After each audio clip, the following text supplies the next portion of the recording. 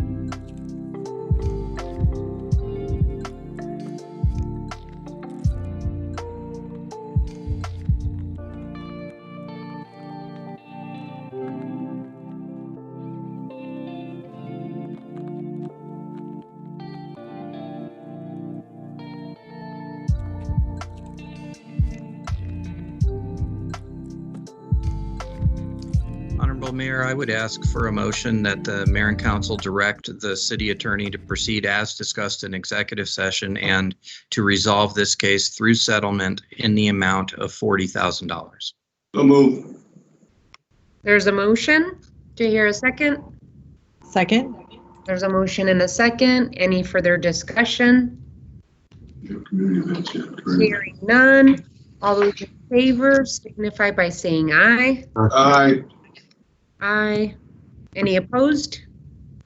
Motion passes.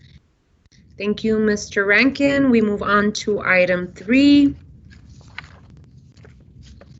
you go.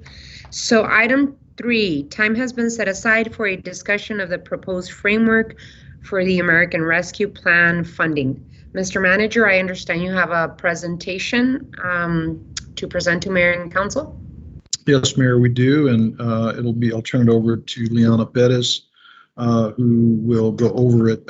Before she does that, I did want to remind the council, we do not have the final guidance yet, so we're still talking about framework.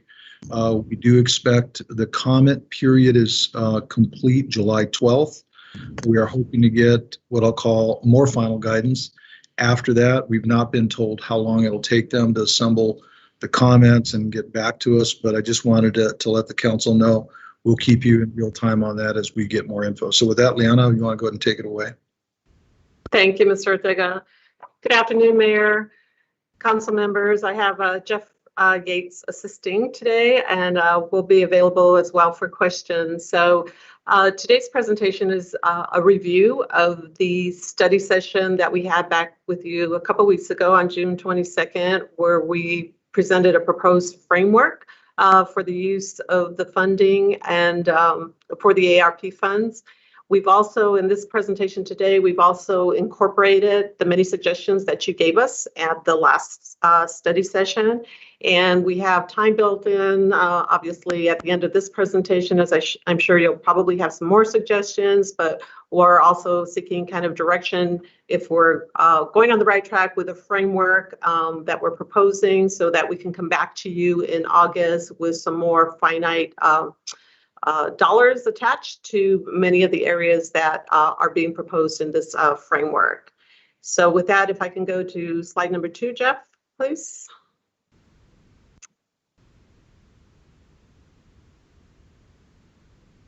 So just as a reminder on the, the federal framework, as Mr. Ortega said, the public comment period is closing July 12th. So in 5 days, we have been tracking the comments that many of our peers across the country are making with respect to the use of the funding. So we're taking all that into consideration as we're putting line items or programs and services into consideration for this, because there's been some excellent comments made by our peers and other agencies across the country. And so we believe and hope that many of those will be incorporated into the final guidelines, which will make it a little more flexible for the use of this fund. So as a reminder, we've already received the $67 million during the first round, with an additional $67 million that we're projecting to get next year, probably around the same time. Also, as a reminder, our housing department got an additional $36 million from HUD for use under ARP funds as well. So next slide, please. So again, the eligible uses for the funding as outlined in the interim rules are really, responding to the public health emergency, and that also includes impacts from the current, emergency with respect to household assistance, small business assistance, assistance to nonprofits, industries that were affected by COVID, such as, the tourism, hospitality, travel. Also pandemic-related personnel and essential workers. The revenue recovery, we'll talk a little bit about how, in a second, about how we're using that as probably, maybe flexible money. And when I say flexible, we can use the revenue recovery perhaps to fund things that may not fit directly into some of these guidelines, but because it's revenue recovery to us, that may be something that is flexible for us to use. And then also the piece on the infrastructure with respect to water, sewer, and broadband. Again, as a reminder, the timelines, you can stay there, Jeff, that's okay. The timelines are that the money has to be obligated by December 31st of 2024, and actually performance of the programs, projects, or services by December 31st of 2026. So in considering, the projects with respect to what would qualify under this program, we wanted to make sure that we were focusing on creating sustained outcomes, sustained impact, sustained programming, and sustained equity in all the areas that we are considering moving forward with expending these funds. Next slide, please. We also wanted to make sure that, I think I'm on the next slide, Jeff, please. We also wanted to make sure that we kept in mind Mayor and Council's focus with respect to creating these outcomes. We wanted to make sure that we had the opportunity to look at your focus areas that were part of the memo that the mayor, Councilmember Ulick, and Councilmember Santa Cruz had originally submitted, and then in addition, your comments following the last meeting on June 22nd. We were also have been very mindful of projects that we could hopefully create a trend that were transformative in nature, but at the end of these funding periods that we can transition them into being funded under our regular, budget or financial models going forward, because we don't want to necessarily create a program that we can't sustain, going forward, particularly if they are benefiting and being transformative to the community. We wanted to make sure that we're keeping that in mind as we move forward. So in the area of your focus, what we're hearing, and we put these into these, 7 buckets here, if you will, of kind of your focus based on the comments and the suggestions that you've made, in the area of behavioral and mental health, addiction, workforce, and youth development, definitely, support for small businesses, addressing the technology gap. Some of these other areas came out as a result of the June 22nd meeting with respect to, senior housing. I believe Councilmember Fimbres, foster care was on, your priorities as well.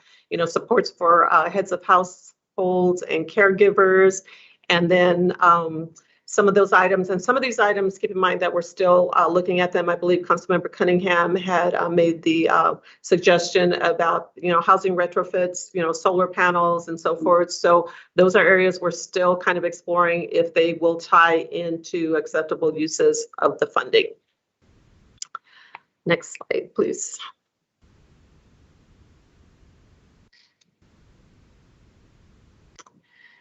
So So as we're looking at designing the strategic approach, we're actually, and I'm going to get into a little bit more detail right now with some of the suggested topics and programs and projects that we may want to put into these, but we're looking at these, 7 areas: relief for families and essential frontline workers, small businesses, community reinvestment and recovery, definitely the workforce and youth development piece, investment in the digital literacy and the infrastructure pieces, and we've already, are making steps in the direction of looking at potential affordable and stable housing investments, that flexible programming that I discussed with respect to the revenue recovery.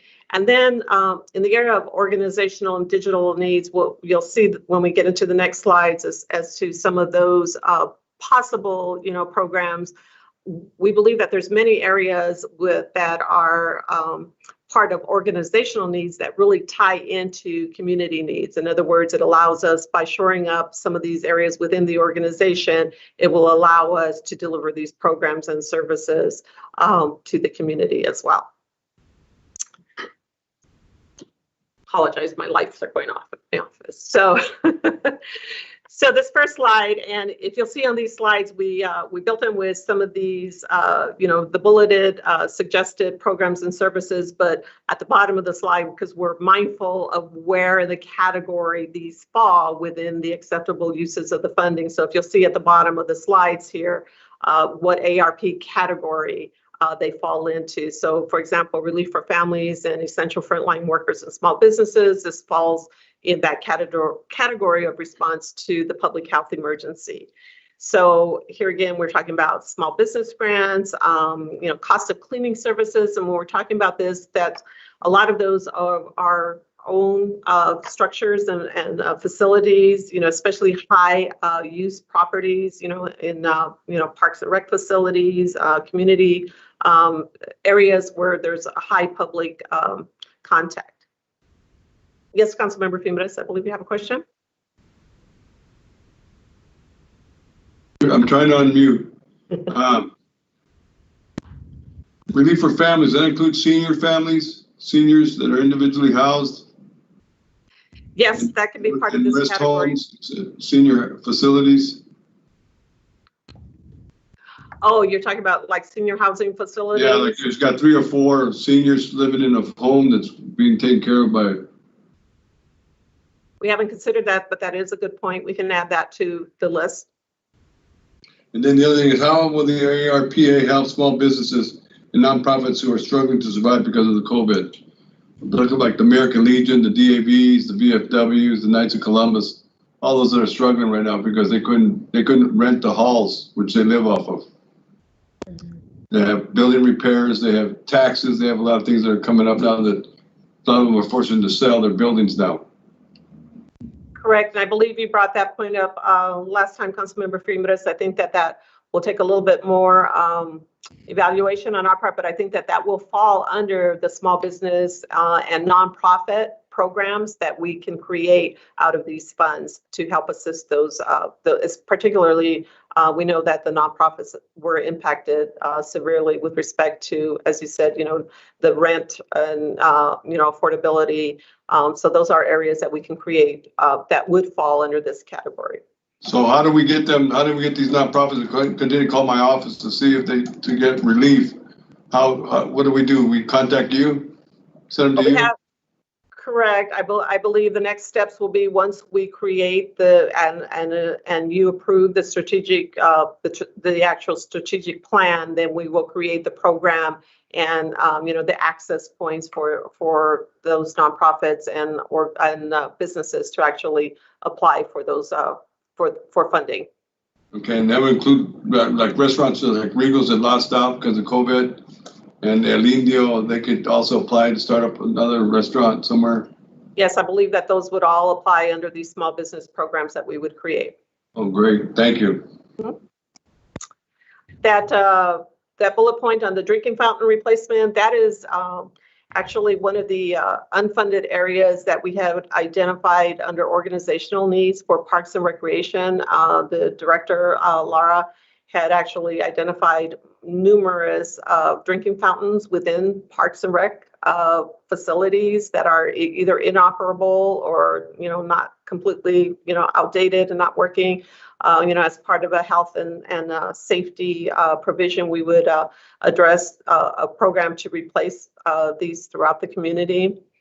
The community health and community and organizational mental health and safety program, we talked about this last time with respect to creating programs not only for our community, but this one in particular is also expanding on these mental health programs for our city staff as well. Next slide, please. Go ahead, Liana. Why don't you finish off your presentation and we can leave the questions until you're done with your presentation so that we can talk more comprehensively about the presentation. Thank you, Mayor. And I just have a few more slides, in the categories. So the community, under the community reinvestment category, some examples of projects here would be, the TIAC Arts Center support. There again, that comprehensive economic development strategy where we would also work with small businesses, the Million Trees initiative, the sustainability and neighborhood planning piece, recreational improvements and programming that is all very focused on, health and getting people, outdoors and, participating in healthy event space within the community. So this again falls under that category of response to the, public health and emergency category of acceptable use. The next slide. So this is one that we actually have gotten a lot of questions on and a lot of focus, and I'm glad that Mayor and Council is really focusing their attention on this as well. I know that communities across the country are also utilizing this particular category or similar category to help, expand programs to create, city trades and skill development for, potential, future, city, not only city employees, but, filling positions within the community where that skill level has to be expanded. Youth development in particular, the KidCo expansion, and just general workforce development and skill building where we see that is, a huge need, particularly when, there are many in our community that are actually, maybe changing jobs, career path and need to build on other skills to be more viable in, in their job searches within the community. The investment in the digital and digital literacy and the infrastructure piece, examples of this are, the cybersecurity software. Those are kind of our internal needs. The community wireless. I know we've been having these conversations, and I'm sure you'll have questions about that. We need to kind of move forward as to where we're at with that piece and how we expand on making sure that we are, have that program in place and we're, the direction that we're going with that. The broadband monopoles, that irrigation conversion and replacement. Again, that is part of our internal needs, particularly, in the Parks and Rec area. There are some definite needs there that we could address with funds in this infrastructure area. And then the affordable and stable housing piece. So here, this category could include, acquisition of properties to provide affordable housing programs. And also there is a need that was, I believe it's, was submitted as part of one of the supplemental requests from one of the departments, but with respect to having more bio-waste cleanup needed in some of these unhoused camps across the community. There's additional, this could be a funding source to address some of those needs in that area. And the ARPA revenue recovery, the flexible programming. I believe I told you last time that that amount is 12.5 million, 12.3, 12.5 million. with respect to the revenue recovery that we've already actually retained. But we know that we can actually, by using that part of funding source within our budget capacity, we can also expand the capacity to the neighborhood streets program, paving, the unmarked fleet electrification. Those are our city unmarked, when I say unmarked vehicles, they're, across all departments. Sidewalk repair program, that could be part of this as well, that we could basically use this funding source to address some of those needs as well. And then again, there's the organizational digital needs. The examples of this would be, we continue to have needs to not expand, but to continue to support the ability of our employees to telework, the e-government initiatives, the website improvements. We know that our community relied very heavily on our website during this whole pandemic and continued to do so. And we know that there's areas within the website that we need to focus on some improvements to make it more accessible and easier to navigate for our community.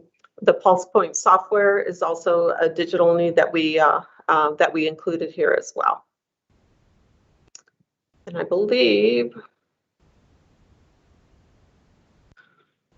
that's the last slide.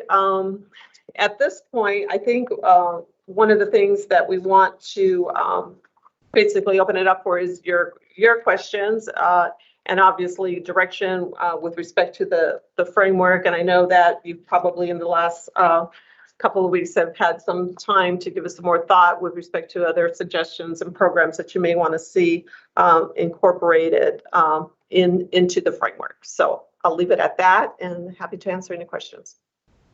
Yeah, thank you, Leanne. I really appreciate the presentation. I do see my colleague, Councilmember Ulick's hand up, but I do have a lot of thoughts about the $67 million that we're receiving this year from the federal government in American Rescue Plan dollars.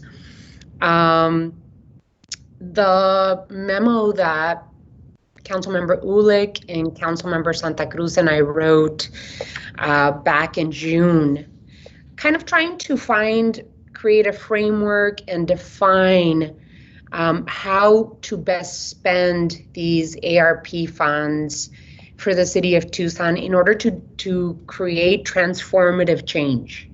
And part of, that investment plan that we put together really put some big chunks of money back into the community. But some of these funds could be very strategically invested in so that we could see long-term change. And when I see your presentation, I really appreciate that you're trying to put it in that context in terms of transformative and meaningful change and keeping within the areas of investment that we suggested you do, like workforce development and adult workforce training, youth employment opportunities, investment in affordable and stable housing, and relief for families and small businesses and frontline workers, as well as community reinvestment and recovery. And as we were putting this framework together and putting together the areas of investment, I've always thought about, looking at a 30,000 foot level in terms of investment. And specifically as it's related to the pandemic in the areas of our community that have seen that one were hit the hardest because of COVID-19, and two, where we have seen historic disinvestment in. And so as I think about the issues and the problems that we're confronted with after the pandemic, Tucson has seen an increase in violence and in violence related to guns since the pandemic first started. And I would say that this gun violence and homicide is as much an issue about public safety and community safety as it is one of equity. And so as I receive information from, we are hearing it nationwide that homicides and gun violence percentages are going up.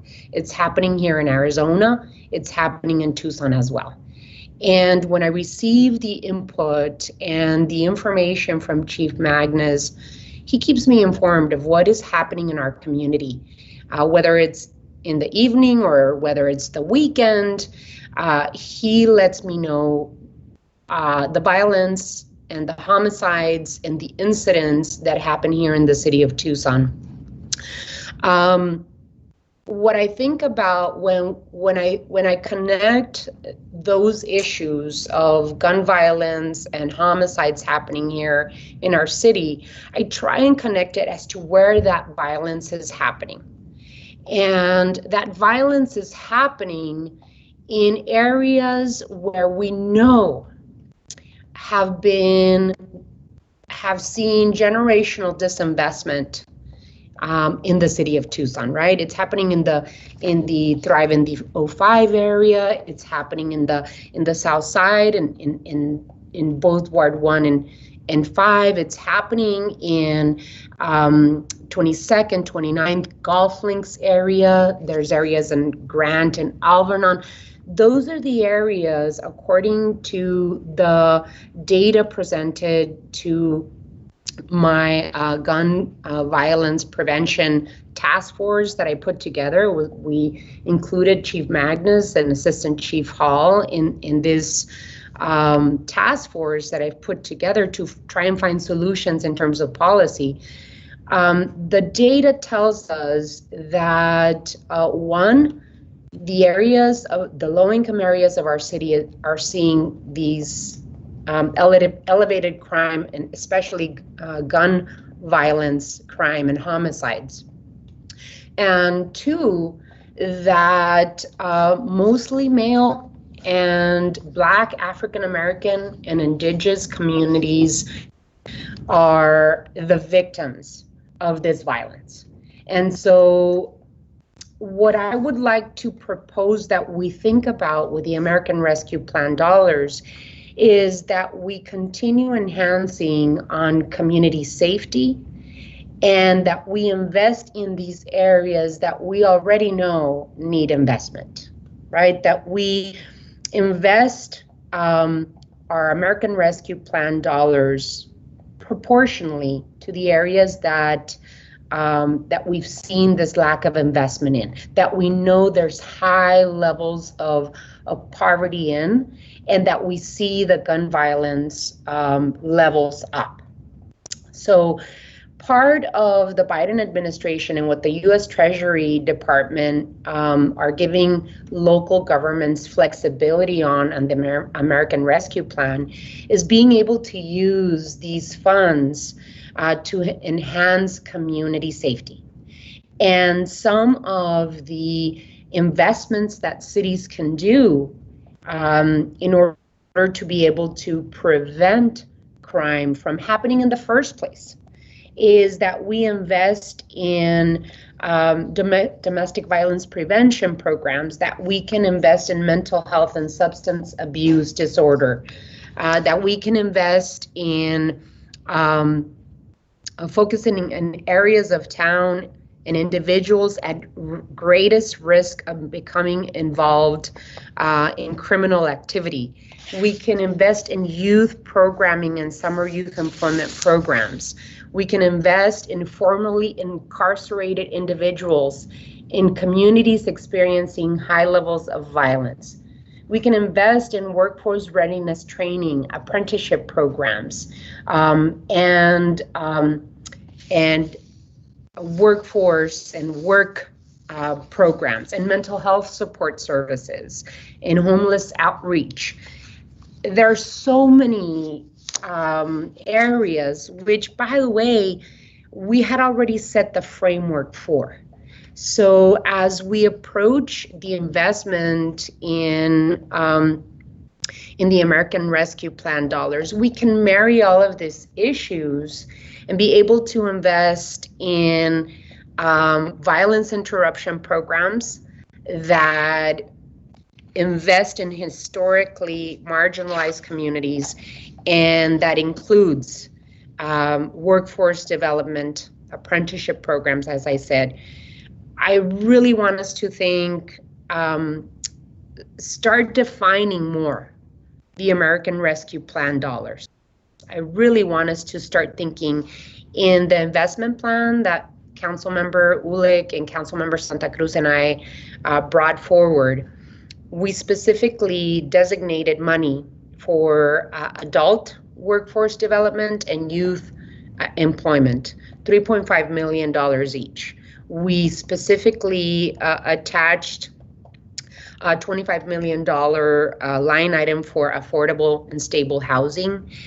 In the guidance that the U.S. Treasury has given, they allow these dollars to be used for wraparound services, including housing, healthcare, and food for individuals and their families that live in these areas of high poverty, high crime, and lack of investment in community. So if we really want to see transformational and meaningful change, I would suggest that we target these funds in these areas where we are seeing gun violence and homicides, and we have seen generational poverty in, and we have the data as to where these areas are. And I want to at least target anywhere from $7 to $12 million in these areas. We had already talked about investing in areas that need the most investment in, but I just want to make sure that I bring some definition to what I'm thinking when I talk about transformative and meaningful change. And that doesn't take away from wanting to invest in sidewalks, in parks in those areas, because these are the areas where we need that investment, right? Where people need to feel as though the city of Tucson and its mayor and council actually care about investing in these areas, and we haven't seen that happen in this. And there's an area in each part of our city that is reflective of these needs. So I just wanted to set the tone and throw it over to Councilmember Ulick and then Councilmember Fimres. Thank you. Really, much of what I would offer is quite similar to the mayor's remarks. I appreciate the emphasis of sustainable investment right up front and throughout. And I think the other piece in the guidance, as I understand it, is that transformative nature, so that 10 years from now, we'll be able to look back at how our community functions and lives together, as well as how we as a city government function, and be able to say that investment changed things for the good, for the long term. And so as I look at these things, that's really what I'd love to be able to see.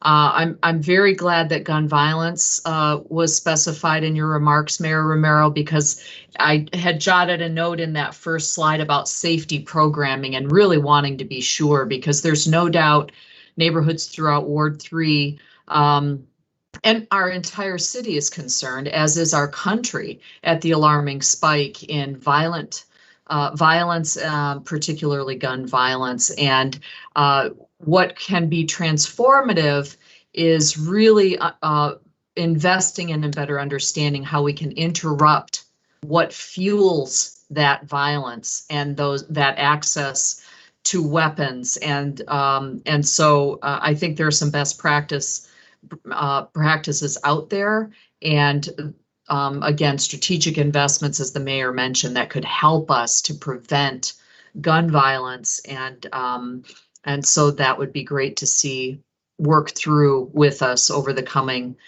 weeks and months.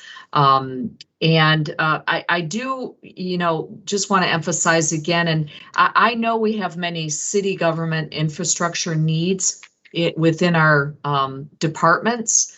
And I will be looking closely at those. I don't mean to call out anything in particular. However, I guess something like replacing HVAC systems or drinking fountains. I would want to make sure, again, that it meets that metric of a community investment or a government investment that's going to change things for the better, for the long term, and work with staff to find ways of accomplishing those other needs through maybe some of the other tools that we have at our disposal. For example, heating and cooling system replacement. Historically, we've projected the savings and financed those replacements using a portion of the efficiencies and savings that we project. I don't know if that would be the case with the drinking fountains, but those are the kinds of things that I'll be looking for and ready to assist with as we work this through together. Thank you, Councilmember. Councilmember Fimbres, and then Councilmember Santa Cruz. I agree with you, Madam Mayor, that prevention, education, and treatment and enforcement are critical right now, especially for a lot of our community that's still suffering that weren't able to get the stimulus funding from the federal government because they didn't qualify for it. A lot of our monolingual folks didn't understand it, didn't know how to process. And the same thing with some of the bureaucracies that we have to deal with. But treatment, I know that we proactively asked for 8 social workers to be hired, a housing first director to be hired, and those need to fit into the plan here and how we can unify and work together cohesively. Like I said, education, prevention, treatment, and enforcement are critical for this area, and that's what we need to look at. Look at the areas. There's a lot of needs on the south side. They didn't get the stimulus money. They had to work. So that's why COVID really took them, and a lot of nonprofits have picked up those voids and helped them up. They're now missing because of the COVID. They couldn't fix it because of taxes and the building falling down. They had to get rid of it. Plus, it's aging membership. So I'd like to work with you, Madam Mayor, on this thing, just like we did with the governor's office when we did the highway safety treatment education enforcement program. Thank you. Thank you, Councilmember. Councilmember Santa Cruz.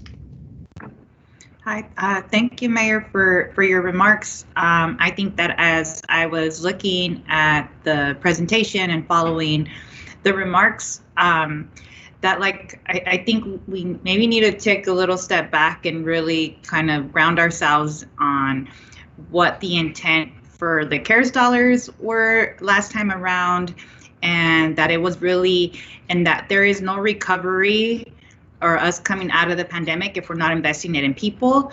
That I know that so often, especially with governments, you want to take care of yourself first, and then you think that'll trickle down, to communities.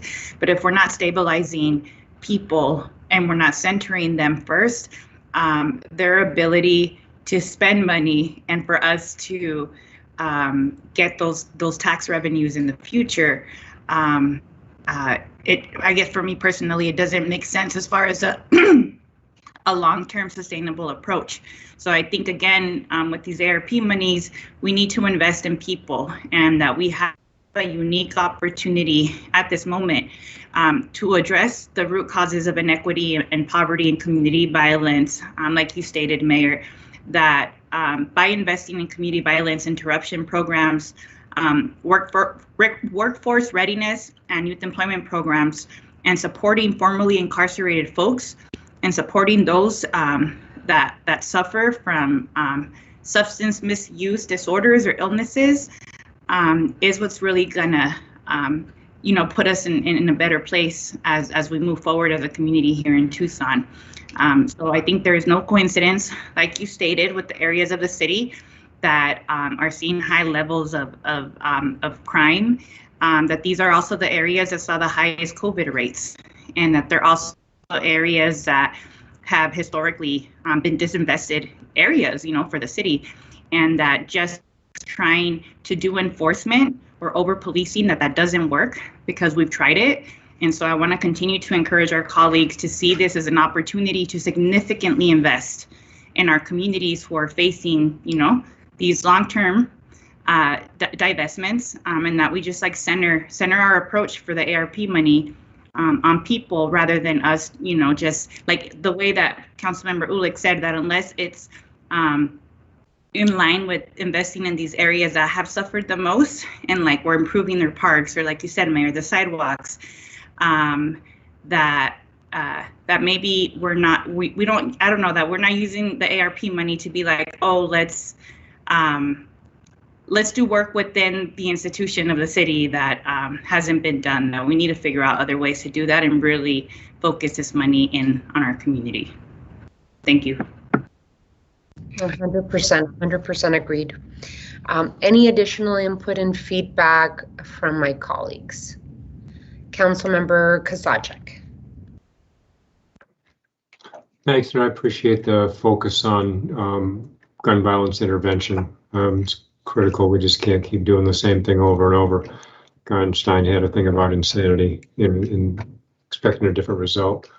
I want to shift a little bit of focus, though, to the frame that Liz, not Liz isn't on the call, Leanna presented, and that is the investment in the broadband. Our first rollout in bridging that digital divide was frankly not a success in terms of the number of families that we reached. And before we spend more money on going in that same direction, I think we need a lot broader discussion about how that money is going to be invested and how we actually do touch families that weren't reached the first time. We reached fewer than 1,000 homes, and with the money that we spent, that's just not acceptable. So that is an area that I want to have a larger discussion about. Also, some more clarity on where these broadband monopoles are going to be going. As I understand it, right now they're only in parks facilities, and we're not talking about rollouts in residential neighborhoods. But given the challenges that we have right now with the telecom industry and the rollout of 5G in neighborhoods, that would be kind of a pretty bad look for us to be jumping on the same bandwagon and doing the same thing. But generally, the broader discussion, and Mayor, I know that your office has been involved in that as well already, and so is Vice Mayor Lee's office, so that we really drill down into what we're going to do with those dollars in terms of that digital divide issue. Those are my comments. Thank you, Councilmember Kozachik. Councilmember Ulick, I see your hand up. I don't know if you wanted to include anything else. Okay, all righty. Mr. Manager and Ms. Deputy City Manager, do you want to include anything else? I think you've got some. We have some more yes.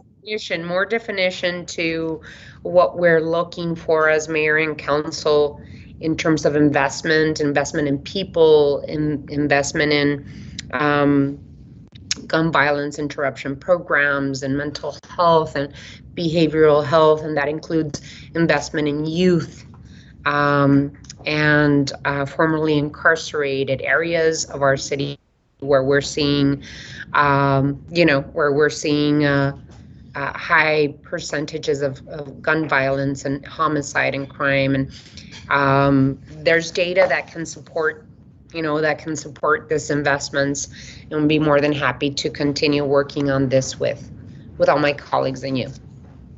Thank you, Mayor, and thank you, council members. Your comments are all very well taken. I know that I quickly went over one of the slides with respect to sustained equity, because that is one of our focuses of acknowledging that there are areas throughout the community that have been very disenfranchised in many of the services and programs, for generations. And that is one of the areas that, we hope to focus on. And Mayor, your comments about the gun violence and and programs. You know, the state of New York just came out with one today where they're investing in many of the things that you just spoke about, as far as to do the preventative pieces to deter some of these areas. And I mean, and all those we can create another category for that, and know that some of these other areas that we've talked about touch on that. So I would hope that we can incorporate your comments and feedback, and for the August meeting, we can actually come back with more specific, like, so that now we'll be talking dollars with the recommendations that you gave in your original memo, and, you know, expanding it to these other areas as well. And that can be the next conversation, if you're okay with that, Mayor, for the direction for the next meeting. Yes. Yes, that would be wonderful. And I love that you talk about how a lot of these issues are layered, right? Because the community has been talking about our concerns regarding affordable housing. And, you know, some of these services are to be able to provide stable and affordable housing to those that need it, because it stabilizes their lives. And now that you bring affordable housing to the conversation, you talked about receiving $37 million for Housing Community Development Department. I believe that in the August meeting, we should have a meaningful discussion about these dollars and include the $37 million in affordable housing, because we have all heard from our community that there's high concern regarding the need for affordable and stable housing. So that $37 million should be part of our conversation when we talk about American Rescue Plan and the $67 million tranche. And that way we can help define the strategy and framework on how those funds should be used as well. Thank you, Mayor. We'll be sure to, we'll bring Director Morales into the conversations as well, of course, so that she can be part of the presentation next month as well. Thank you so much, Liana. Really appreciate it. One great conversation. Thank you all. Thank you, Mayor. We'll move on to item 4. Time has been set aside for an update on the Byfusion blocker machine implementation plan. I do know that this is a conversation that Councilmember Kozaczek and I brought forward to our colleagues on the council. So Councilmember Kozaczek, if you want to open up, and then we'll have a presentation by Mr. Ortega or Mr. De La Torre. Sure, you bet. First of all, let me say that taking any of the steps that are in the city manager's recommendation really advance our zero waste goals. It was interesting to me that in all of the material, any reference to developing a zero waste circular economy were left out. And so that's not just a phrase, it's a goal. And so I would like to make sure that we keep that as a focus and as a direction that we go forward, and not just excise the words from our documents, because it's, as I say, it's more than just a series of words of art. It's where we're headed as a community, and we'll see that in the next item also. We had a really productive meeting last week. Mayor's office was involved. Mike Ortega was involved, Tim Tamir, Scott Clark, Kate Trevelyan. Carlos had his team there. Jeff Yates in procurement participated. Of course, the Byfusion people did as well, and Republic Services was involved in the meeting. And the goal was really to break down everyone's concerns about how to move ahead with this, and also moving ahead at what pace. The product currently does have applications. It's also under testing to identify more applications. There are also grant dollars that are available that we know about that can help offset some of the capital costs. We also know that some local plastics producers have reached out already, who are right now and these are major producers, people who are producing tens of thousands of pounds of this stuff, and they're not participating in the MRF. They're simply just dumping the stuff away, and so it's finding out ways to get them involved in the program over time. Also, there may be partnerships and opportunities where we can use methane to capture, clean it, and run a blocker machine with CNG. Byfusion is interested in identifying these partnerships in whatever way they can as we move more deeply towards the program. I will say, though, I was disappointed in Republic's reaction during the meeting for all the self-promoting that they do as an environmentally and socially conscious company. It was clear that right now their primary focus or the way they look at the program is how it's going to reduce their bottom line, and therefore something we'd simply have to write them a check over. So my hope is that they'll see everybody else partnering and trying to do the right thing and find ways that they can support this instead of simply sending us a bill. With the groundwork that we still have to do, I think it is, and I'm totally type A, I'd say, let's buy it and move forward and just start making blocks. But really the meeting that we had exposed some more groundwork that we still have to do. So I think it is probably too soon to make a major capital investment in the blocking machine. But we have projects that we can do with the blocks now, and we can buy some from Byfusion, demonstrate the utility of the product locally, and then look for grants, look for lease, investigate a leasing versus purchase option, what that might look like. Find new sources for the plastics in our market that right now are just being lost and missed, and get Republic on board as a true partner and not just as a player coming to the table handing us a bill. So with that, I would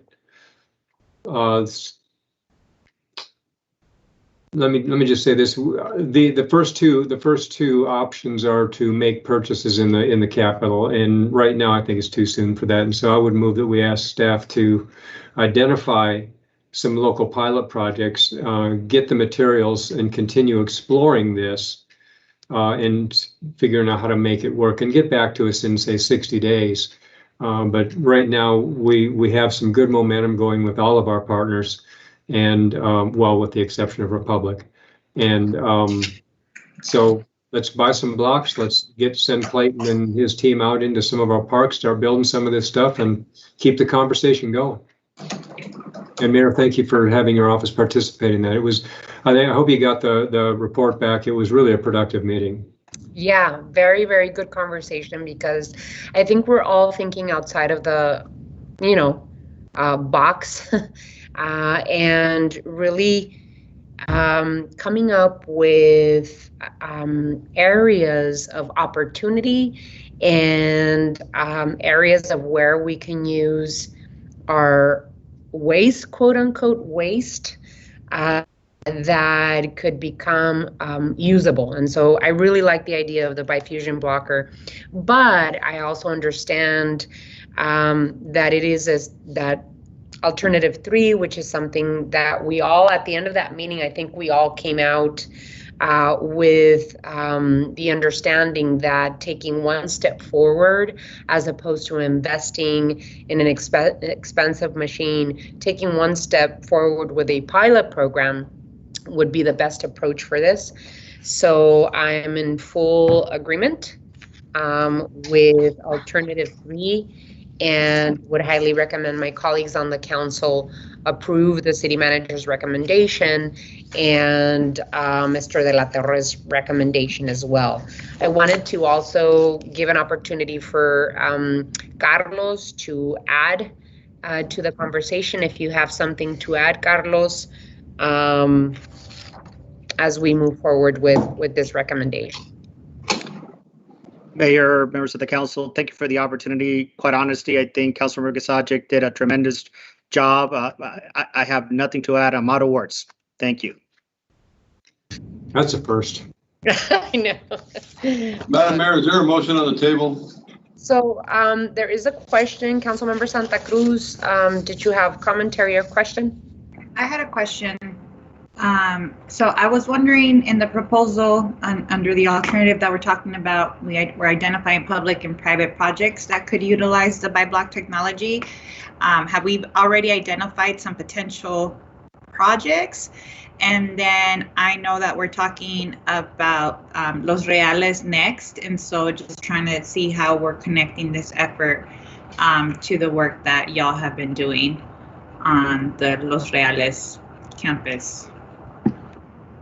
So I can take a stab at that, and then maybe Mike or Scott Clark can jump in. Clayton Trevelyan identified some potential conceptual projects that we can do following on the Prop 407 work that we're already, the voter approved work that's already ongoing. So we can offset some of the costs of going out into the market and buying, mortar and, block and that kind of thing. And the way it ties into the next item is this, as the mayor said, this is a step in the direction of identifying the secondary uses that exist out in the market, our own right now, the Prop 407 projects.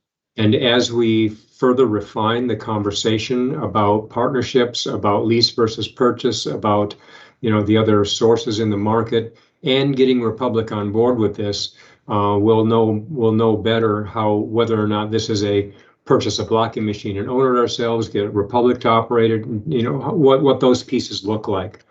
So it's the baby step towards the big step.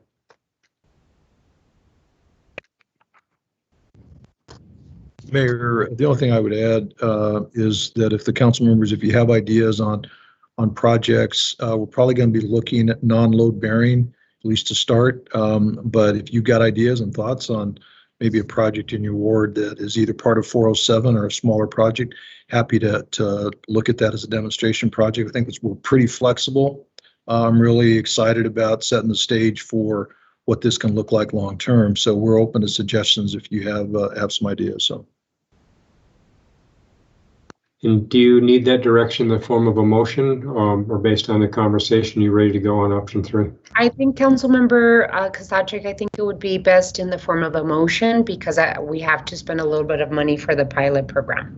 Fair enough. I'd move option 3, the city manager's recommendation, and report back to us in 60 days on progress and the other discussion. So there is a motion. Did I hear a second? I seconded, Madam Mayor. There's a motion and a second. Mr. Ortega?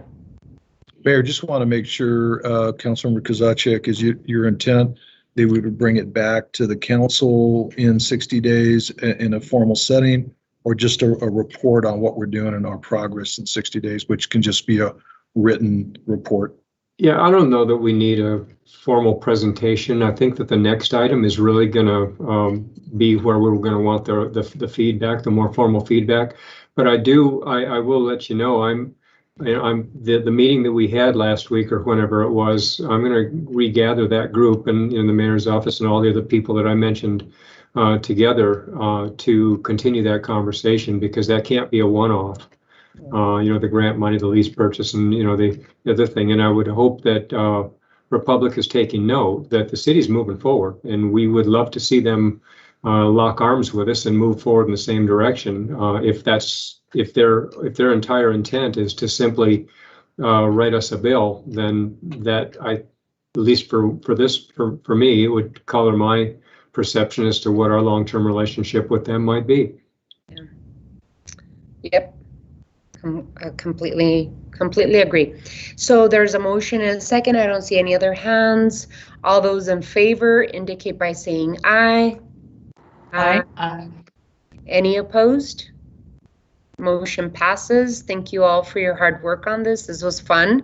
As is the next item, which Carlos will stay with us for this item as well. Item 5, time has been set aside for an update on the Los Reales Sustainability Campus. I just wanted to introduce this item because my office, via my climate and sustainability advisor, Fatima Luna, has been working, I would say, for the last year plus with environmental services and others regarding this particular topic. And so Fatima will be presenting with Mr. De La Torre on this item. We have been really trying to look at the Los Reales landfill as a space for innovation and sustainability. And one of the issues that I have been talking about in terms of, and all of us on the mayor and council approved our climate emergency declaration, which basically says we're going to become a zero waste city by 2050. And we want to, in our goals, to get to 50% reduction in waste by 2030. And so this is an important piece of climate resiliency and climate action. And when we think about Los Reales, we all grew up thinking about landfills as dumps, you know, and then it changed to a much more PC, politically correct language in terms of landfill. So now, in this space where we have to think creatively and in terms of innovation, all of us, you know, in this community and throughout the country, we have to start changing the narrative as to how we look at the waste that is entering our landfill, and that waste is not a dump anymore. It's a resource for our community. So in order to become a zero waste city, we really have to reimagine and think about our landfill in a different way. And for me, it's very exciting. Maybe I'm a nerd that way, but the idea of looking at our landfill as a sustainability campus and reframing to our community that we have tremendous opportunities of using and reusing our space at the landfill, and reframing how we see waste into possible opportunities of even economic development opportunities, right? We, you know, Councilmember Sachik and all of us on the council have been talking about the methane gas that is produced at our sustainability campus and the possibility of reusing it. The possibility of reusing other spaces within Los Reales to grow trees, you know, and that fulfills having a nursery space for our Million Trees campaign, being able to use other spaces to relook at, you know, the resources that are brought to our campus and being able to reuse it is really, really exciting. So as a culmination of the year that Fatima from my office and Carlos have been working on and really reframing and rethinking about waste in our city, we have an amazing presentation. It's going to be fun, I promise you all, and it's very exciting. So I'd like to introduce to you all Fatima Luna. Most of you know her already. She's my climate and sustainability advisor, and she will be co-presenting with Carlos de la Torre on the work that they have been doing up to now. So let's go into the presentation, and then we have some exciting requests for you all to consider. Fatima. Thank you, Honorable Mayor, members of the council. As you mentioned, Mayor, last year the city of Tucson declared a climate emergency that commits the city to reach carbon neutrality by 2030 and to become a zero waste city by 2050. And to achieve these goals, you directed us to look at waste holistically, waste management holistically, to also recognize the intersectionality and potential of addressing waste management, climate action, and sustainability at the same time, and to collectively move away from the notion of waste being a liability to making it an asset.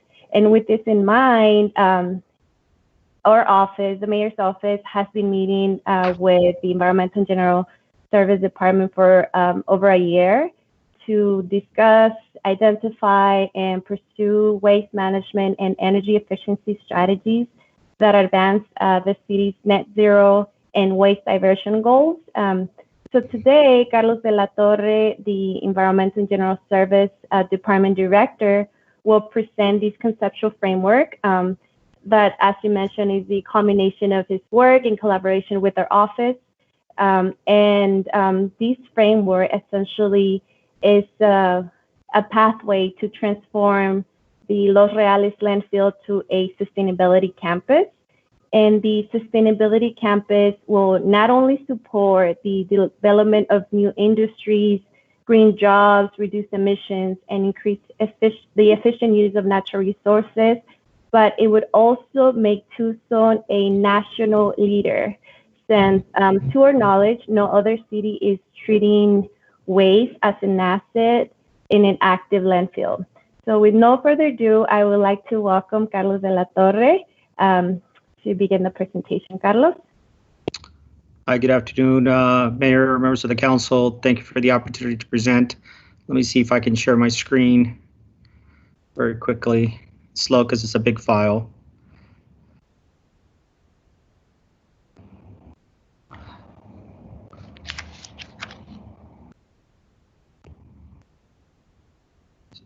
So, Mayor, while the machine is going, I think, as you pointed out, the landfill really represents for the city a huge opportunity from a lot of angles. It really becomes to be not only looking at the opportunity in terms of really managing waste, of how we manage waste, but also, for whatever reason, it's not working.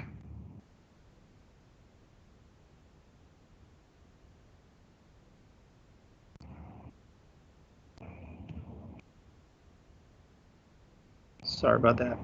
Can you see it? Yes, we can see it now. Okay. So, Mayor, as I was discussing, this really gives us an opportunity not only to showcase it from a zero waste perspective and solid waste management, but also really giving us the opportunity for stormwater capture, really put a lot of emphasis and focus on the military's campaign, really for it to be the true net zero facility for the city, and really gives us the opportunity really to deploy a desert forest with mesquites and all other native plants, and really put a lot of effort in terms of really preserving our open space. So as you discussed earlier, you gave us direction in terms of really policy direction by the adoption of the Climate Action Emergency Declaration. Within that, it basically outlines specific initiatives ranging from the Tucson Million Trees campaign, carbon neutrality by 2030, really a zero waste plan, a climate action and adaptability plan, and also really to update our Tucson general plan. So with that, the emphasis of today is really what do we need to do really to really put us in line to achieving and meeting those policy mandates, more specifically in terms of the zero waste plan. So with that is we looked at it as how do we essentially identify what current assets we have and how do we essentially use those assets really to not only to maximize the use of those assets, but really position the city in a good position really to make sure that we can attain those goals. So as pointed out earlier, there's two things that are on the horizon: 50% diversion by 2030 and zero waste by 2050. So when we further look into that, we got to look at not only the source reduction and the management of that waste, but also we got to look at it from a source recovery. Okay, so from a source reduction is we still obviously need to look at our recycling program. What does that mean today? We currently looking at a diversion rate roughly about 17%. I think we can do a lot better, and we can certainly maybe increase that goal to about 35 to 40%. That will be one of the goals. But part of that is, what do we currently do with our current MRF contract, which is set to expire in 2027. It says 2026, but it's actually 2027. Should we renew the contract, or should we just essentially the city build a new MRF facility at Los Reales? Okay, so that's in green. Those are some of the things that we're going to be coming back to you from policy direction as we move forward. Obviously, looking at from our source reduction is we got to look at the zero waste hierarchy. Okay, so we have to rethink how we view waste. We got to redesign our approach. We have to reduce. We have to reuse. We have to recycle and compost. We got to recover some of those materials. We still have to manage the residuals, materials that are as a result of what can't be really processed or can't be recyclable. And at the end of the day, we are left behind with a good essentially plan in terms of really moving forward with achieving the zero waste hierarchy. What we're anticipating, what we're hoping is that we come back to the council at the next meeting and really provide the council with a proposed, what we call a very similar in nature to the EV roadmap, a zero waste roadmap. So that way it outlines really what is going to be the process, what is going to be the approach, how we're going to frame the subject, how we're essentially going to get the public involved, the public participation, the public engagement, and how we're going to go about the identifying all those initiatives that essentially could be put in place. The other thing is we've got to look at it, how do we collect our waste today? Okay, what services are being provided at the residential, and I just outlined residential collection, but it also goes beyond that. How do we treat waste at Los Reales? What is the rates going into Los Reales? What is really amount to really our commercial services? But really the focus in this case is really our residential collection. That's something that we have a lot of control of, and we can certainly design a lot of services around that. So one of the concepts could be is today we have a 2-bin service. We have a recycling bin and we also have a refuse bin. Is the possibility really transitioning to one single bin that essentially you put all the stuff into one single bin. It goes into a dirty MRF, or a dirty where essentially all the waste is processed, is dissected and is segregated, so that will we eliminate essentially the need for us to service homes basically on a given day twice by providing 2 different pickups. So that's one way to look at it. Obviously, it still needs to be evaluated. A lot of the merits need to be put in place, but that is one of the alternatives. Should we go back and really consider a basic service? So today, your basic residential service consists of a 95-gallon container. Should we transition ourselves to a 65-gallon container as a basic service? And so if you want a bigger bin, obviously you pay more for it. Or it really provides more of an opportunity to impose a program, what is called, it's pay as you throw. And so that will be one of the other initiatives that could be looked at. The other thing is, should we even consider continuing with the business as is, your recycling, your refuse, but maybe deploying a composting bin out there? So again, those are all the scenarios that can be looked at. When we look at how we deliver the services, is there any opportunity for us to split the brush from the bulky? Again, I don't think that has a lot of merit if we essentially build a new dirty MRF facility where all the products will come into one single location and would essentially be segregated and will be processed as well. Or should we also consider really moving all the services to curbside? So today, there is a ratio that there's 3 homes per a 300-gallon bin. As a matter of fact, to interrupt just a little bit because you have to move forward on your presentation. Okay. I just want to make sure that we don't get into the weeds and we just present the concept and then we can start making those weed type of decisions later. So I'm just thinking about the time and you still have a lot of presentation to make. Okay, thank you, Mayor.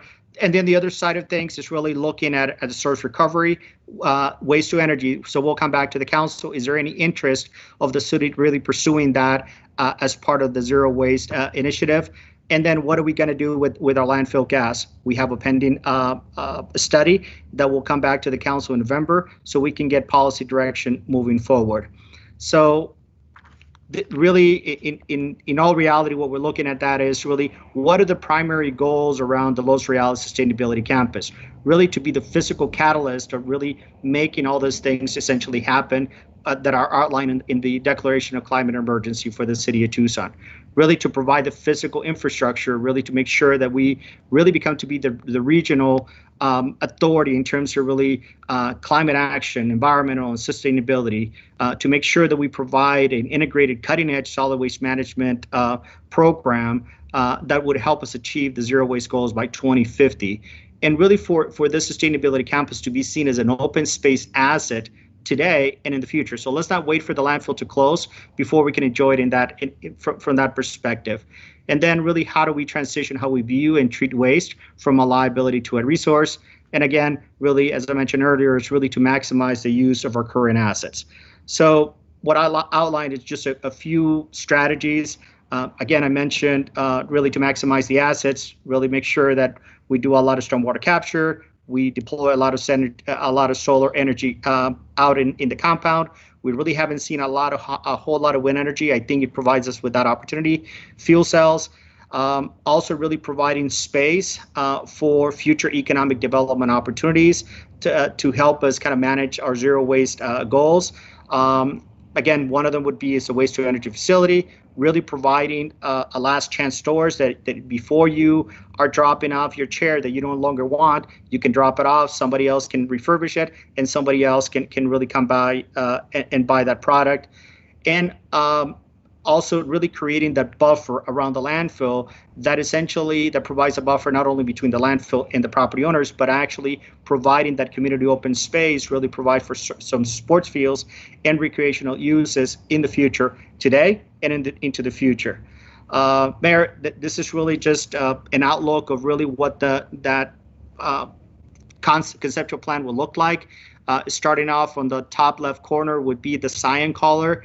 It's really just giving us depicting those areas as future economic development opportunities. Again, companies that are willing to locate, help us essentially achieve our goals. Byfusion could be one of those, could certainly take a space in there, or any other local companies really to do that. As we move clockwise, we have designated some space for a nursery, essentially an education center, really a place where essentially in green, where people would really get to see what a desert forest would look like. Going all the way around it is really creating, again, that open space, a buffer between the landfill and the adjacent properties, creating essentially a pathway around the landfill, so that way it generates a lot of open space use, trails, bike trails, horse trails around the facility. And really denoting areas for future processing of our construction debris, our composting operation, our waste to energy facilities, possible waste to energy facilities, our methane essentially processing facility. And so it's really more of a planning effort on saying, we have the available land. Let's begin to plan for the use of that land. Let's really create essentially the space for the sustainability campus, where we know we have the space. We know we have the need to be able to do that, and it's really helping us really put in line all the basic infrastructure really to move forward with our with the proposed zero waste plan moving forward. Mayor, with that is really just looking at it, providing an overall timeline of what we're talking about. So obviously we're here today really to present you with the overall Los Reales Sustainability Campus plan. We're hoping that we can come back to you, if permitted, in the August meeting to provide you with a 2050 zero waste roadmap, where we would like to get your direction in terms of waste to energy. What are we going to do with the MRF contract? As we move forward, September, December timeframe, identify specific projects within Los Reales Sustainability Campus that are very high impact, low cost proposals, so that way we can put in place a lot of the initiatives today and not really waiting for the zero waste plan to be completed before we essentially implement those. We are going to be coming back to you in November, really to get some direction in terms of the landfill gas. What is the council's pleasure in terms of dealing with that gas? And then as we move forward, really initiate the zero waste plan that is probably going to take us about a year really to get it fully vetted, and hopefully our plan is really to be adopting that plan in around the January 2023, and really obviously developing the various initiatives and plans to move forward between 2023 and 2050, and so we can meet the policy guidelines and directions that have been provided to by the council. Mayor, with that concludes my presentation. Thank you, Carlos. Really appreciate it. And if you can stop sharing your screen, I'd really appreciate it more. Great presentation. I hope that you all are as excited as I am on this issue. And I would really like to consider a motion to change the name of Los Reales landfill to Los Reales Sustainability Campus. Direct staff to come back in 30 days with a 2050 zero waste roadmap that identifies immediate, short-term, midterm, and long-term actions, and that these actions should identify high-impact, low-cost projects that we can pursue immediately. If I can. Mayor, I'll make that motion. This is my ward. I'll second that. That's good. Thank you, Councilmember Fimbres. So there is a motion and a second. Any further discussion? Couple of questions. First, well, comments. First of all, I appreciate the notion that this is not all or nothing. We don't have to wait until everything's funded, everything's planned and designed, and let's roll it all out at once. Just as we did a few minutes ago with plastic, let's step towards this. We don't have to, build everything before we can start making these moves. It's all progress, and it's all leading by example, and let other jurisdictions follow us. The second thing, though, is on the glass, is that we still have we took the first step several months ago, but we're still not out there crushing glass. And so incorporated in your August report, Carlos, I'd like feedback on where we're headed with that, because that was specific council direction, mayor and council direction as well. And all we're doing is stockpiling the stuff out there now. And we continue to have legitimate secondary market uses for all that crushed material. So anyway, but yeah, and it's a great step in the right direction, and appreciate the notion that we are going to take this iteratively, and we don't have to wait for everything to be done before we do something. Yes, absolutely. I'm a planner, but I'm also an organizer, and understanding that when there's so much that we have to do, that we take one step at a time is very, very important. I also want to thank our team, right? Starting with my climate and sustainability advisor, Fatima Luna, and Mr. Carlos de la Torre, that have been doing amazing work for the last year in getting to this point, right? Of saying, hey, let's just change the narrative of how we see our assets. And then, of course, everyone else that has participated, from the city manager to planning development services and all of the individuals. So I just wanted to give thanks to the team, because it really is a lot of work, and it's not the end, right? This is just the beginning. But if we can act on immediate steps, on the low-hanging fruit, while we have a long-term plan, that would be ideal. Mr. Ortega? Thank you, Mayor. I just wanted to point out 30 days from now is the first week of August. Our meeting is not until the second week of August. So we'll be coming back on August 10th. So we'll be slightly longer than 30 days, but that is the next time we get together. And Mayor, I do understand that the motion was specific to come back to the council and study session and talk more detail about these items that you listed, or that were listed out. Is that correct? Okay, very good. Thank you. Any other comments or questions? Yeah, the motion should be the August 10th meeting, Madam Mayor, is that what we're saying? Yeah. Just to bring back a roadmap of sorts. We did it with the electric vehicle roadmap. Yes. So we want to have a bit of a roadmap that is intentional in terms of like what are the immediate, short-term, midterm, and long-term goals and actions that we have to take. And okay. Councilmember Kozachik, I think you have. Just real quickly, would you include in that roadmap the water use, the impact, and how water conservation and reuse will also play into this whole plan? Thank you. Yeah, I think that Mr. De La Torre had talked about water reuse on the campus, so you're okay with that, Mr. De La Torre, correct? Okay. Yes, Mayor. Yes. Anything else? So with that, all those in favor of the motion signify by saying aye. Aye. Aye. Any opposed? Motion passes. Alrighty, we move on to the next item unless you all want like a 5-minute break because we've been at it for 2 hours. Okay, so hearing none, we'll just continue going. Item 6, time has been set aside for a review of the 5-year traffic safety plan, as well as the traffic safety programs and initiatives. Mr. Manager, I suggest that we have the presentation and then we save questions till the end of the presentation. Very good, Mayor. I will quickly then turn it over to Diana Orozco, our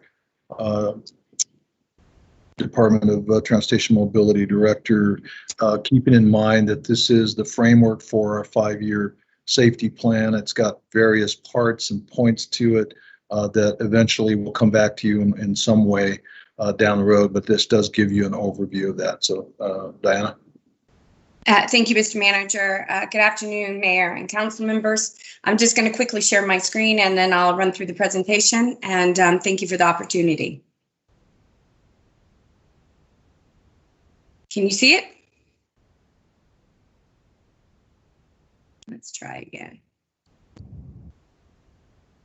I want to share. Where did it go? I'm sorry, just forgive me. Give me one moment, please. Here we go.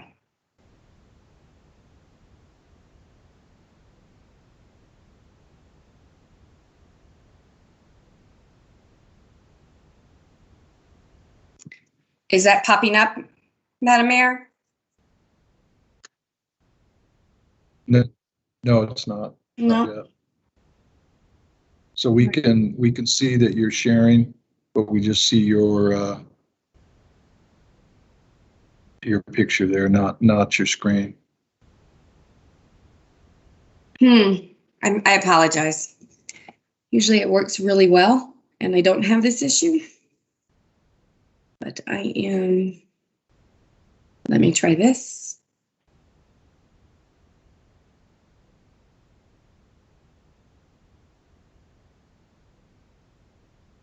I just passed it.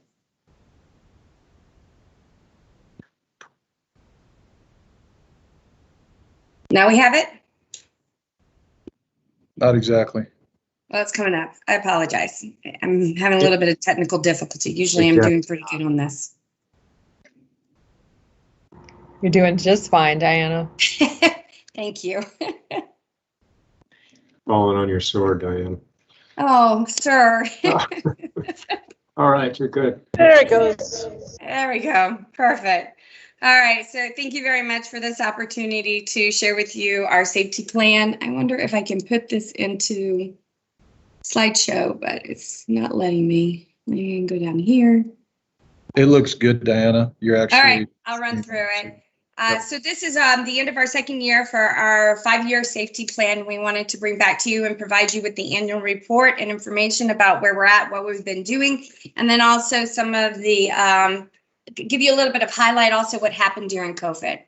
So unfortunately, last year we actually saw an increase in number of crashes that occurred on our roadways.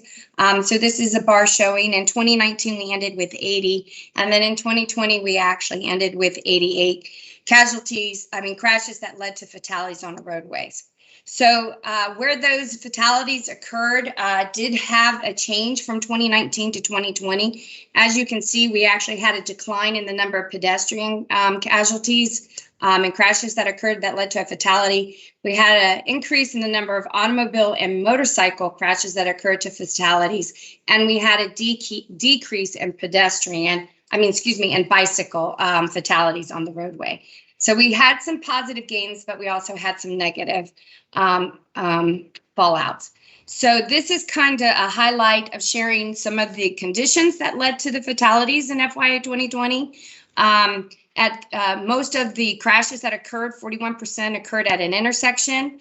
31% involved a turning vehicle, 52% were at a light, 55% were male that were involved in the crashes, and then 40, I can't see that, I'm sorry, 48% were actually due to impairment. And other involved impaired was 9%. And then, of course, 55% were actually due to speed. So motorcycle casualties, we actually saw an increase. So we've been working with the Southern Arizona Motorcycle Association and actually put out a PSA to try to get the crashes to reduce. But this just gives an overview of what those causes were in the crashes in 2020 due to motorcycles crashes. So as you can see, 71% were at intersections. A lot of the reports showed that they just didn't see them, which was unfortunate. 40% plus was turning. 50% was at lights. Again, a majority were involving males. So it just gives you a really good highlight. So we do try to take each crash and dig into it a little bit deeper to understand what created the crash. And so for our pedestrian fatalities, we actually did see a decrease, but 72% were at traffic signals, which is very concerning. And then also 70+% were people going straight. So the vehicle was going straight and people were crossing. So again, it's just not, people weren't visual enough. So we're still working. A majority of the crashes involving pedestrians did occur at night. And again, a majority of them were males. So, and then we did have, unfortunately, that 6% of the crashes occurred were impairments due to the motorist. And then 40% plus were impairments of the pedestrian. So we are, again, really digging into the crashes to understand what's creating them so that we can find ways to come up with safety plans. So if you, just to go back and step a little bit, our 5-year traffic safety plan was based on the 5 E's: evaluation, engineering, education, encouragement, and enforcement. And at that time we had strategies identified for each of those. So in this past year, we actually focused in on the items that you see in 2020 that have the red dot to them. So for evaluation, for example, we worked on a pedestrian safety action plan, and we actually put out multiple PSAs in partnership with the Tucson Police Department. We worked very closely with them and really targeted the information we received about it happening at night. So we passed out the police department actually passed out a ton of reflectors. We also passed out backpacks that had reflectors on it so that if folks were crossing on the street, they could be seen. So that was a really big win. We also worked on many different PSAs that we partnered with a lot of the local radio station as well as with the TV stations that help put these PSAs out to let folks know that these crashes occur and please be aware of it. So we do feel that when we have a chance for education, it has a positive outcome. In the engineering, we focused in on complete streets. We really have, been working with our Complete Street Coordinating Council and as well as on our guidelines. So we are really looking and having the conversation with folks about designing the street for all safeties, for all modes to be safe. So we've been really focusing on the complete street and we're wrapping that up, and that's been moving forward very well. We've also have worked very much on, oh my goodness, can't even see this. Oh, the University of Arizona, excuse me. So in the engineering side of the house, I got to get new glasses. On the engineering side of the house, we've been partnered with the University of Arizona, who's been working on providing us with evaluations and also with modeling of ways to improve our traffic signals so it's safer for all modes at intersections. And we're going to continue to really drive that home over the course of the next year. And in education, of course, we worked very hard on that general education, getting that out. And I just want to share with you, we worked really hard, in the first year of our evaluation, we saw a major increase in the number of pedestrian crashes that had occurred. So we really came out of the box and really focused in on pedestrian crashes. And we felt that actually reflected in 2019, from 2019 to 2020 with a decrease. Then we saw a major increase in the number of motorcycles. And we've actually then really targeted on motorcycle education to try to make people aware of that. And now we're starting to see a slow decline on motorcycle. So we do feel like education is a very important mechanism to get the message out about improving traffic safety. And then, of course, encouragement. And this has been a bit difficult for us over the past year because with COVID, we couldn't do any face-to-face events. But we're really looking forward coming out of COVID, of having some of those face-to-face events, having that encouragement, actually talking about reinvigorating the cyclovia. And that'll also be able to allow us to get out and have a conversation and educate people as well. And enforcement, this is our last one. This is the last one we always focused on. But again, we partnered with the Tucson Police Department. And this past year, instead of actually giving tickets, they really focused on making that enforcement stop more about education, more about what they did wrong and what they can do and how many crashes we're having. We're trying to prevent them. So I just want to say thank you to our Tucson Police Department because they have been great partners in actually helping us. Even though we stopped and we enforced and we informed, we also did education. So they were a great partner with that. So again, we've really been focusing in trying to drum home to everyone about let's look out for each other. So I want to give you a little bit of summary. We had a $150,000 budget. That's the $4 that is actually generated per parking citation that is paid. And how we spent the money this year is we spent about flashing signs and markers and trying to create ways to move people, but move them safely. We spent about $68,000 on that. Advertisement and outreach, we spent $65,000. We did some bus shelters, and I'm going to have some samples for you. And also we did a lot of advertising on the multilingual television and radios, again, really wanting to try to get that message out. And of course, we did the slow down yard sounds during COVID was also part of the investment that we made over the course of last year's budget fiscal season. So this is an example of the bus shelters. We actually put up signs and the red dots on that actually kind of show where we did it. And we were very deliberate about where we did it. We had multiple messages. So we looked at where we had a majority of the motorcycle crashes occurring or the pedestrian crashes are happening or even the vehicular crashes. If we had one area where the majority of those crashes were occurring, we actually put up notification and education material. So this is kind of what some of the materials look like that were on the bus shelters.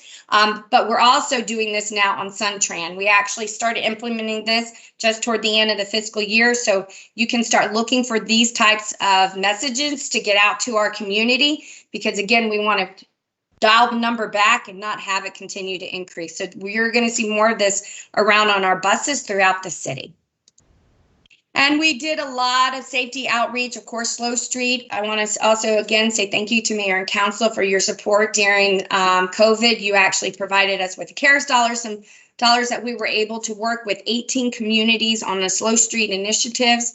The feedback from the community has been excellent. We've actually did a lot of monitoring prior to actually implementing Slow Street, and we've done it afterwards.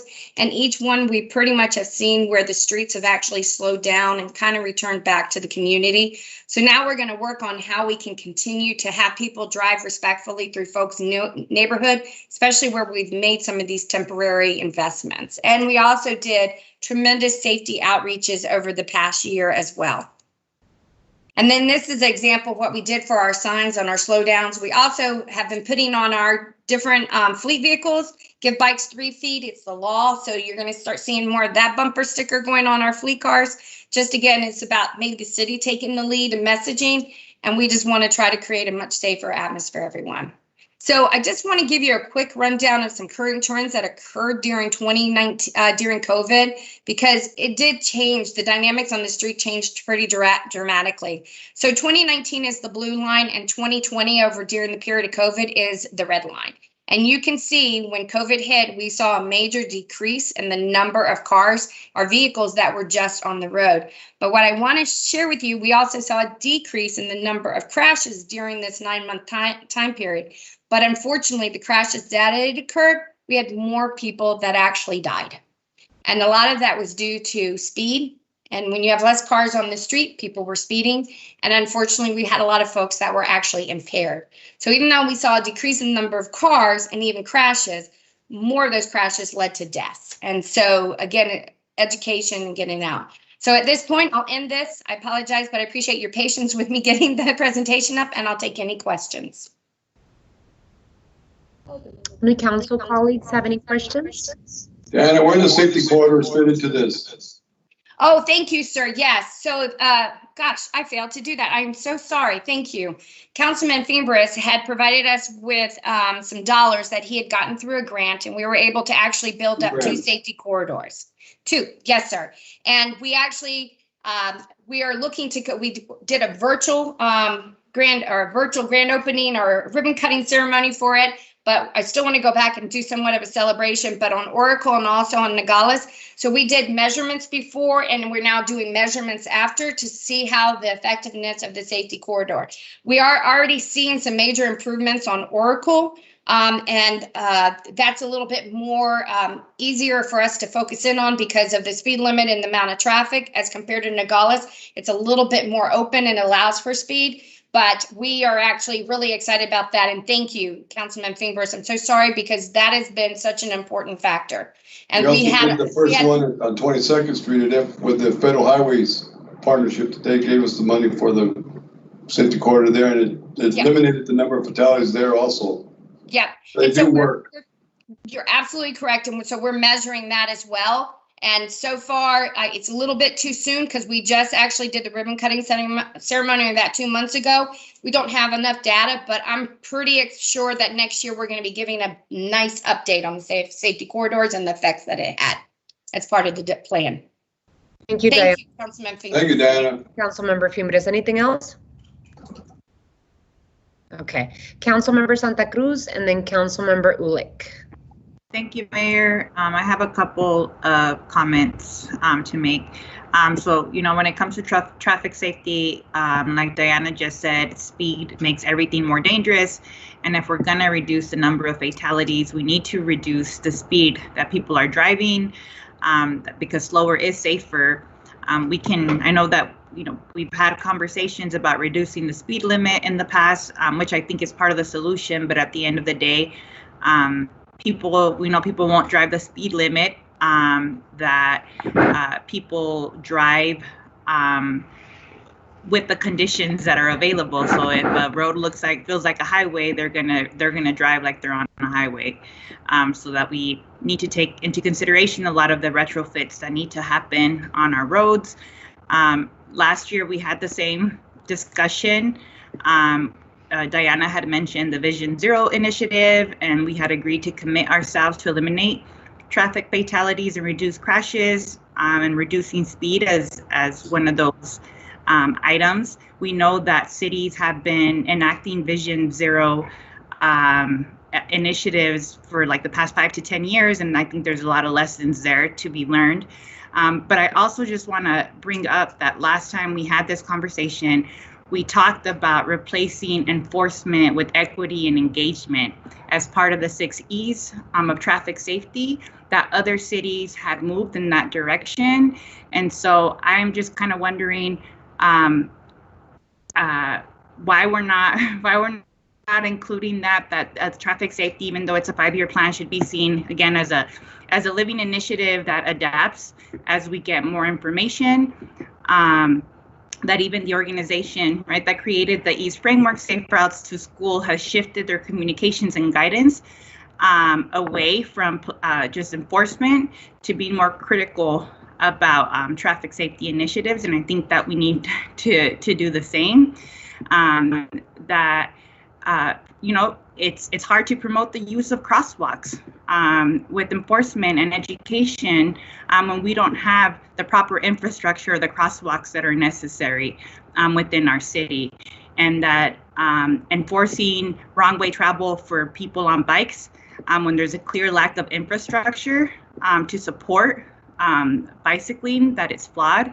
And especially in a lot of areas in Ward 1, and I talk all the time about the frontage road and the freeway and the impact that has on people's mobility on the west side.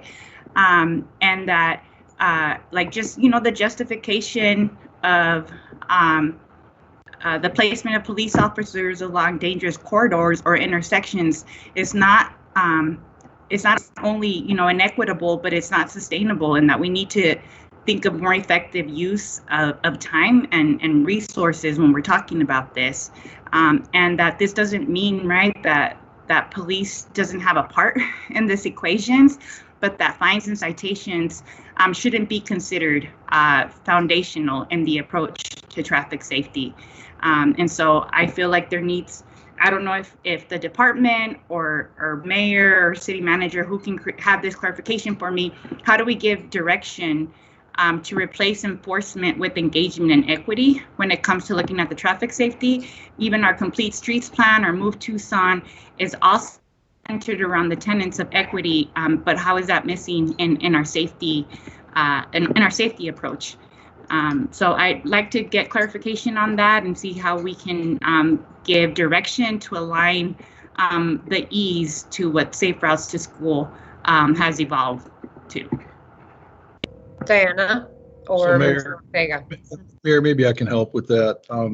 So first and foremost, I think the clarification, Councilmember Santa Cruz, could just come from you in asking that conversation continue to be included in, and the engagement and equity, I think, is spot on, not only with this discussion, but is consistent with direction that we're getting from the mayor and the city council on a variety of fronts.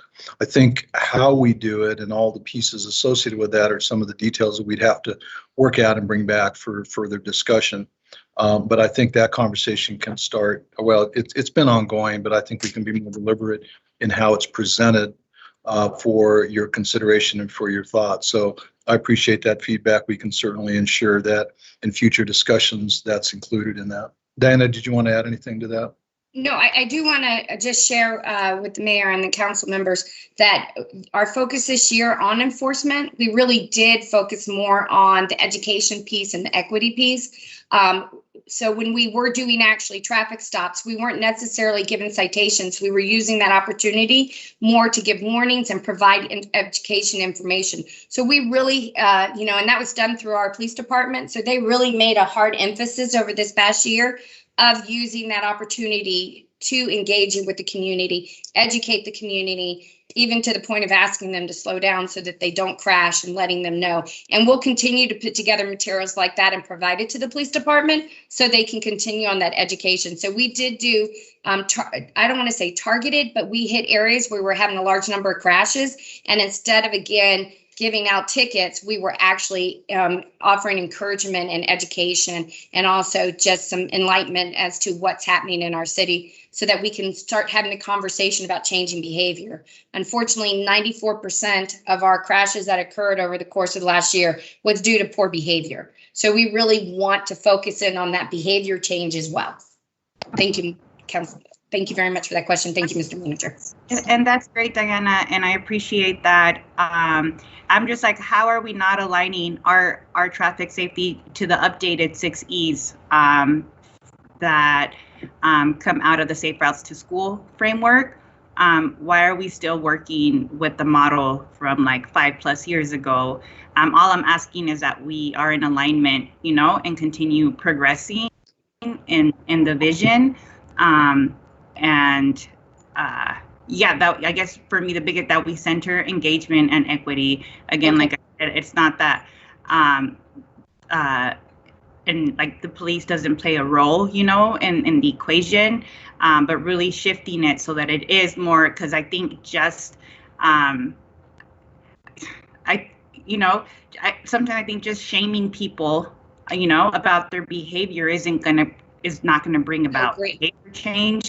And so we need to make people see themselves as like actors and agents of creating safer conditions, on our roads, and also us taking on the responsibility of how we're creating an environment where we're going to impact and affect, behavior change.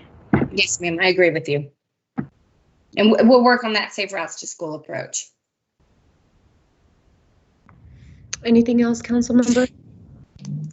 Madam Mayor, I want to echo what Lane Santa Cruz said about enforcement, education, and prevention, but it's also treatment is another component that needs to be done. Because when I was a highway safety director, we have people that are driving, that had an ignition interlock vehicle in their vehicle, they had a device in their vehicle, they already had expired license, but they were still driving because nobody dealt with the treatment of the alcoholism. So we need to look at those things too and really get these guys off our roads and our streets.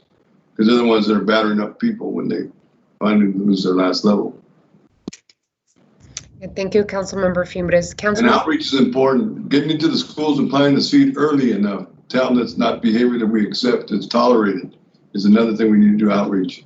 Education and engagement. Working with more of the defensive driving programs in the city and with ADOT, etc. Thank you, Councilmember Fimbres. Councilmember Ulick? Yeah, I couldn't state it more powerfully than Councilmember Santa Cruz did, and really agree that we need to make sure we're evolving the message and the approach to be reflective of the times and our increasing understanding about what motivates people, right? All of us to change and to really tap into that. So I think equity and engagement are key there.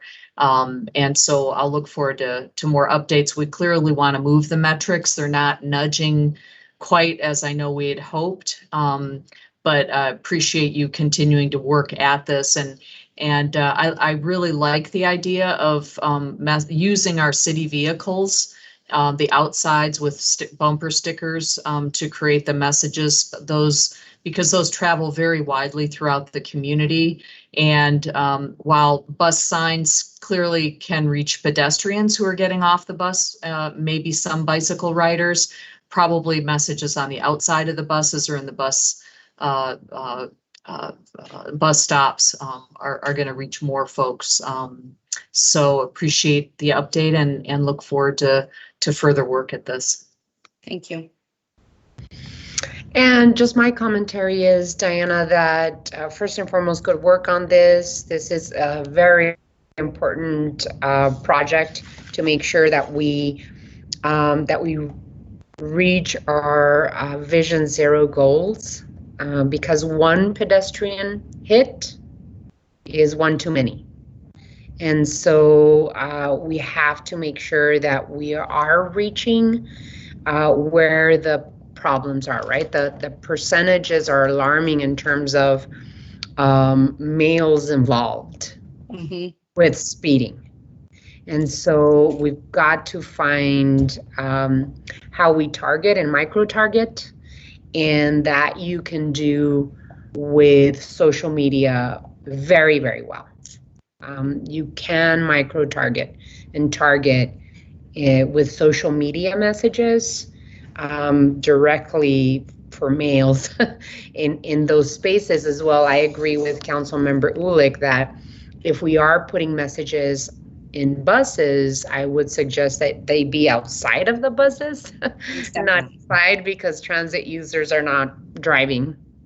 They could be bicycling, but it's a different message for pedestrians and bicyclists than it is for drivers.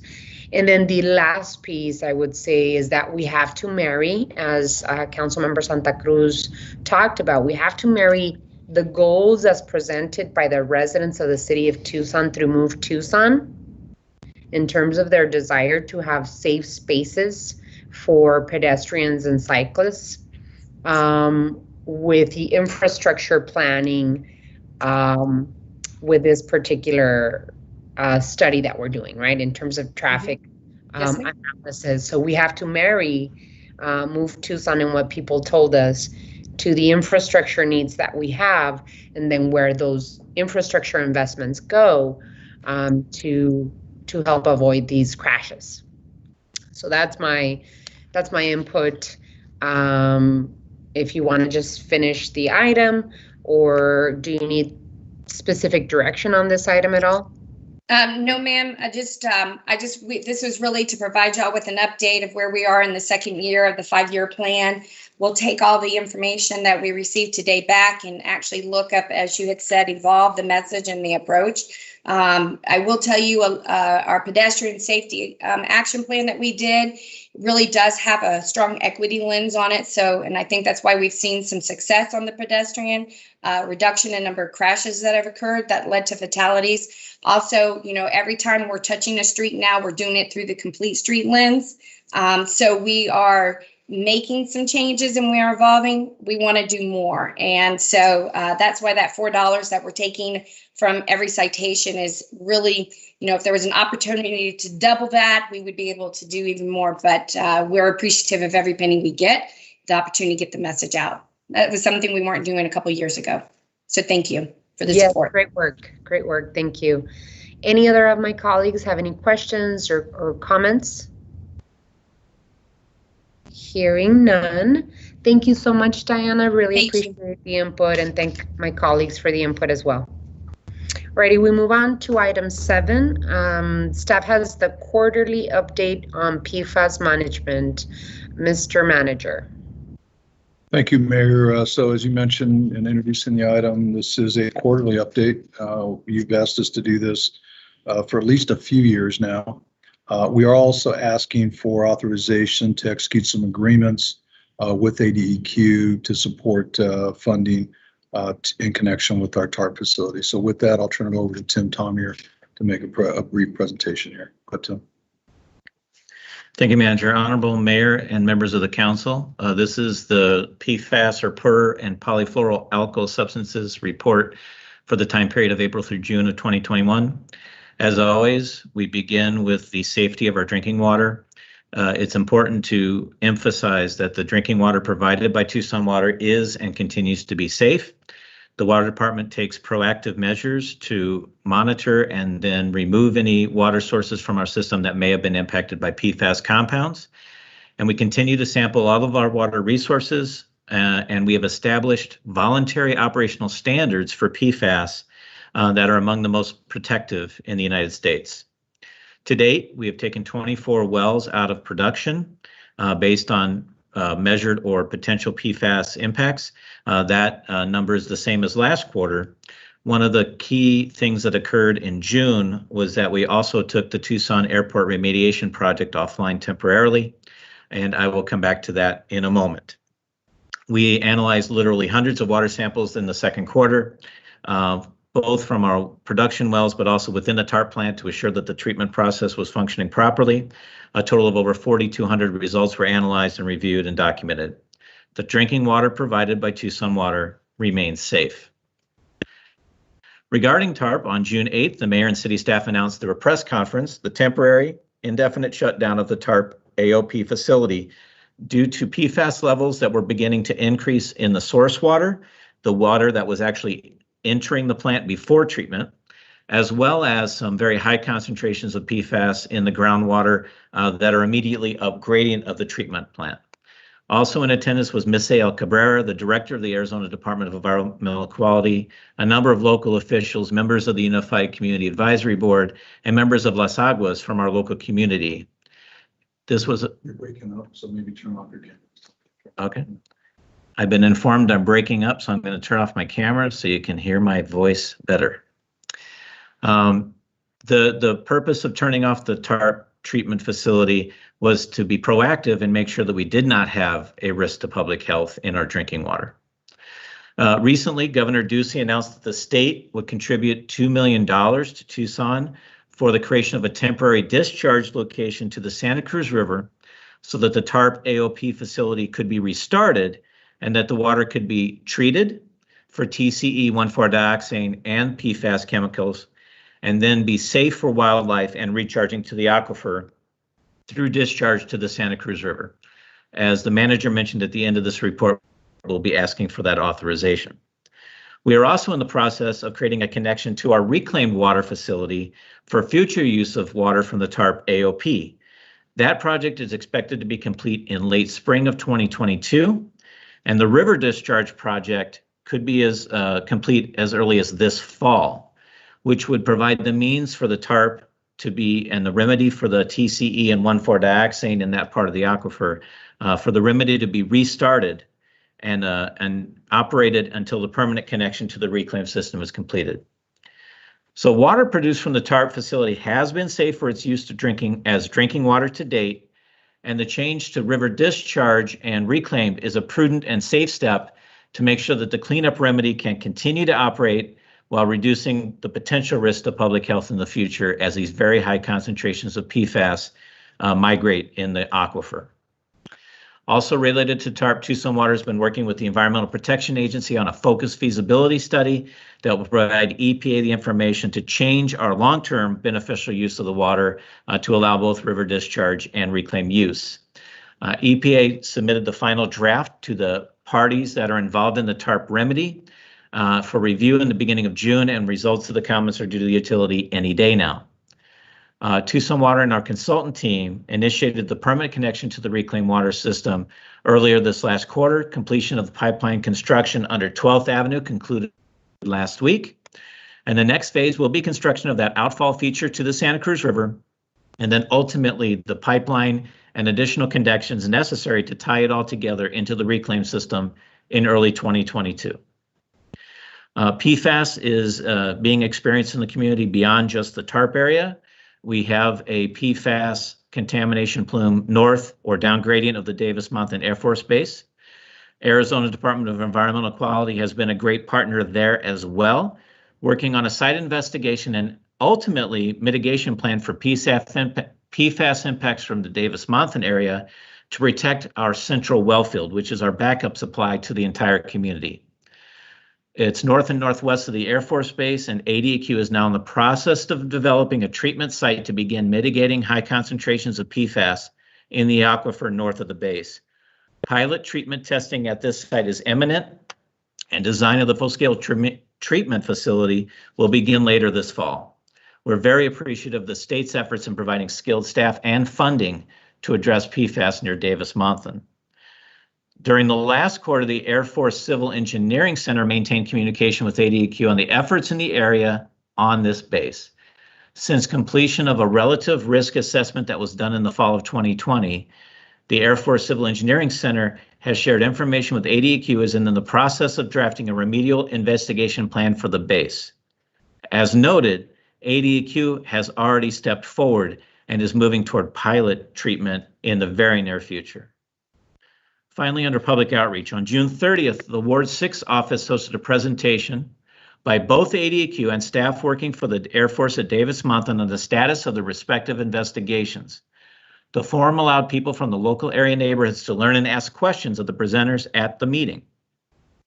The Unified Community Advisory Board, closely associated with the TARP facility, those meetings continue to be held quarterly, with the last one occurring on April 21st, and the next one is scheduled for July 21st. This one will be held virtually, as the most recent UCAB meetings have been held.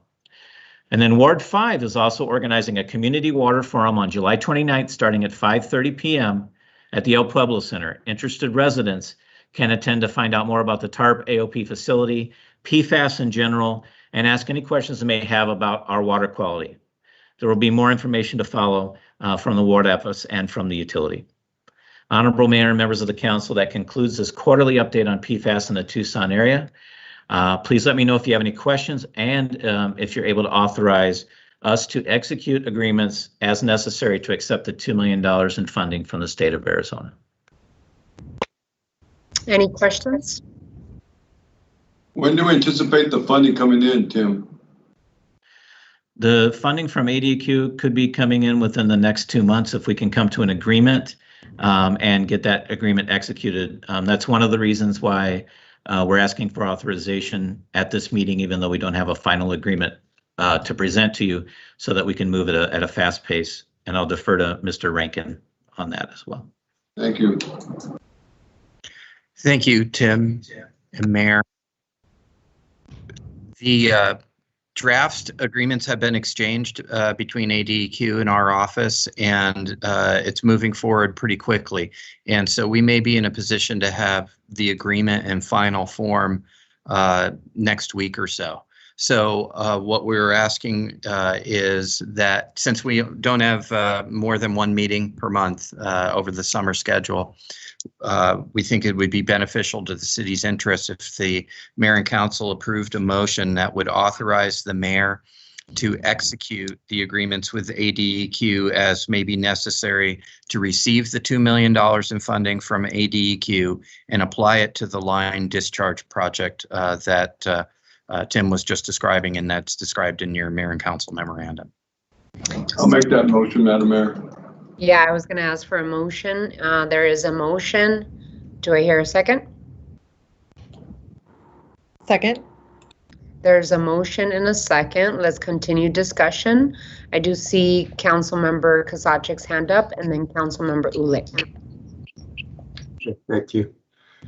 With respect to the TARP site, Tim, as I understand what we're doing, what we're planning to resume operations and send the treated water to the river.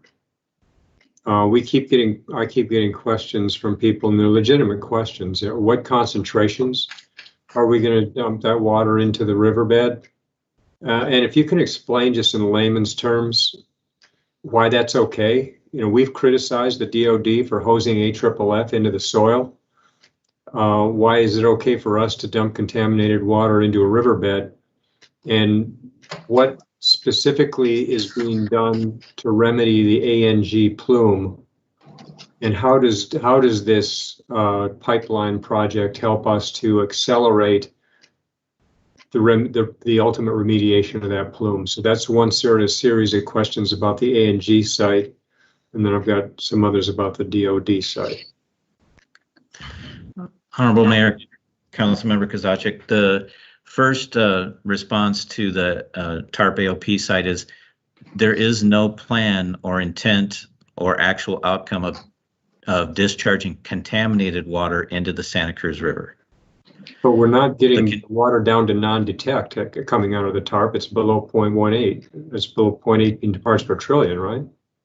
The way the treatment process works is that the granular activated carbon actually does a full removal of PFAS compounds up until a point where some PFAS compounds would start to gradually come through the carbon vessels. So the way we've operated it historically as we deliver it to drinking water is we take then there's 12 different carbon vessels at the treatment plant.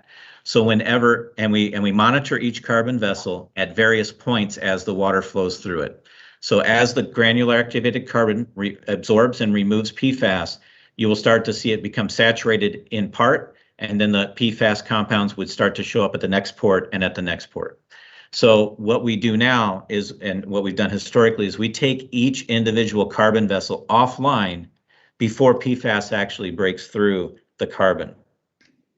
So when we run that treatment plant, and as we've done historically for drinking water, there is, for all intents and purposes, zero PFAS that actually is in the water that's discharged. Sure. When a permit is issued for a river discharge, it might set a limit of PFAS that would allow some PFAS. There is no regulatory standard, so it's most likely that ADEQ would set a limit of 70 parts per trillion or some number based on the health advisories.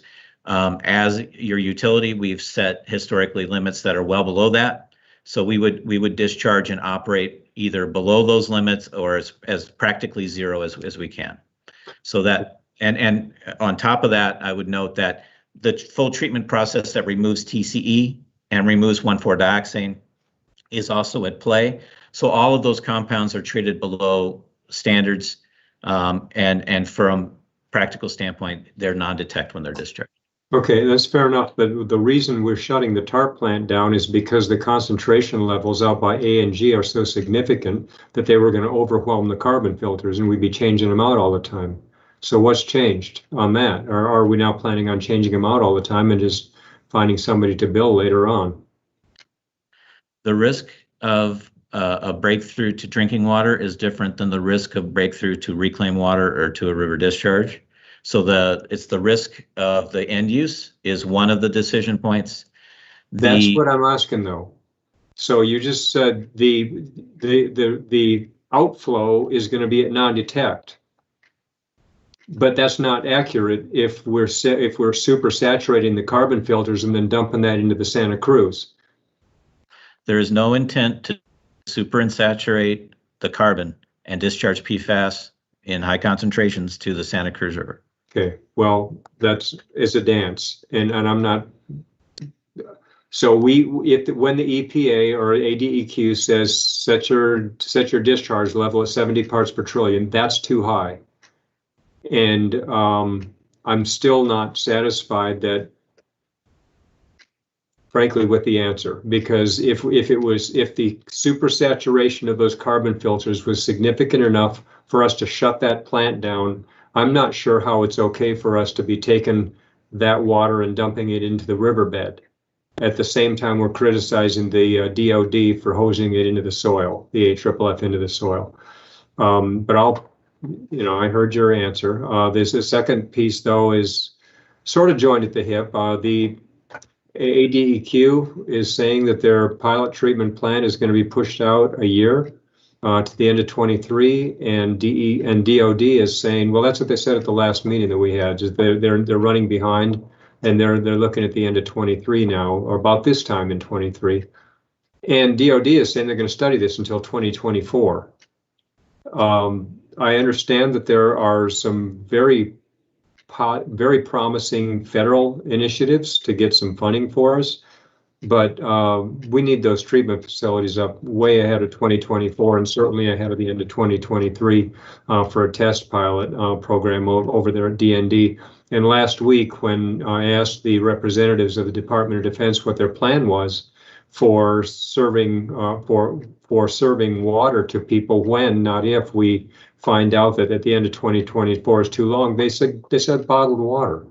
That's an insulting failure on DOD's part to really take this thing seriously. So I'm just really not happy at all with the direction that the responsible parties are going and sort of slow walking this thing. I am encouraged by the federal delegations that, our delegation in particular, who was trying to step up and fund treatment plants.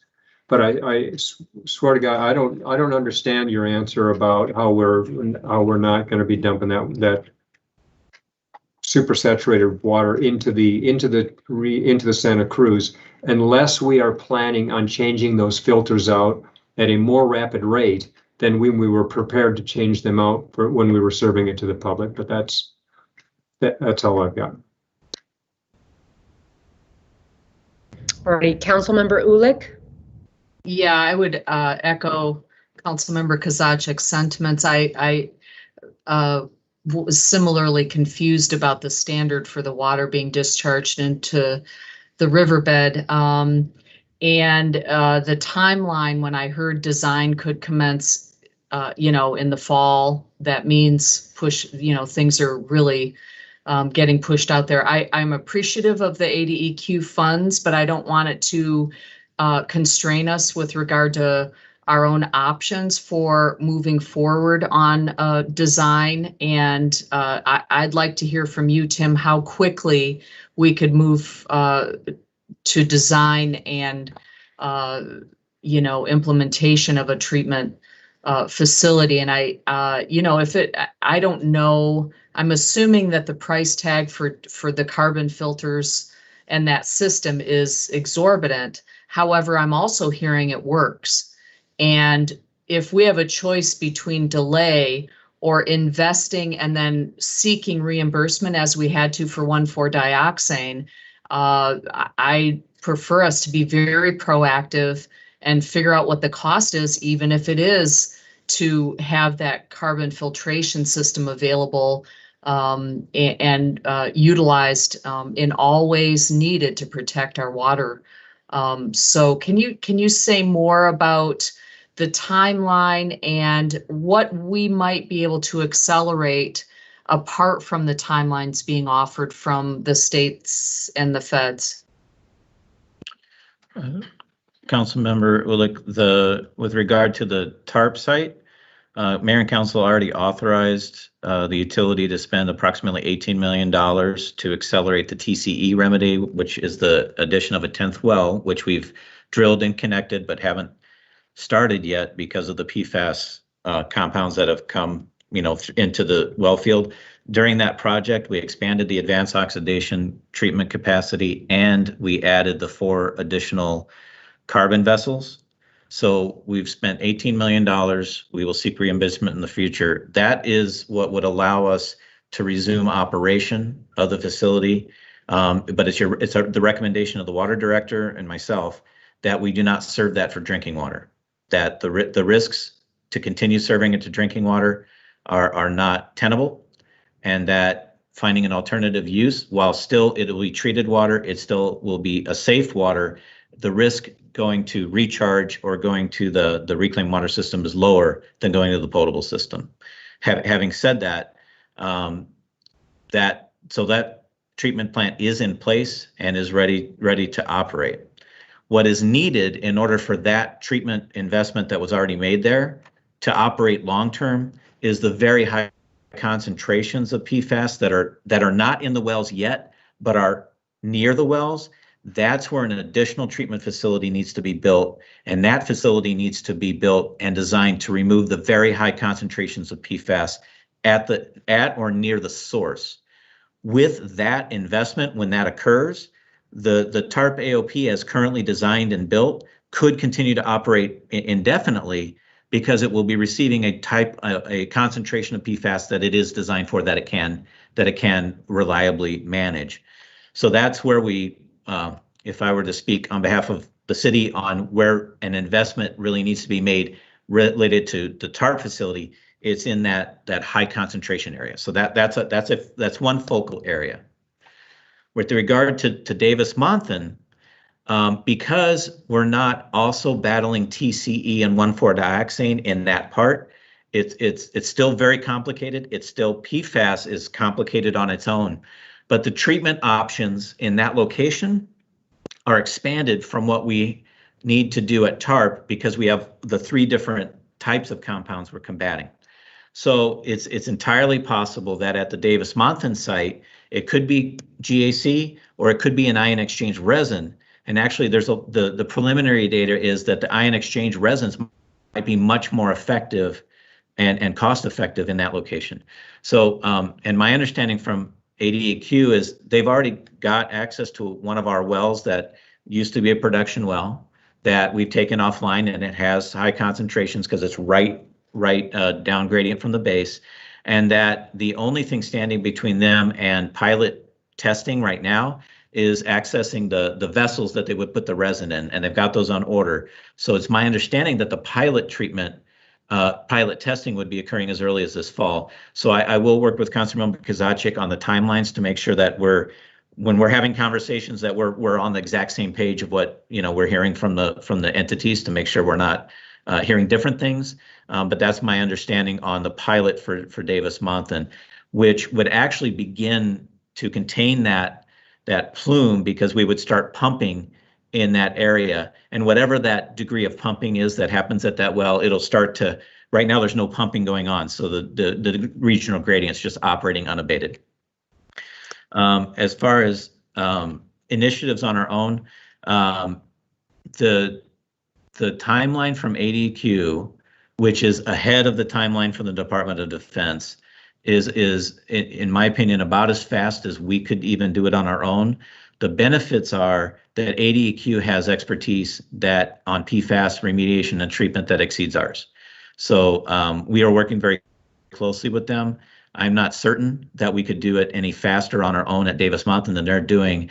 The one thing I did ask staff to look at is, if access to the vessels is the critical path and they're struggling with it, do we have gear in our system that we could repurpose to that? So I have asked staff to look at that to see if they could help ADEQ move faster. And then, but the area that has the least momentum, if you will, is getting something done upstream of TARP. That's where we've got momentum at Davis-Monthan, and that's just in time. I mean, it's late. Better late than never, but it's not too late yet. We got to keep focused on that, but we do need fresh investment going on in those high PFAS concentrations near TARP. Is there any way, Tim, that if I heard you correctly, they're piloting some testing then at that site? Is there any way design of a treatment? Are we planning a treatment facility at that location or near that location, and could design of that facility be concurrent with the pilot testing rather than waiting on the design? Because I heard design wouldn't start until fall. I'm just trying to look for every way we can squeeze this timeline and make sure that we're securing the land and I don't, whatever we need to do so that that's shovel ready and built as soon as we understand what we learned from the pilot. Anything we can do to squeeze timeline.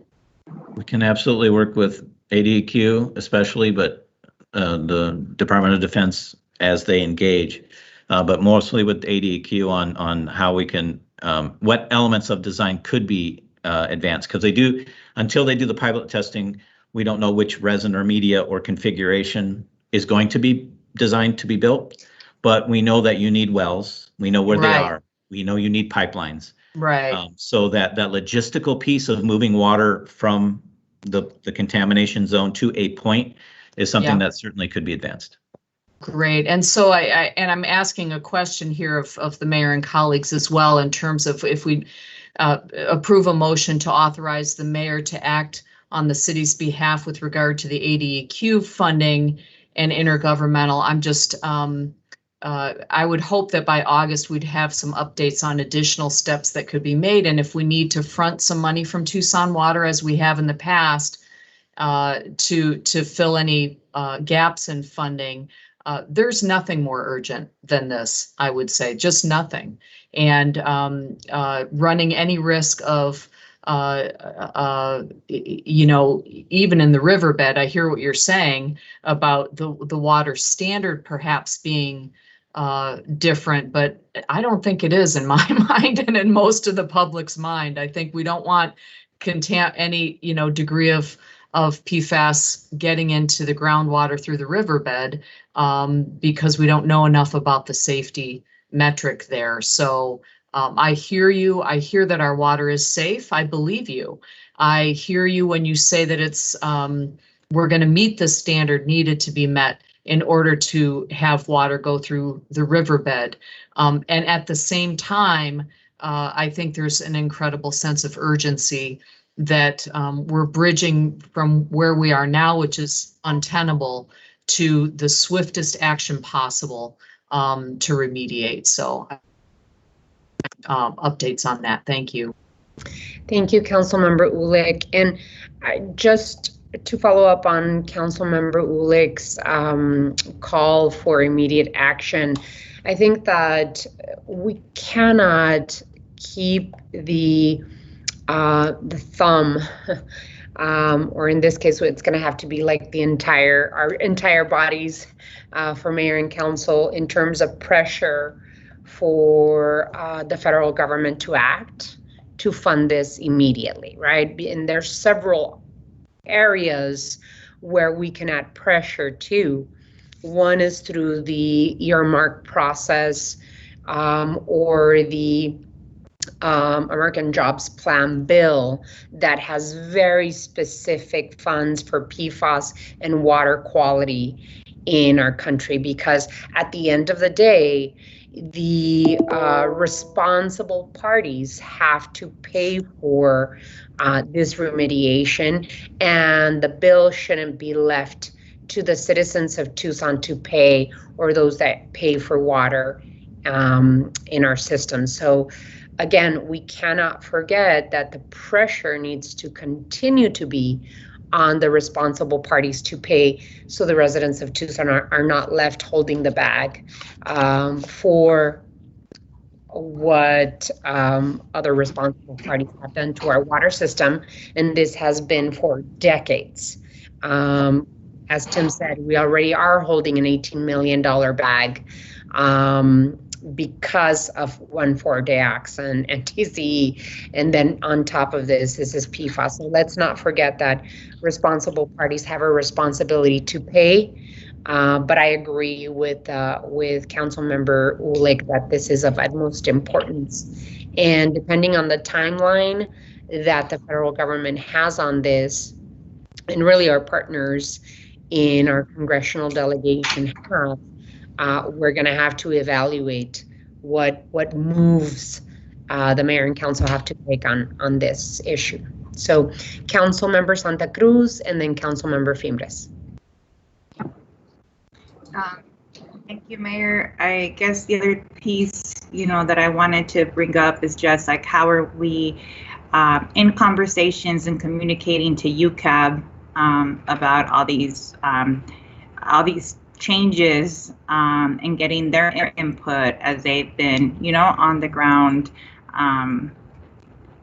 keeping up with everything that's happened in the past, 20, 30 years on our water contamination front, especially on the south side.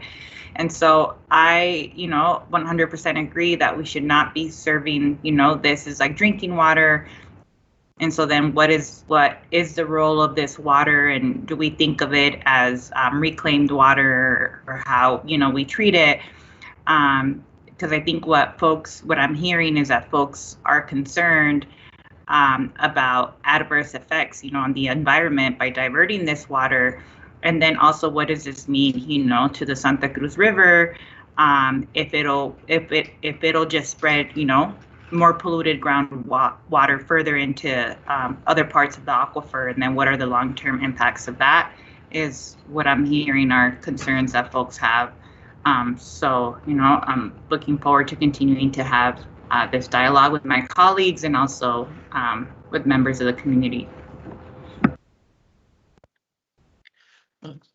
Councilmember Santa Cruz, to quickly address that comment, what I'll ask is that we put together in our next round of briefings with the Water Department a comprehensive overview of all things PFAS throughout our urban water cycle. It's been a while since we've had that broader discussion because we've spent so much emphasis on the TARP AOP facility and surrounds and the Davis-Monthan site. And when you refer to the mayor and council materials and you look at the map of wells that we've taken offline, it does align with the surface drainages. So I don't want to leave the impression that PFAS is only an issue in those two locations, because PFAS is already an issue in our groundwater along the Santa Cruz River, along the Rito River, and downstream of the local wastewater treatment facilities. It's relatively low levels of PFAS in most of those in those locations, other than in these, the two air-based locations, but it's not zero. It is present, and it's something that we need to make sure you have the full knowledge of, because we talk about this for a number of years now, and there's a lot of narratives and threads that connect to it, and it's easy to emphasize on the two areas where we've really had to turn off a lot of wells and we have really high concentrations, but by no means is PFAS limited to those two locations, and we'll just refresh on all of that information as well. And the UCAB question, Tim, Okay. that Councilmember Santa Cruz, yeah. Thank you, Mayor. Great point. Tucson Water does provide a quarterly update at the UCAB meetings. That has traditionally been supplemented by frequent interactions with either members of UCAB or individual groups like Las Aguas, which is a group of citizens who have concerns, long-range concerns about Southside water contamination. That's been supplemented by tours of our treatment facilities and a lot of dialogue.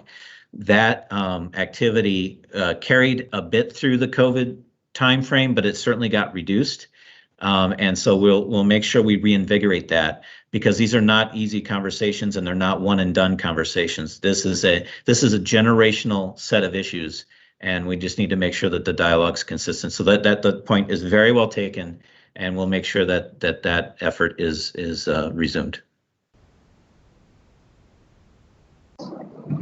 Councilmember Fimbres? Tim, you mentioned the DM Air Force Base and your working relationship with them and the EPA, but what about the 162nd Air Guard that's out there also that has been in violation of this 140?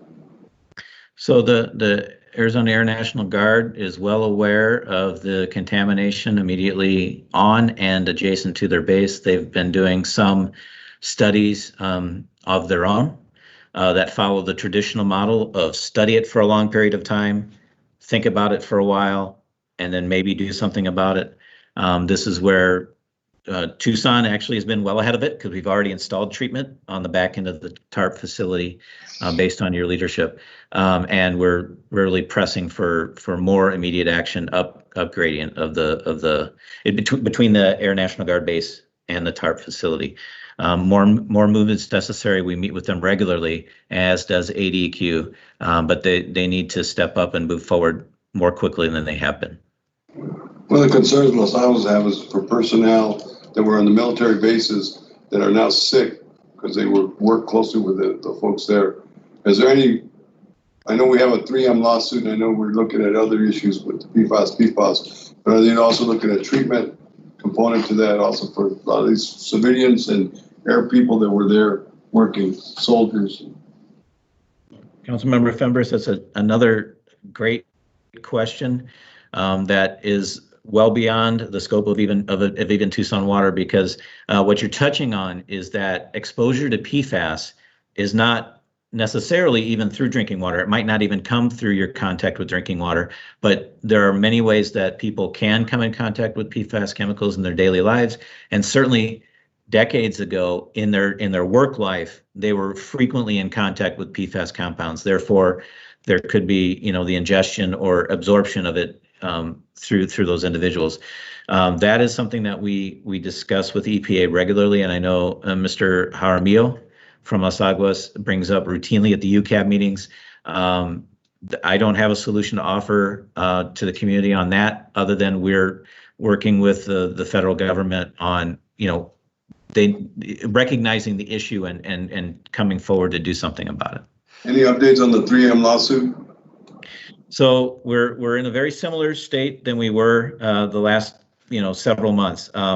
In December 2018, the judicial panel established a multi-district litigation, and we and the town of Marana are both parties to that. It's against 3M, but other manufacturers of PFAS compounds. They're in the process of identifying what they call bellwether communities. So bellwether water providers, which are kind of type example cases that they can really do a deep dive on and a focus on in order to move the overall multi-jurisdictional case forward. We do not have any final notice on any decisions on bellwether case. We have submitted on the behalf of Tucson a fact sheet for consideration as Tucson perhaps being one of the bellwether cases. They're still winnowing through that, but there has not yet been a decision on that. We do, one of the next steps, and I'll defer to Mr. Rankin if there's anything to add to this, is that they're pursuing a government contractor defense, which could immunize the government, contractors who produce the compounds because they were specified in certain required materials specifications, especially from the military. And so the court case has to sort through that issue while it's also trying to address bellwether cases and other things. But we're expecting sometime between August and October to get a briefing on that government contractor defense aspect. So hopefully we'll have some news in the fall on that element, which is a pertinent issue. It's not directly the Tucson issue, but that's where it's at. It's been going for quite a while now. Thank you, Tim. And just a reminder for Mayor and Council that 9 years ago, we took the leap with the 1,4 dioxide and authorized, without any support, we put money forward to do the plant there and got it going. That was 9 years ago in this month. And Madam Mayor, Tim, I want to thank you for your work, but also that Ward 1 and Ward 5 are going to be doing that community forum on the water on July 29th over at the Pueblo Senior Center. And you're all welcome to come in at 5:30, starting at 5:30. And thank you, Tim, for your work on that. And also, so Ward 1 and Ward 5 will be working on that, Madam Mayor. Thank you so much, Councilmember Fimbres. And we'll go to the last line of questioning with Councilmember Kozachik, and then we'll have to move to the next item. Okay, just real quickly, Tim, if you could clarify for the council how much Tucson Water has already invested in this issue, and it's north of, well, I'll let you figure you share that, but also what does it cost to change out these carbon filters, and is that your plan for diverting water into the Santa Cruz? Thank you, Councilmember Kozachik. So if we total it all together, we as a community have invested close to $50 million in either committed or have spent close to $50 million. There is the $18 million that I mentioned earlier. That was to do the 10th well and expand the AOP and the GAC treatment. It's another $18 million that's in process to construct the alternative beneficial end uses. So as nice as it is to get the $2 million from the state to help us with the temporary pipeline, we are still funding $18 million worth of infrastructure to do the permanent connection to the river and all the connections and the wet well and boosters necessary to get water into the reclaimed water system. On top of that, we've spent millions of dollars on testing, including we are the first laboratory. Our Tucson Water Quality Lab was the first laboratory in the state of Arizona to be licensed to run the analyses for PFAS in-house because we're doing so much of it. On top of that, we have the past carbon changeouts that we've done. If it weren't for PFAS, we would have not had to change out the carbon in those vessels for their intended purpose, which was to quench dioxide or peroxide from the AOP. But we've changed them out a number of times. And so all of that added up is coming to the bill so far is close to $50 million. That's separate from the impacts we've had by turning off 24 wells. So when we monetize the replacement of 24 wells, there's another $36 million in harm that's been done to Tucson. Even though we haven't had to spend money to replace them yet, we've been starting that process of redrilling. I'll specifically, each time that we change out the original 8 carbon vessels, it's about $400,000 to $500,000. Now that we've added the additional and we're at about 12, say it's $500,000 to $600,000 every time, and that is the plan. And that's what we've done in the past is we've changed it out before the PFAS breakthrough. We would continue to change out the carbon vessels, and we operate them individually, and we although we changed them all out together because of the logistics of doing so. But that is the plan. We will continue to have fresh carbon that removes PFAS. And because of the supersaturation, that change out is going to have to occur much more frequently than in the past. That's correct. As the concentrations of PFAS coming into the facility increase, the life of the carbon is decreased. So Tim, all in all, it's about approximately $50 million that we have spent so far. Mayor, that's correct. I will say spent or committed because we haven't finished all of the project underway right now, but we're spending the money as we speak. And that's exactly the reason why I feel that we need to continue pressing on the responsible parties to come immediately into investment to remediate what they have done. So thank you, Tim. I really appreciate the update. Please keep us and the community informed, and I'm more than happy and willing to help in whatever way. We do have a motion in a second pending approval by the council. So all those in favor of the motion signify by saying aye. Aye. Aye. Any opposed? Motion passes. Thank you, Tim. Really appreciate it. Thank you, Mayor. Item 8, time has been set aside for discussion of state and national legislation and regional committee issues. Hi, Andrew. How are you? Well, thank you, Mayor. Honorable Mayor, members of the council, following up from my last presentation to you, just finalizing the state legislative session. So as of last Thursday, right around 5 p.m., the legislature adjourned their 2021 regular session, sine die. It was 171 days long at the end, almost 1,900 bills, resolutions, memorials altogether, with a little short of 500 of them actually passing. The governor has acted on most bills, although there are about 30 some odd bills still on the governor's desk that we're awaiting his direction either to sign or veto, which includes one bill that I'll mention in a little bit because it does impact one of Mayor and Council's priorities this year. First, though, I want to just express my gratitude to Mayor and Council for your support and energy through this very long and contentious session. It makes a big difference when the community, when the legislature hears your voice at the legislature, and they do. I also want to thank our Tucson area delegation, our representatives and senators from Tucson. They work really hard and fight on our behalf, and they call, they text regularly because they really do want to know what the mayor and council positions are on issues, and they also depend upon our experts in all of our departments across the city to learn more about how certain bills will impact the community, whether it's public safety, planning and development services, the whole range of issues that we work on every day. They call, they ask, and they're really interested in what we do, and I appreciate that.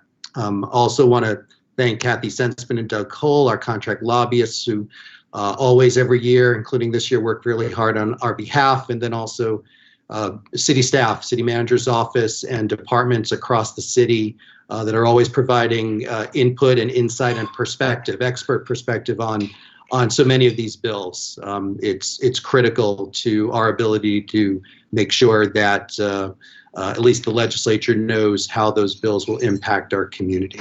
With that, just real quick, I want to go over some of the last items that were important to Mayor and Council right at the end of session, let you know the status of those items.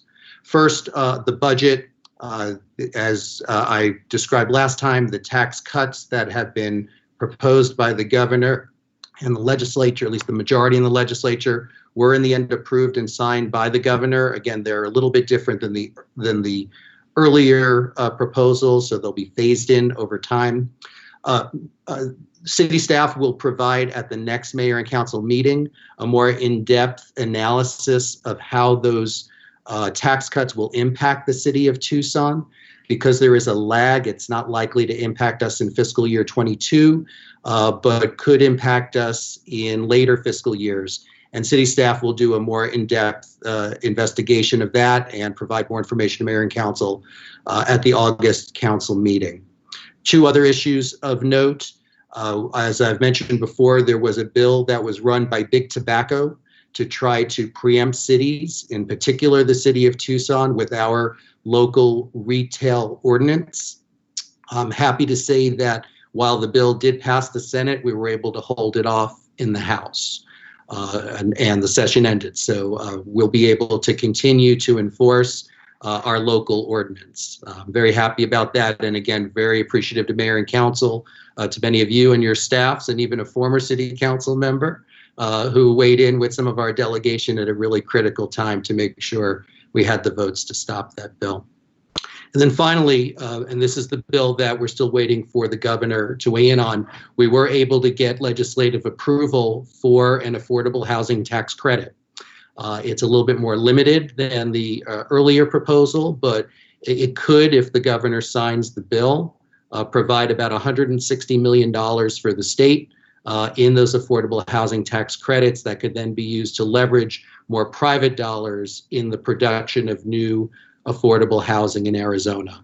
Our delegation understood how critical an issue it is for Tucson and cities statewide, and really appreciate their support on that bill. As soon as I hear from the governor's office about whether the governor signs that bill, I will let mayor and council know. So with that, that's my report. Happy to answer any questions about the legislative session. Any questions? No, I think we're gonna Mr. Ortega. Sorry, Mayor. I just wanted to mention to you that I have asked the staff, as I believe Andrew alluded to really dissect what the long-term implications of some of these actions are. We'll bring them to you in a future update on the budget, and so that you understand kind of where we are headed and what some of those impacts might be in the long term. So just want to let you know you can be on the lookout for that. May not be in August. We'll see if we can identify what those projections look like for that, but if not, it'll be in September. Thank you, Mayor. Thank you, Mr. Manager. Thank you, Andrew. Really appreciate your work this session, both with Congress and with the state legislature. I know that sometimes we were, my office and you and our lobbyists were working fast and furiously to put our opinion forward in terms of where we stood on issues. So I really appreciate your work in this session and look forward to continuing to work on the congressional end. Our work is not done, so appreciate your knowledge and your work on this. Thank you, Andrew. We move on to item 9. Does anyone have any items to remove from the consent agenda? Mr. Ortega? Mayor, not to remove, but I did want to point out, and thank you for pointing this out. Item 7N are financial participation agreements. We have several that are listed there. We did not include language about fulfillment and the use of city logos on any materials that go out publicly. We do have some standard language that we will include. I'm just letting you know that we will make that revision.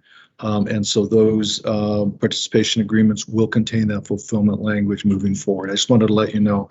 I don't need it taken off unless anybody else wants to talk about it, but at this point, I just wanted you to be aware. Thank you, Mayor. Thank you, Mr. Ortega. I did bring to the attention the financial participation agreements for the Arts Foundation for Tucson and Southern Arizona and for Tucson Clean and Beautiful. Mr. Rankin, would you care to make us aware of the language that you're thinking of including in these financial participation agreements? Mayor, as the manager explained, we do have language that we've used in similar agreements that we will incorporate into the 2 agreements that you just referenced that will set the expectations and the requirement for the use of city logos and city credit, if you will, as part of any project or materials that go out that the city is a co-sponsor or as a participant in any way in those programs. So we will include those in those agreements. I did want to add with respect to another item, item R, which is the agreement with TUSD for the shading of basketball courts at middle schools. Not to pull it off of consent, but when Roger calls the item, I will read some additional language to have the agreements reflect that there's a cap on the city's financial commitment of the $300,000 that's described in the communication, but it wasn't in the IGA. So we want to make sure we reference that. And we will also add a provision that would allow either party to terminate with 60 days prior notice to the other party. Mike, on that issue, yes, I want to know why Sunnyside School District and Empire weren't also invited to participate in this. Does they also have schools in the city? Understood. Well, I'll make sure we talk with Parks and Recreation and Lara and get you an answer on that. Mayor, we'll definitely follow up on that.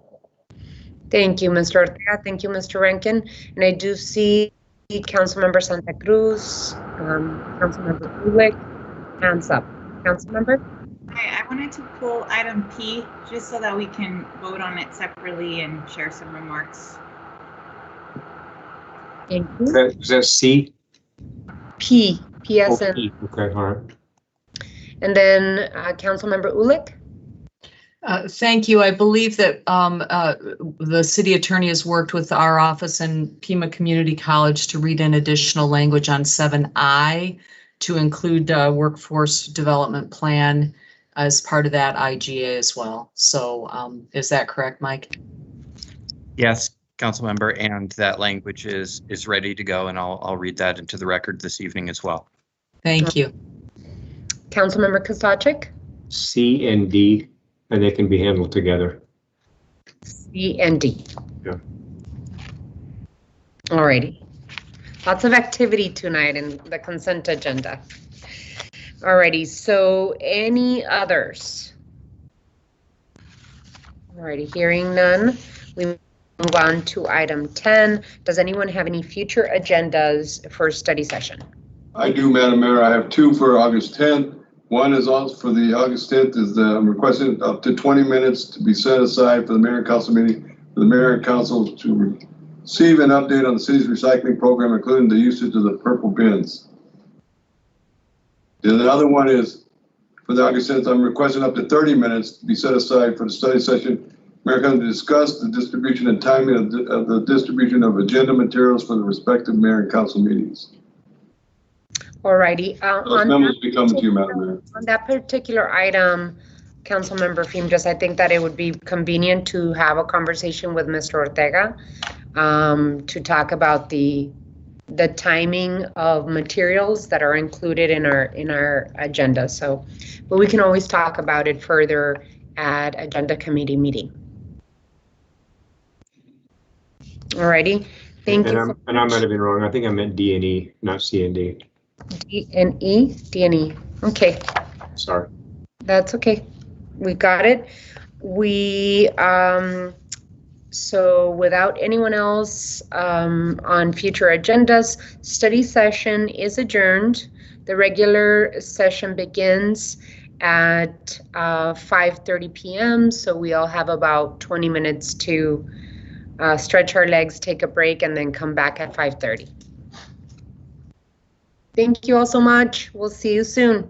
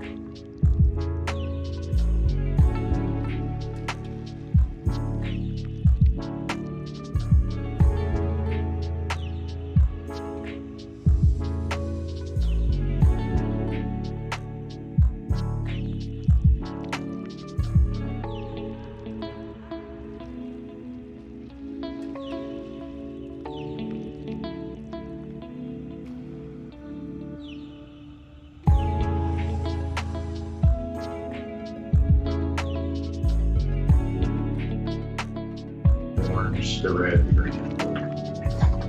It's not just the sunshine color.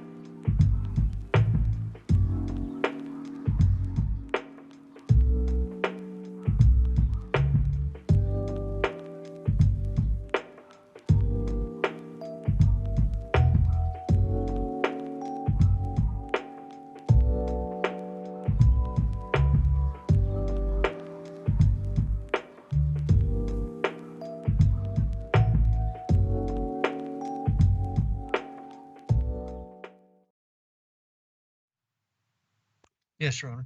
Alrighty, great. So council will stand in session. Roll call. Mick Santa Cruz, Here. Mick Zulik, Here. Mrs. Lee, Here. Mr. Fimbres, Here. Mr. Kozaczek, Here. Mr. Cunningham, Absent excused. Mayor Romero. Here. Item 2. Invocation and appointments to boards, committees, and commissions. The invocation will be given by Ana Marrufo, staff member for the city clerk's office.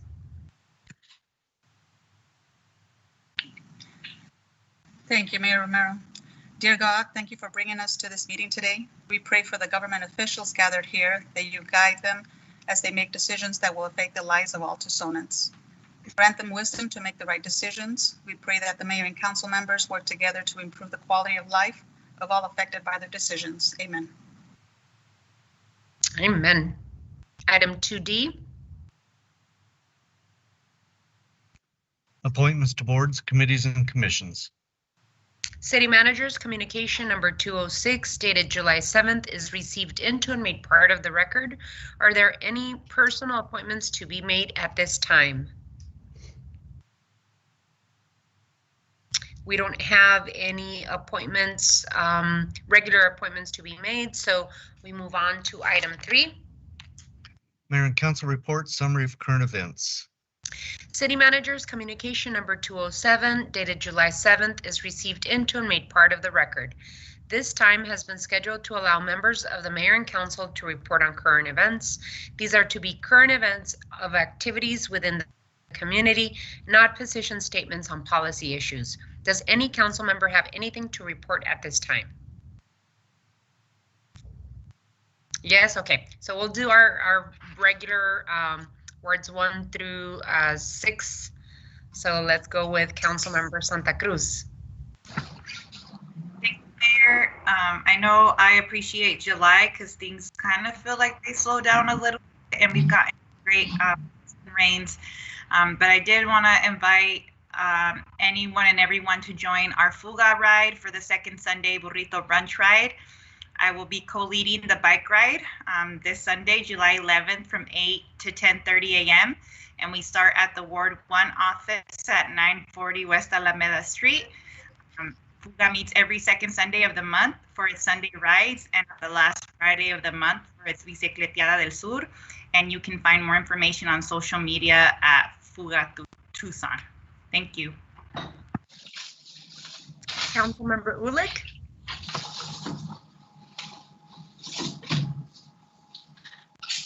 Thank you, Mayor.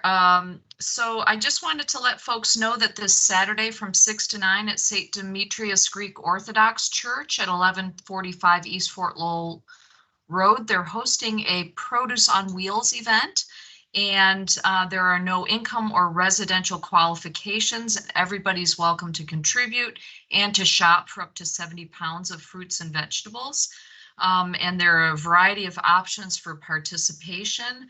But there's a 2 p.m. cutoff on Friday in order to order and reserve in advance. So please call the Ward 3 Council office at 791-4711 for more information. Thank you. Vice Mayor Lee. Thank you, Mayor. Just want to do a quick plug for what will be the 20th annual Ward 4 Back to School Bash from this office. Last year, as you know, we didn't have the opportunity to do this for the community, so we're really looking forward to that. Please mark your calendars for Saturday, July 24th from 8 a.m. to 10 a.m.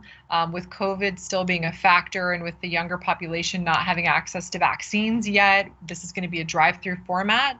Want to keep everybody safe during this process. So you can find out more information at tucsonaz.gov/ward4. And we are doing a town hall this month. That's going to be on the 29th at 5:30 p.m. And we're going to be talking with Planning and Development Services and what's going on in that world. So that's also on our website, tucsonaz.gov/ward4. That's all I have, Mayor. Councilmember Fimbres. Thank you, Madam Mayor. I hope everyone had a safe and happy 4th of July. It was great to have the fireworks display for our community. I want to thank the Tohono Nation Chairman Ned Norris and the Tohono government for providing the funding so that Tucson could have another 4th of July fireworks display. I also want to thank Tucson Fire Department Chief Chuck Ryan and the fire department for their work to ensure the fireworks were off and came out and didn't catch on fire. On Thursday, July 8th, I have the privilege of recognizing Linda Leatherman, a person who has given so much to our community. Linda served as a district director for then Congressman Ed Pastor. She has worked as a teacher, worked as a Project PEP coordinator, and has served as Pima County's first ever faith-based coordinator, for which Linda is retiring as the coordinator. I want to thank Linda for her service, making our community a better place to live, work, and raise a family. I look forward to working with her in her next chapter of life. The City of Tucson will be recognized as the Town of the Year by the Arizona chapter of the 40 and the 80 Veteran Society. The city will receive this award on Saturday, July 10th at American Legion Post 36, 5845 East 22nd Street as part of their state convention being held in Tucson. The City of Tucson has received the Society's Town of the Year Award. The purpose of this award is to recognize and honor the city or town which has received and is doing something significant for veterans in the City of Tucson. I have placed our great city in nomination for this consideration. Tucson's nomination will be forwarded to the National Organization for consideration. The award presentation will take place during the dinner starting at 6 p.m. at American Legion Post 36, 5845 East 22nd Street, being held at the state organization during the convention taking place on July 9th to the 11th. As mentioned earlier, Madam Mayor, Ward 1 and Ward 5 will be hosting a community forum on water Thursday, July 29th, 5:30 p.m. at the El Pueblo Senior Center, 101 West Congress. With Ward 5 and Ward 1 residents will receive an update from Tucson Water on Pfas, the status of the TARP plant, and the Tucson Water staff, and answer questions for their concerns. For further information, you can call 791-4231. On Sunday, August 8th, the 3 statues for 3 nations commemorating the 30th anniversary of the Father Kino statue presentation at Seguno, Italy will take place Sunday, August 8th, 2021. At 8:30 on that day, the reading of the proclamation from the City of Tucson to mark the 30th anniversary of the Father Kino presentation will take place in front of the Tucson Father Kino statue, which is on Winston and Kino. A mass at St. Augustine Cathedral will follow at 10 a.m. A celebration will follow at the Diocese of Tucson Pastoral Center Building 192 South Tucson, South Stone. This will also be in commemoration with other activities going on at the national level for this anniversary date of Father Kino. Thank you, Madam Mayor. Nothing tonight. Councilmember Fimbres. Councilmember Kozachik? Nothing tonight, thanks. All righty.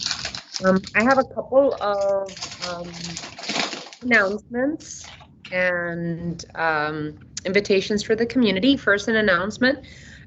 Mayor Kate Gallego of Phoenix and I partnered with Arizona mayors throughout the Tucson region and into Phoenix and the West Valley to send a letter to our congressional delegation in support of a proposal to create a new Amtrak passenger rail line that would connect Tucson, Phoenix, and the West Valley with 3 round trips per day, as well as the possibility of daily service to Los Angeles.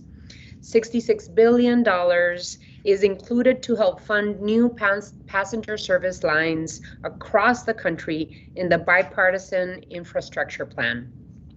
This service would yield important economic benefits throughout the region, improve mobility for many Arizonans, and help us reduce our carbon footprint. I am happy to announce that all of the mayors in Pima County signed on to that letter of support.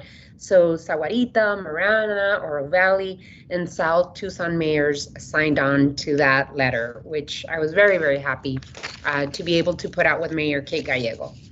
Also, I'd like to announce that this month we celebrate Plastic-Free July, a global movement that helps millions of people be part of the solution to plastic pollution.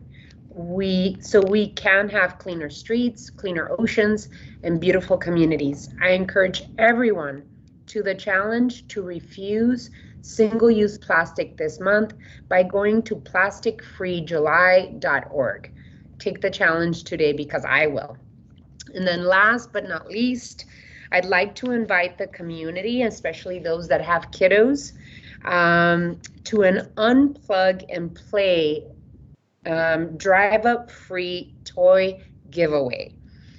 Kids have been inside all year, plugged into their computers, so now it's time to play. Marine Toys for Tots and Good 360, along with Gap Ministries and the Tucson Police Department, have partnered to provide free toys to kids of all ages. There's 2 events. One is Saturday, July 10th, starting at 10 a.m. until toys are gone at High Corbett Field parking lot, 700 South Randolph Way. And the next one is Saturday, July 17th, starting at 9 a.m. until toys are gone. And that's going to be over at the Geico parking lot, 3050 South MLK Drive at the Tucson Marketplace. So if you have any questions, please call 589-8888.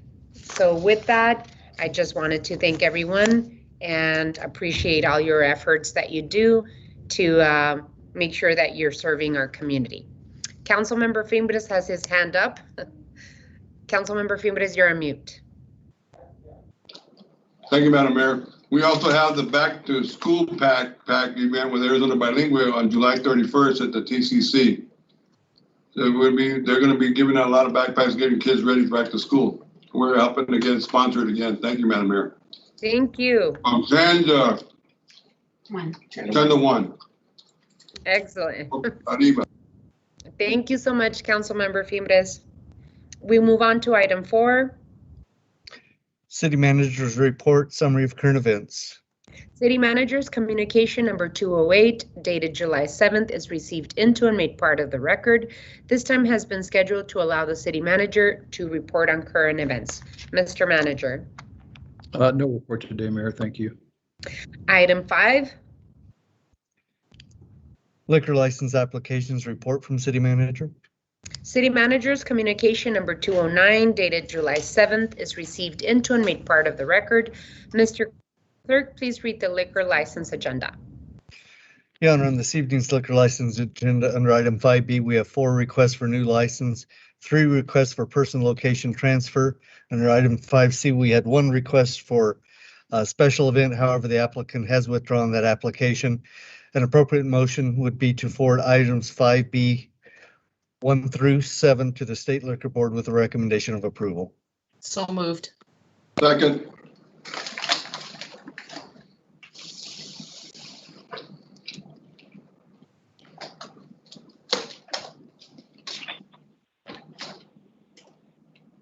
Mayor, you're mute.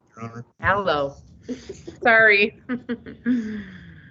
So there's a motion and a second. If there's no further discussion, all those in favor of the motion signify by saying aye. Aye. Aye. All those opposed? Hearing none, motion carries. Item 6. Call to the audience. At this time, the public is allowed to address the mayor and council on any issue except the items scheduled for a public hearing at this meeting. Speakers are limited to 3-minute presentations. Call to the audience is scheduled to last for no more than 30 minutes.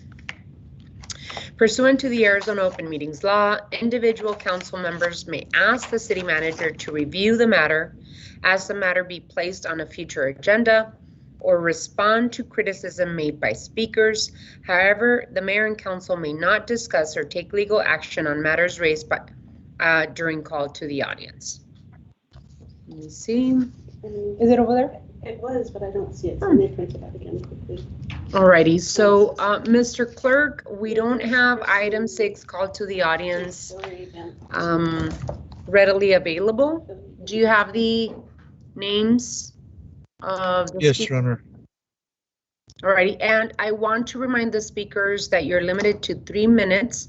You have to state your name and if you live in the city of Tucson or if you're a paid speaker. Mr. Clerk, do you have the first name? Yes, Your Honor, it's Hillary Van Allsburg. Ms. Hillary Van Allsburg, are you there?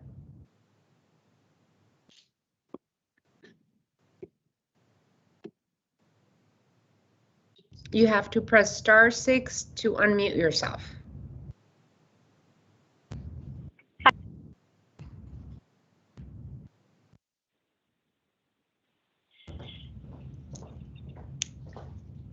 I'm trying to make sure I can only hear you on the phone and not also coming through the computer. Is that working? Yes, it is. Okay, great. I feel like we had intended to be heard in the public hearing call to audience section, not at the general call to audience section. Is it more appropriate for us to just call back then? Yes, actually, if you are intending to speak at the public hearing, which I believe is item 9, there's also an item 10. It just depends on which one you want to speak to, but we would prefer that you speak at the public hearing if that's the issue that you want to speak about. That's what we had intended to do. We wanted to make sure we And got I it believe right. she's item 10, the Children's Museum. Okay, alrighty. So we will announce item 10 and then announce the public hearing process at that time. Sounds good.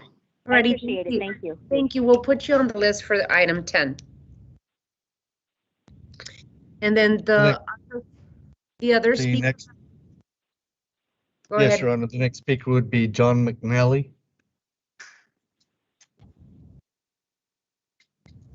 Mr. McNally?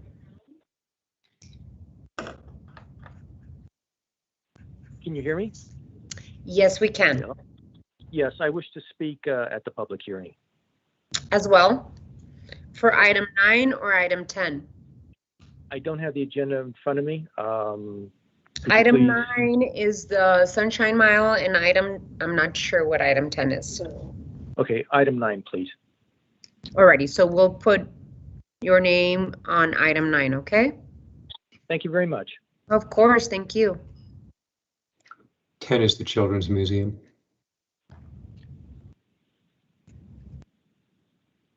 Mr. Clerk, anyone else?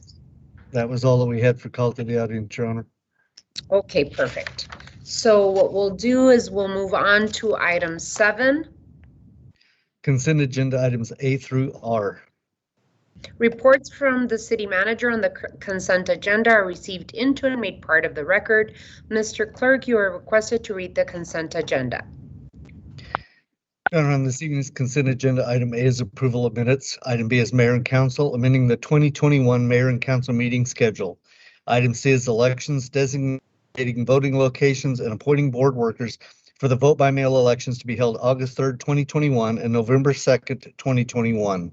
Item D is a mutual aid agreement with the Secretary of the Air Force and the 162nd Wing Arizona Air National Guard Fire Department for fire protection, mutual aid, and fire emergency services.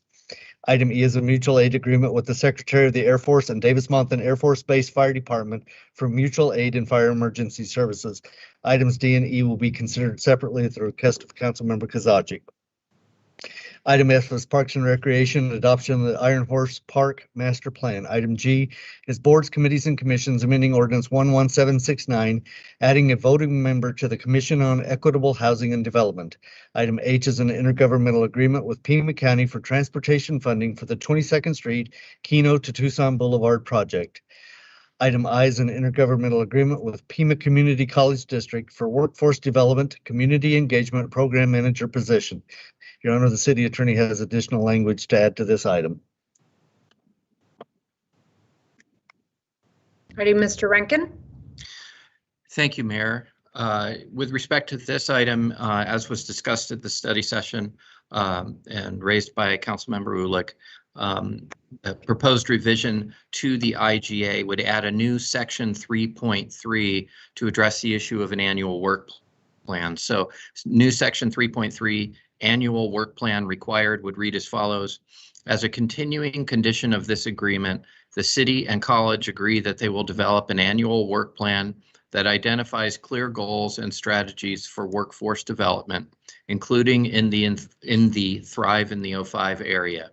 The initial annual work plan proposal shall be presented to the city's mayor and council within 45 days of the effective date, and each subsequent year's annual plan shall be presented to the mayor and council not later than August 1st of that year.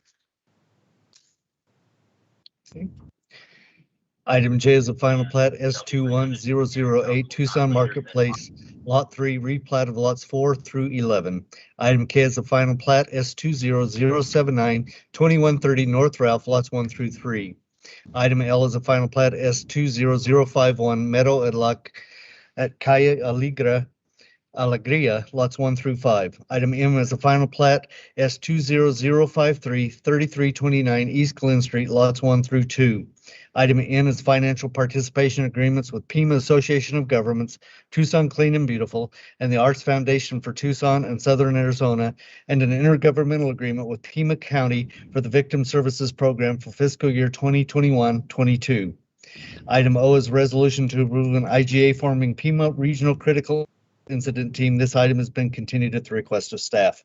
Item P is a resolution calling on U.S. Senators Kirsten Sinema and Mark Kelly to support the swift passage of the For the People Act and the Protecting the Right to Organize Act. This item will be considered separately at the request of Councilmember Santa Cruz. Item Q is a resolution initiation of amendments to Building Code and Unified Development Code to require EV outlets for multifamily, residential, and commercial development. Item R is an intergovernmental agreement with the Tucson Unified School District for construction of shade structures over middle school basketball courts. The city attorney has additional language for this item as well. Mr. Attorney, you also have additional language for item N, correct? Okay. Yes, Mayor, and I've got them both ready to go for you. So Okay. N first and then item R. I'll start with N as in Nikki. That's the agreement that we talked about during the study session with the FPAs.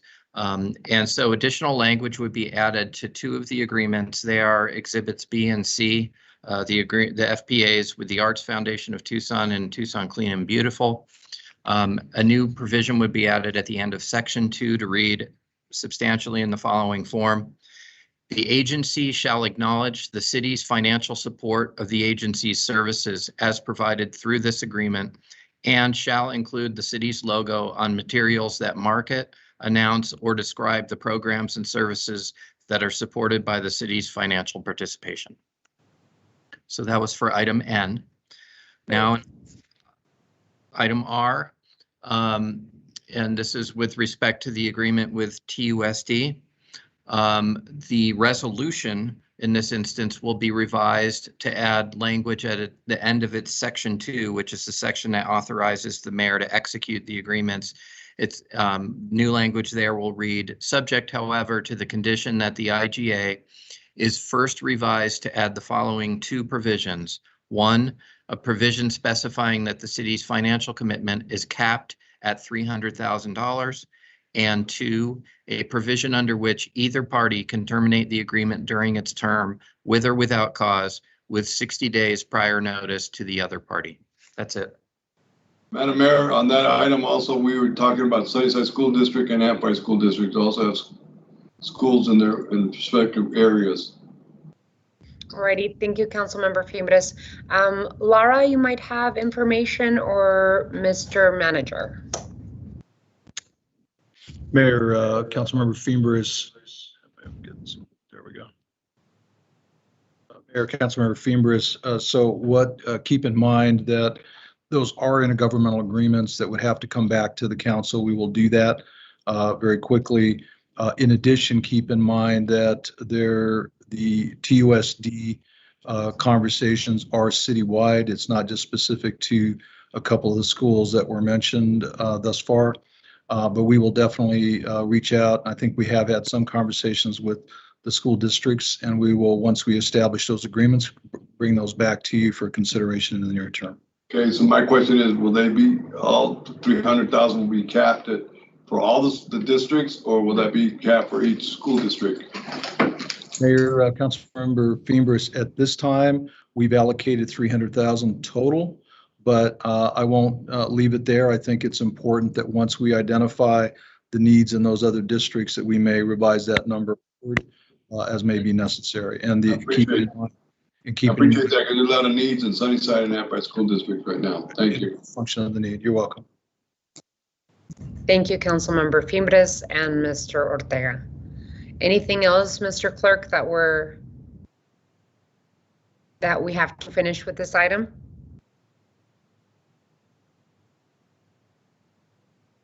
You're on mute. It's you this time, Mr. Clerk, that is on mute, so it happens to all of us, don't worry. I double clicked. So an appropriate motion, Your Honor, would be to approve items A through C, F through N, Q and R, including the added language to items I, N, and R. So moved. There's a motion. Is there a second? Second. Second.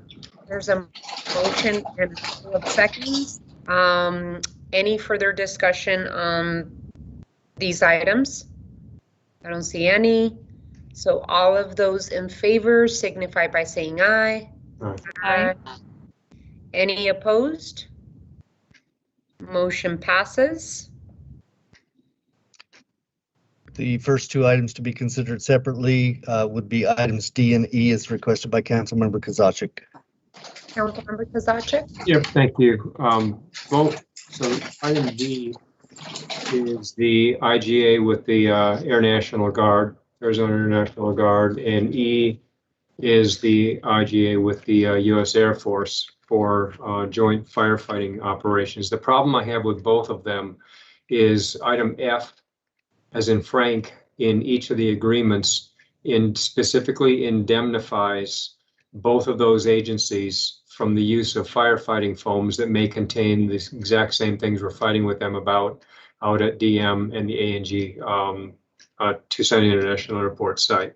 I understand that the Department of Defense continues to specify in their purchasing agreements the use of firefighting foam, AFFF, that is fluorinated, even though it's a less toxic potion than what was included in earlier iterations of it. But there are non-fluorinated foams that are used all over the world, and our DoD continues to spec into theirs the fluorinated element. And one of the reasons for that is simply that when they did testing on it, it took 6 seconds longer to put out a fire than the fluorinated foam. So I'm not going to support either of these unless we eliminate the indemnification clauses from both of those agencies. And I see Chuck is on the call, and probably a Mike Rankin thing too. Yeah, Chief Ryan, if you'd like to speak to it. Sure, I'll let Mr. Rankin speak to the legal aspects of that. Mayor, Councilman Kozaczek, what I will say from the firefighting perspective is that as I read those agreements, and I'm not an Arizona attorney, but that would only be in the event that we would call for the Air Force or the 162nd Air Wing for their assets to come into the city to help us fight a flammable liquids fire. What they do on base is what they do on base, and the fire chiefs there are both keenly aware of the sensitivities with that, and they don't use it for training, nor does Tucson Fire use fluorinated foams for training purposes. What I can tell you is that Councilman Fimbres asked some questions of us to go back and look at some data over 5 years to see how often our federal partners had been requested to come into the city. And in the past 5 years, there haven't been any instances. There was one shortly outside of 5 years ago, and the Air Force responded with one of their water tenders, which carries far more water than any of our apparatus does, to a green waste recycling facility. And that was strictly for water, not for foam application. So nobody has any recent memory of use of fluorinated foams within the city of Tucson from the federal partners. I'll let Mr. Rankin speak to the indemnification piece, though. And I appreciate that, Chuck. And while Mike's getting on, our message to the DoD should be: don't use any of this stuff in our aquifer or anywhere. And the fact that they haven't doesn't mean that they won't. And the whole indemnification issue gives me a problem, because we have not initiated litigation against either of those agencies yet, but we reserve the right to. down the road when we have to get them to write a check. And we just talked about 20 minutes ago, half hour ago, about the fact that we got north of $50 million committed to contamination remediation for PFAS, exactly the chemical that's in their AFFF foam. So I've got a problem with the city of Tucson signing an indemnification agreement for the use of the same foam that we're spending over $50 million to try and remediate. Madam Mayor? Yes, Councilmember Ulick. I had a question for our city attorney in terms of this indemnification clause. As I would read it, it would relate very specifically to this agreement and the IGA related to fire suppression services. I mean, I definitely understand the council member's concern, and we clearly would not want them to use that product. It sounds like it would be probably very unlikely. But does the indemnification clause prevent us from pursuing litigation related to the broader contamination issues that we're dealing with? So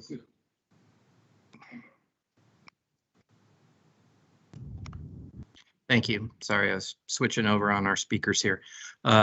Councilmember Ulick, you have anticipated exactly what the answer to Councilmember Kozachik's question is. The indemnification provisions in these agreements pertain to actions that are undertaken under the scope of these agreements. So it's specifically for the services that might occur under this agreement. It would not preclude any action that is separate from that. It also would not cause the city to have exposure to indemnify these other parties for any of their responsibilities or any of their actions or omissions, for that matter, that occurred outside the scope of this agreement. So it is specific to the relationship that would be established and under these mutual aid agreements.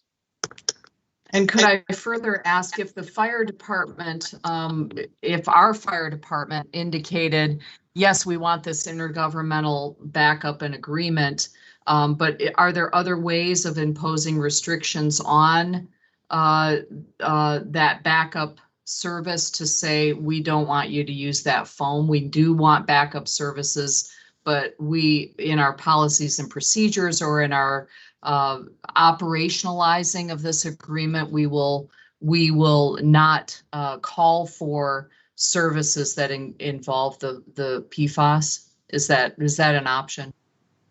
So, Honorable Mayor, Councilmember Ulick, that would pose some serious challenges, and here's why, without trying to strike fear in anybody's heart.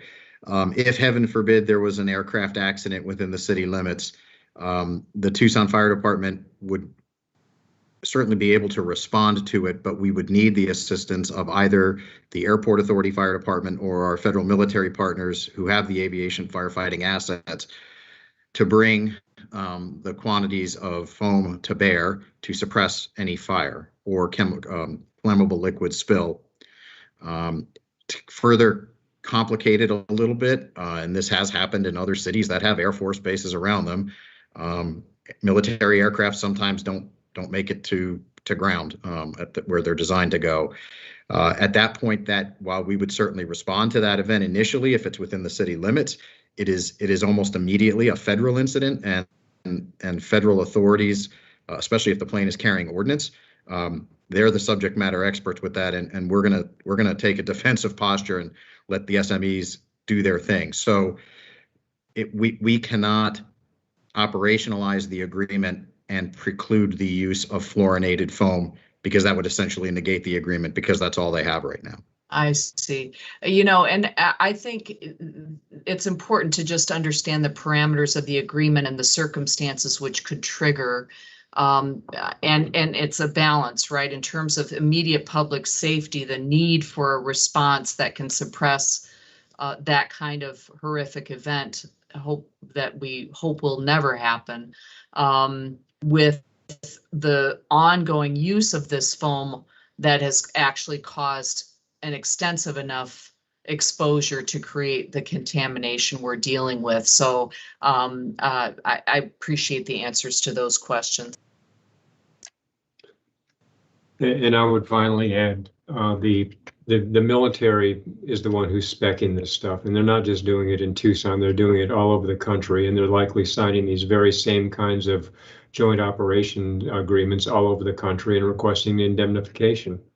And I don't believe we should be participating in that. I understand how remote it is, and we have had military aircraft crash right by the U of A campus. So it's not unprecedented, but someone's got to be first and tell the military, look, we're not going to continue to endorse your use of these foams, and go find a substitute. And they exist internationally. I don't disagree with you on the intent. I think the methodology for advocating is what I would disagree with, but I hear you loud and clear. Mm-hmm. Well, and I think that it's, you know, it's something that our fire department has to be prepared. I absolutely agree as well, Councilmember Kozachik, but this is a important partnership that we have to make sure that we're covered under. And so, Mr. Rankin, is there any possibility of changing the language to reflect some of the sentiment expressed by Councilmember Kozachik? Honorable Mayor, members of council, the only thing I can think of is that in subparagraph 5F on page 3, which it incorporates the indemnification language that's been cited, we could add some language to that.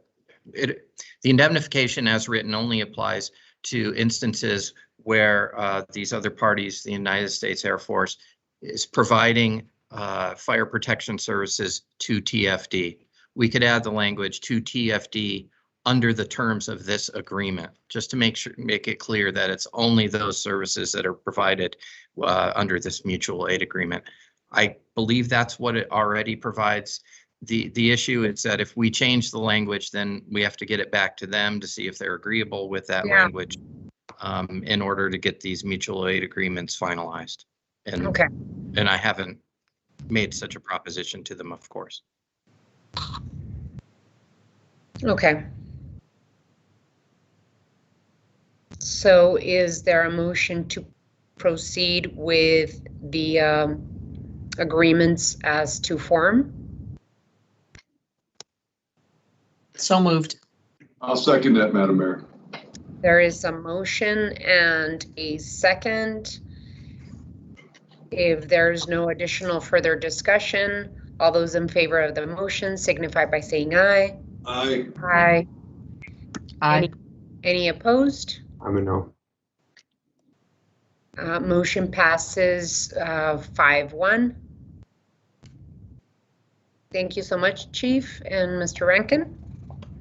Already, which is the following item for discussion, Mr. Clerk? The final item, Your Honor, is item P, pulled by Councilmember Santa Cruz. Councilmember Santa Cruz? Thank you, Mayor. I just wanted to make a brief statement because I think it's of importance, and then for us to vote on it. So as we know, the history of the United States and the state of Arizona to restrict the right to vote women and communities of color is continues to this day.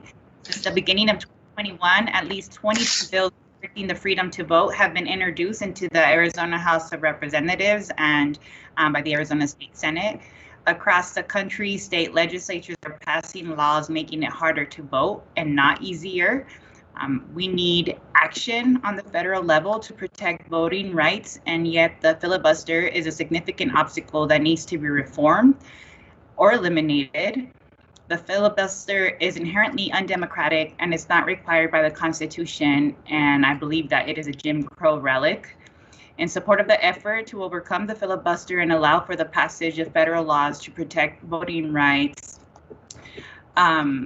promote the right to organize and act on climate change and more, I move that, Mayor and Council approve Resolution 23371 to call on our representatives, U.S. Senators Kyrsten Sinema and Mark Kelly, to support the swift passage of the For the People's Act and Protecting the Right to Organize Act by eliminating or reforming the filibuster. Second. And There's a motion and a second, and I want to attach myself to the commentary made by Councilmember Santa Cruz this moment, as well as expand on Protecting the Right to Organize Act, which is best known for PRO Act. For decades now, the American economy is not working for most Americans. From 1980 to 2017, average incomes for the bottom 90% of household increased just 1.1%, while average income for the wealthiest 1% of Americans increased more than 184%. This inequity is not a natural product of a functioning economy. It is the result of policy choices that have stripped workers of the power to join together and negotiate for decent wages, benefits, and working conditions. The Protecting the Right to Organize Act restores fairness to the economy by strengthening the federal laws that protect workers' right to join a union. And so in terms of the rights for all Americans to be able to vote, and the rights to be able to advocate for their working conditions and the benefit of decent work with a livable wage is right in front of our esteemed representatives, Senator Kelly and Senator Sinema. And as a mayor and council of the city of Tucson, representing all Tucsonans, we are asking our congressional delegation, Senator Sinema and Kelly, to support the PRO Act and bring this to a vote. Support workers' rights and support the right to be able to practice our right to vote. So with that, open it up for any of my colleagues on the council, and if I do not hear any further discussion, we can go to roll call. Alrighty, hearing none. Mr. Clerk, do we have to go to roll call, or it could be a voice vote? You can do a voice vote if you'd like, Your Honor. Alrighty, all those in favor of the motion signify by saying aye. Aye.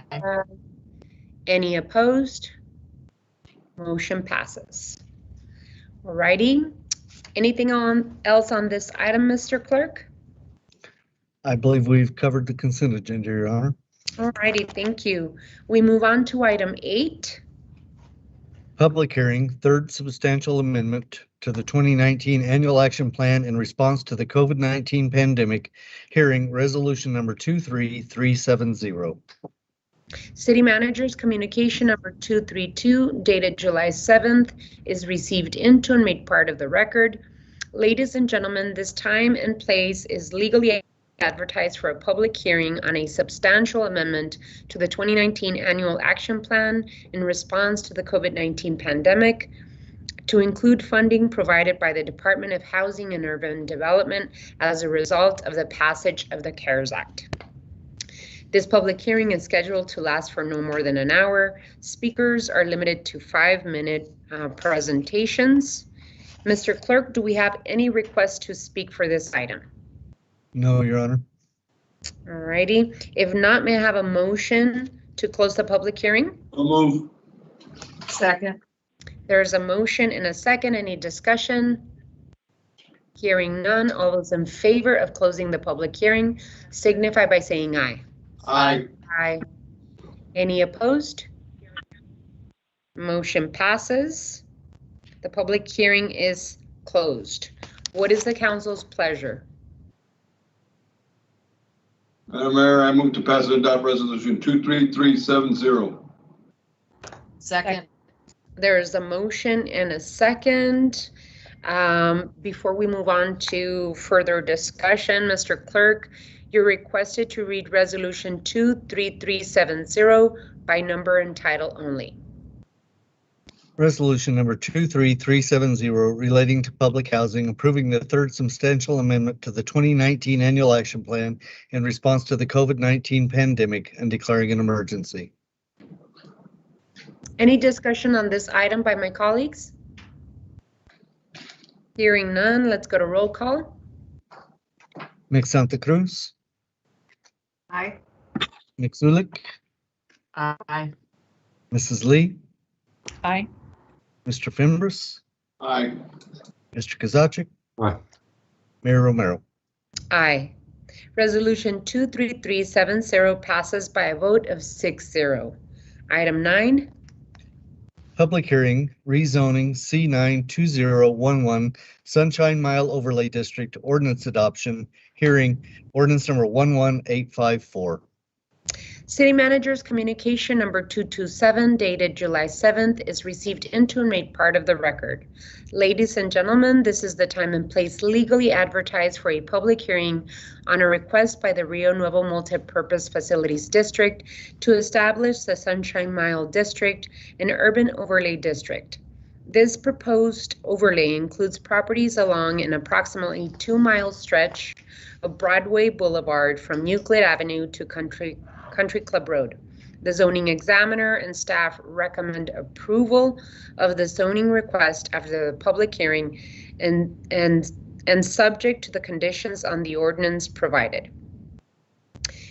Is the applicant or representative present? We're here along with staff, and Carrie Sylvan and Michael Becker are here as well. Thank you, Fletcher. Are you agreeable to the proposed requirements so far? I'm not sure. The ones that are presented as of the last 24 hours. Yes. Okay. Okay. Alrighty. Thank you so much. We will have an opportunity for staff presentation before we start the public hearing, and then we will move into the public hearing portion of it. Mr. Manager. Thank you, Mayor Romero and members of the City Council. What I'd like to do, just set the stage for the conversation. I think it's important we go back in time a little bit, keeping in mind that this was really an offshoot of the Broadway widening project. So if you recall, one of the concerns that many of you had expressed during that discussion was what's going to happen when we need property that's currently used for parking along the corridor, and does that mean that the property would then have to be demolished? The buildings would have to be demolished in a way to make room for parking, et cetera. And so the idea and the thought was, how do we combine parcels? How do we do something a little different than the standard roadway project where we go through and then there's a tremendous amount of demolition that occurs based on those criteria. And so the whole idea was to look at it holistically. How do we look at the entirety of the corridor? We actually had thought about the overlay early on, hadn't really worked through the detail of it at that point, but as we, and quite frankly, the council gave us authorization to transfer title to Rio Nuevo, we realized that we were going to need to do that in order to move the conversation forward for future uses, future development of some of those parcels, particularly those where parking and other constraints made it difficult to develop. So over the course of several years, at least 2, and many outreach meetings, over 50 meetings with neighbors and stakeholders, et cetera, we're here. But I also wanted to just mention to you, because I think there's been a lot of conversation around, why is this important? And I wanted to give you 6 reasons, at least 6 items that I think bring some value. And these aren't intended to be all inclusive. They're just ones that we thought about. So first and foremost, The overlay gives opportunity for public engagement going forward. So we've had a lot of public engagement. As I mentioned, we've had over 50 meetings and conversations with neighbors, formal meetings and formal conversations. But that public engagement is intended to be robust going forward as well in terms of design standards and a variety of opportunities for folks to engage. The second, and I know this is a hot discussion, is affordable housing. Gives the mayor and council an opportunity we'll call it infuse affordable housing into the conversation and really do it in a robust manner, but a holistic manner, comprehensive manner. Also, there's been a lot of conversation around transit-oriented development. The transit-oriented development is something that's been a goal of the council for a long time, and this gives us an opportunity to incorporate that. Climate resilient infill development. Infill development's been a hot topic for the city council and the mayor for many years. We've had many conversations about what that can look like and why that's important, and all the efficiency and all of the right reasons that we've discussed over many years. But also encouraging historic preservation and adaptive reuse. How do we keep from tearing down some of the buildings because they don't have parking and can't be used in the functions or for the functions that they were originally developed for or used for? But then ultimately we have our complete streets conversation. How does the corridor really improve the walkability and the mobility options for not only the corridor, but for the region?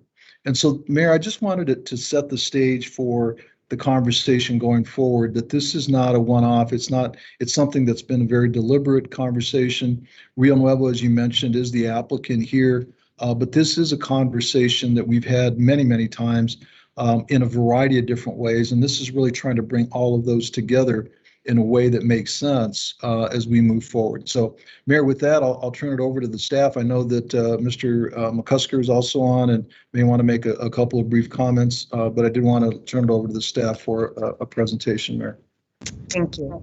Mr. Ortega, thank you very much, Madam Mayor, members of the council. It's been our honor. Since Mike mentioned, this is going on 4 years. Are we muted? No. Fletcher. Everybody hear me okay? I was going to have Scott do a presentation of what the Sunshine Mile is, and then have you close with your comments. Yeah, I'm about to hand it over to him, Madam Mayor, so that's exactly the plan. So without further ado, here's Scott. Thank you, Madam Mayor, Honorable Mayor and Council. I love it when a plan comes together. We have a very brief presentation. I'm not going to focus on what happened prior to May 18th. You had a study session on that, so I want to get right to the guidance you provided us to go out and conduct additional public engagement and try and resolve some of the issues we're hearing. After that, either prior to or after, we're available for questions. I've got the subject matter expert team here, Warren Manning, Michael Becker, Carrie Sylvan, and of course Fletcher. So thanks for having us. What I'd like to remind you very briefly is the boundaries of Sunshine Mile. So as you mentioned, it runs from Euclid in the west over to Country Club in the east. It encompasses the Broadway, Broadmoor Valley neighborhood, Village neighborhood, Sam Hughes, Rincon Heights, and it's adjacent to the Miles and Barrio San Antonio neighborhoods, which has also chimed in on the public discourse. As the manager mentioned, this is our attempt at getting transit-oriented, environmentally conscious development with affordable housing to create a live, work, play atmosphere and address climate change. There's also a national historic district in here. So the properties you see outlined in orange, those are historic structures. So as we've moved forward, after May 18th, council said, please go out and conduct additional engagement. And we would like you to use the process that was similar to the zoo. So we contracted with the Community for Training and Dialogue, and we met with Ward 5 and also with the Broadway, Broadmoor Village neighborhood in Sam Hughes, and that was facilitated by Steve Kazacek. So in that meeting, we agreed to modifications and setbacks to protect residential neighborhood from massing of the buildings and provide some setbacks to get the human scale. The parking had already been reduced to within 300 feet.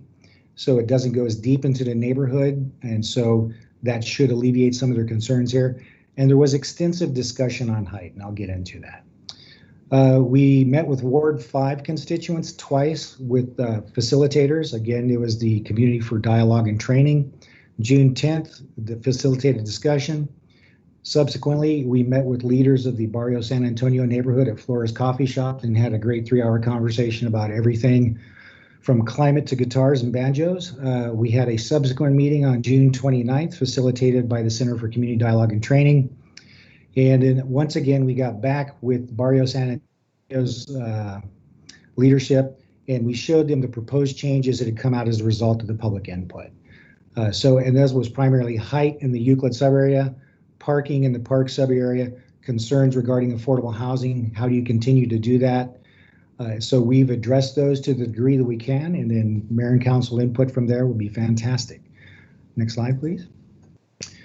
Modifications that you received in the June 2021 draft subsequent to the zoning examiner. So no group dwellings are permitted within the overlay. So that should alleviate some of the concerns regarding the kind of student housing we've seen, which generates some of the behavioral issues we've been dealing with. So that's gone. We did modify the setbacks and step backs in the mid-century subdistrict.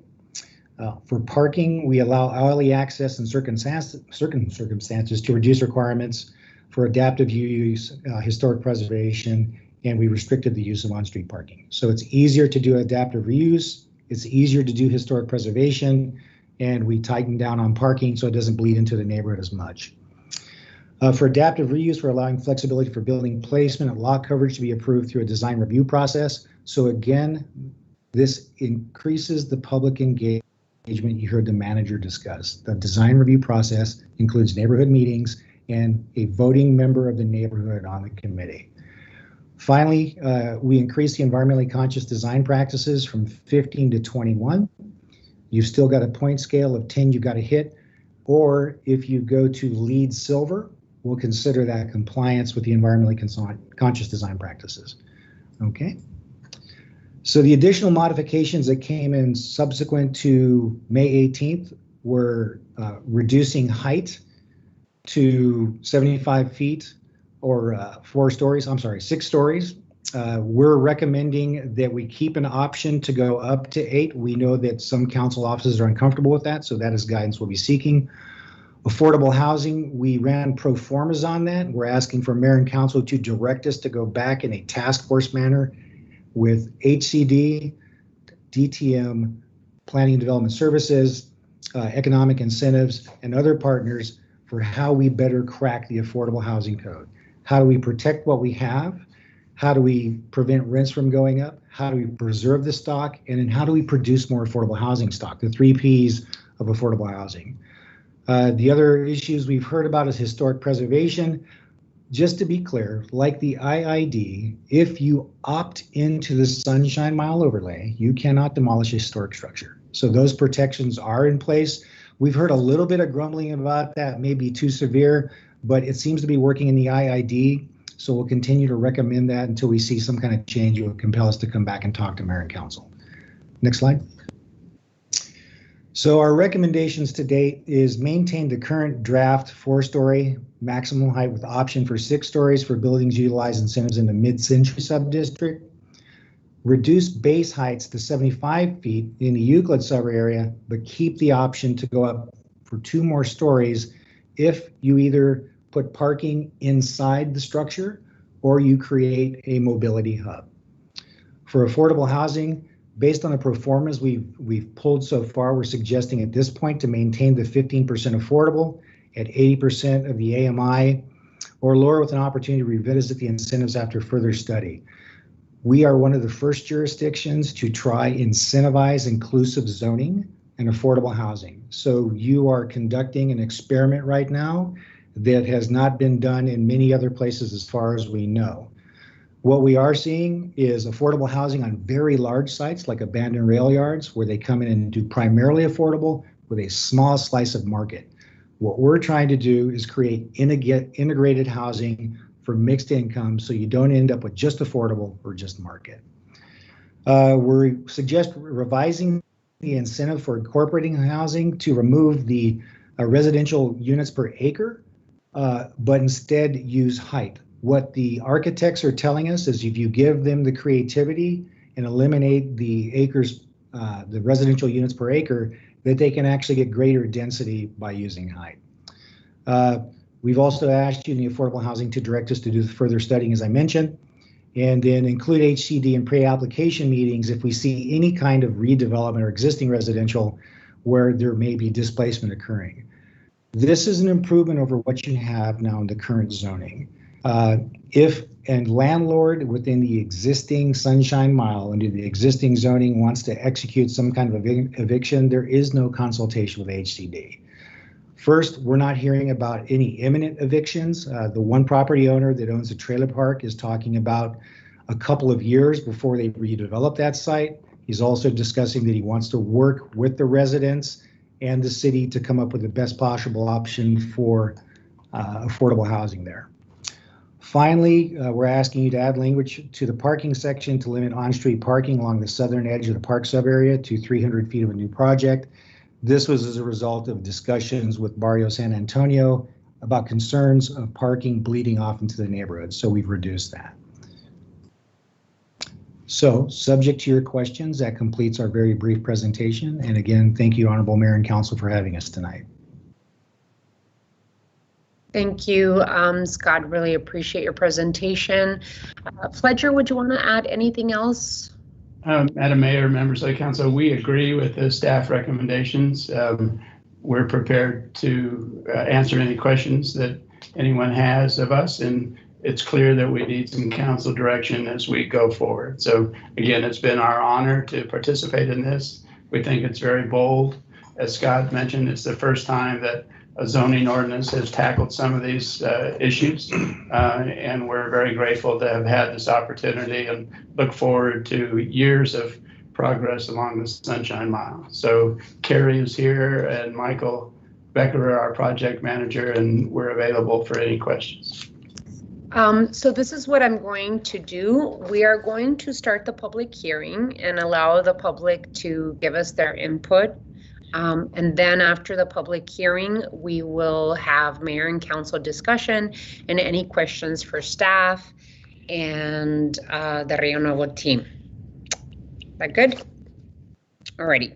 So we will commence the public hearing. The public hearing is scheduled to last for no more than 1 hour. Speakers are limited to 5-minute presentations. We need to hear your name and if you live in the city of Tucson or not, and if you're a paid speaker. So when I call your name, make sure that you state your name, whether you live in the city of Tucson or not, and if you're representing someone else or if you're a paid speaker. With that, I'm going to start with Ed Lambert. And please remember you have to press *6 to be able to be heard. Ed Lambert. Mr. I don't see him, Your Honor. You don't see him? No, Your Honor. Okay. Mark Fink. Yes, Your Honor. Mr. Fink, you have to press *6 to be able to be heard. Okay, can you hear me? Yes, we can. Can you hear me? Yes, we can. Mr. Fink, you have 5 minutes. Thank you. My name is Mark Fink. I live at 2748 East 9th Street. That's the corner of 9th and Creek, so I'm within 3 blocks of Broadway and within 2 blocks of the proposed district, both to the east and the west. For those of you who don't know me, I know some of you, I met with you when I was dealing with the Broadway Coalition. I'm a professional planner, have been for almost 40 years. I'm now retired. I'm also a member of the City of Tucson Planning Commission at present. With that, let me say that all along we've been supportive of an overlay district for the Broadway corridor. But given that, I believe that, and I want to commend the Carrie and Michael and those people for putting in a lot of effort and meeting with us frequently. However, with that, I think there are certain things that need to be changed from the proposal to make this a better ordinance. And so I'll do this, try to be as brief as I can. I know there'll be other people talking about similar issues. The first issue is density. all along we're hearing we need density, and I agree, but there's never been a discussion of what is the appropriate density. It just seems to be using a buzzword of density. Do we do, as my wife said, are we going to build 12-story buildings everywhere? If you look at some of the great cities of the world, you look at DC, you look at Paris, they are very dense cities. And for instance, in Paris, much of it is only 4 stories high. So you don't really need to go really high to create the densities that you need. That's why I would suggest that building heights, even with parking, be no higher, at least in the mid-century area, be no higher than 4 stories. There's another issue with the heights in that even at 4 stories, they can have quite the impact on properties behind them. And all you have to do is walk on Anderson behind the monastery development, which is 4 stories there, or walk behind the Mark on 10th Street, which is also 4 stories, and see how overwhelming even a 4-story building could be to the residents who live behind it. Related this as well, unless it's been changed just recently, proposed plan would allow 4-story buildings on 10th Street behind the DeConcini building. This is an unwanted and unneeded intrusion within the interior of the Sam Hughes neighborhood and would put pressures on both the properties to the east of them to also come in and in the future apply for rezonings, and would also put pressures on what used to be the Thomas Davis Clinic for them to also tear down the existing building and come in for either build under the existing zoning or come in for a rezoning. This issue is also related to affordable housing. We think it's great that they want to protect historic resources, but I think ironically what's being proposed could have an adverse impact on historic structures.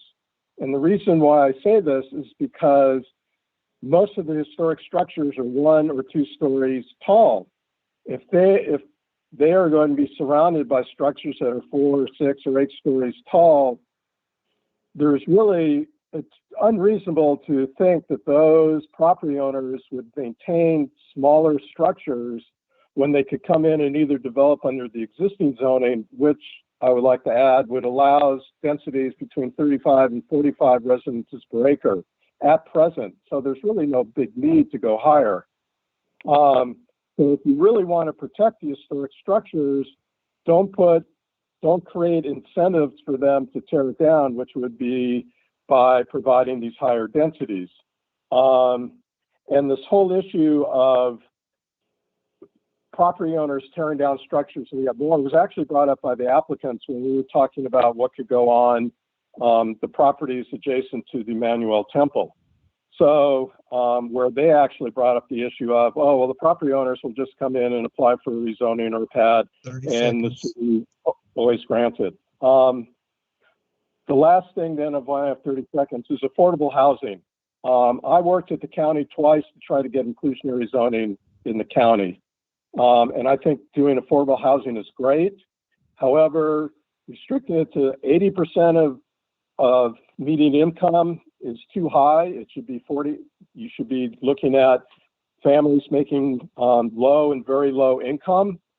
I also think that providing a density incentive for providing structures within 650 feet of a bus stop, this is virtually every property along Broadway, is absurd.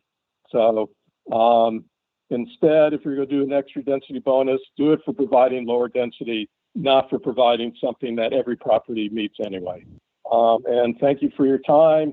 I did provide something in writing. I hope you read it. Thank you very much. Thank you, Mr. Fink. Ms. Gail Hartman. Yes, Your Honor. Ms. Gail Hartman, you have to press *6 to unmute yourself. Madam Mayor.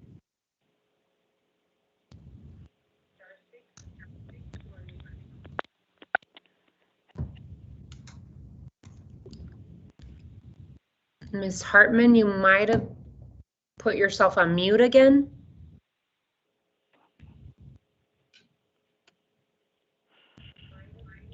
I keep pressing *6 and nothing happens.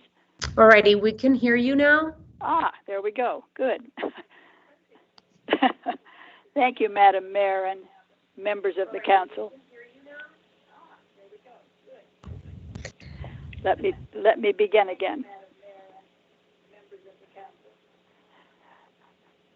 My name is Gail Hartman. I am speaking on behalf of the Sam Hughes Neighborhood Association. I live at 2224 East 4th Street, and I am not paid. I'd like to thank the Rio Nuevo director, Fletcher McCusker, and Michael Becker and Carrie Sylvan for their work on the Sunshine Mile project. In my opinion, and I think that of many others, the whole Broadway widening was ill-advised and probably unnecessary, but the attempt by Rio Nuevo to minimize the impact has been useful. Especially good has been the purchase and preservation of historic buildings. However, some aspects of the Sunshine Mile proposal need to be improved. To list just two issues, starting with those that impact the Sam Hughes neighborhood between Campbell and Country Club. The first is building height. We are of the opinion, after considerable discussion with our neighbors and with the Rio Nuevo staff, that the height should be limited to 4 stories, not 6, as is proposed. Part of the purpose statement of the Sunshine Mile proposal is to encourage development compatible with existing historic resources and neighborhoods, and I'm quoting there.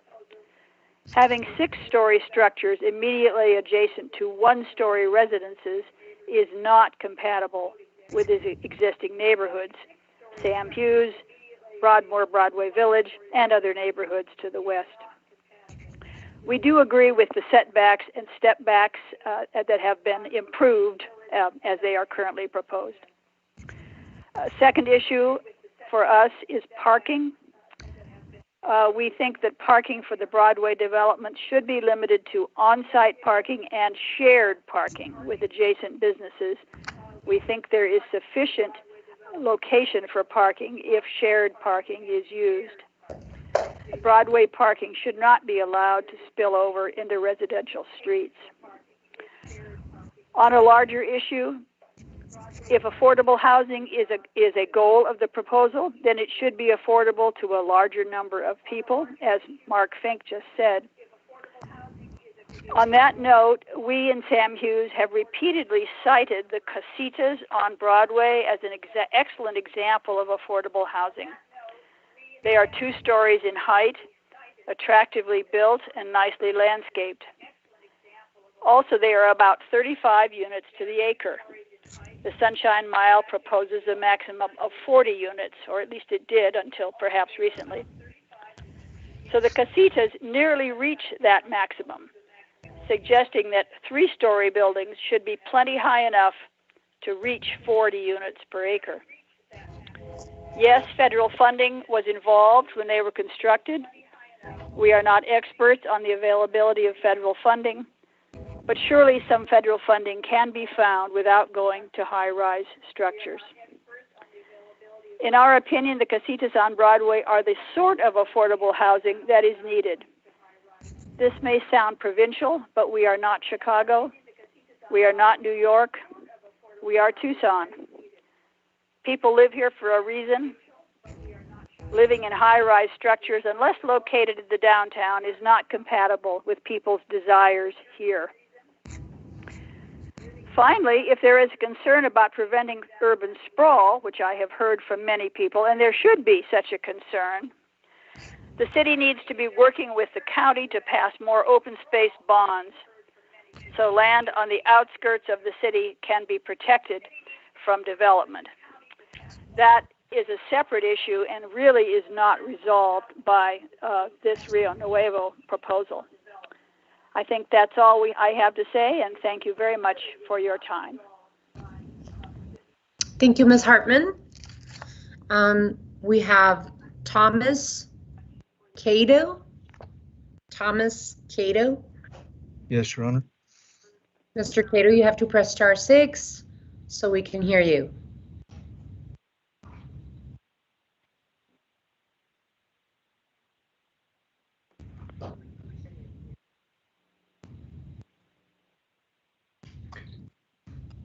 He is unmuted, Your Honor. He may need to unmute his phone directly.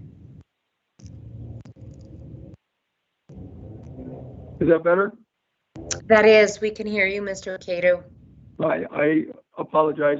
This is all new to me, so thank you for bearing with me.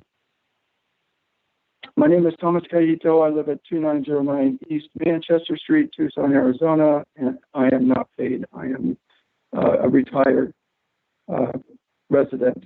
Good evening, and thank you, Madam Mayor and council members, for the opportunity to speak at this public meeting.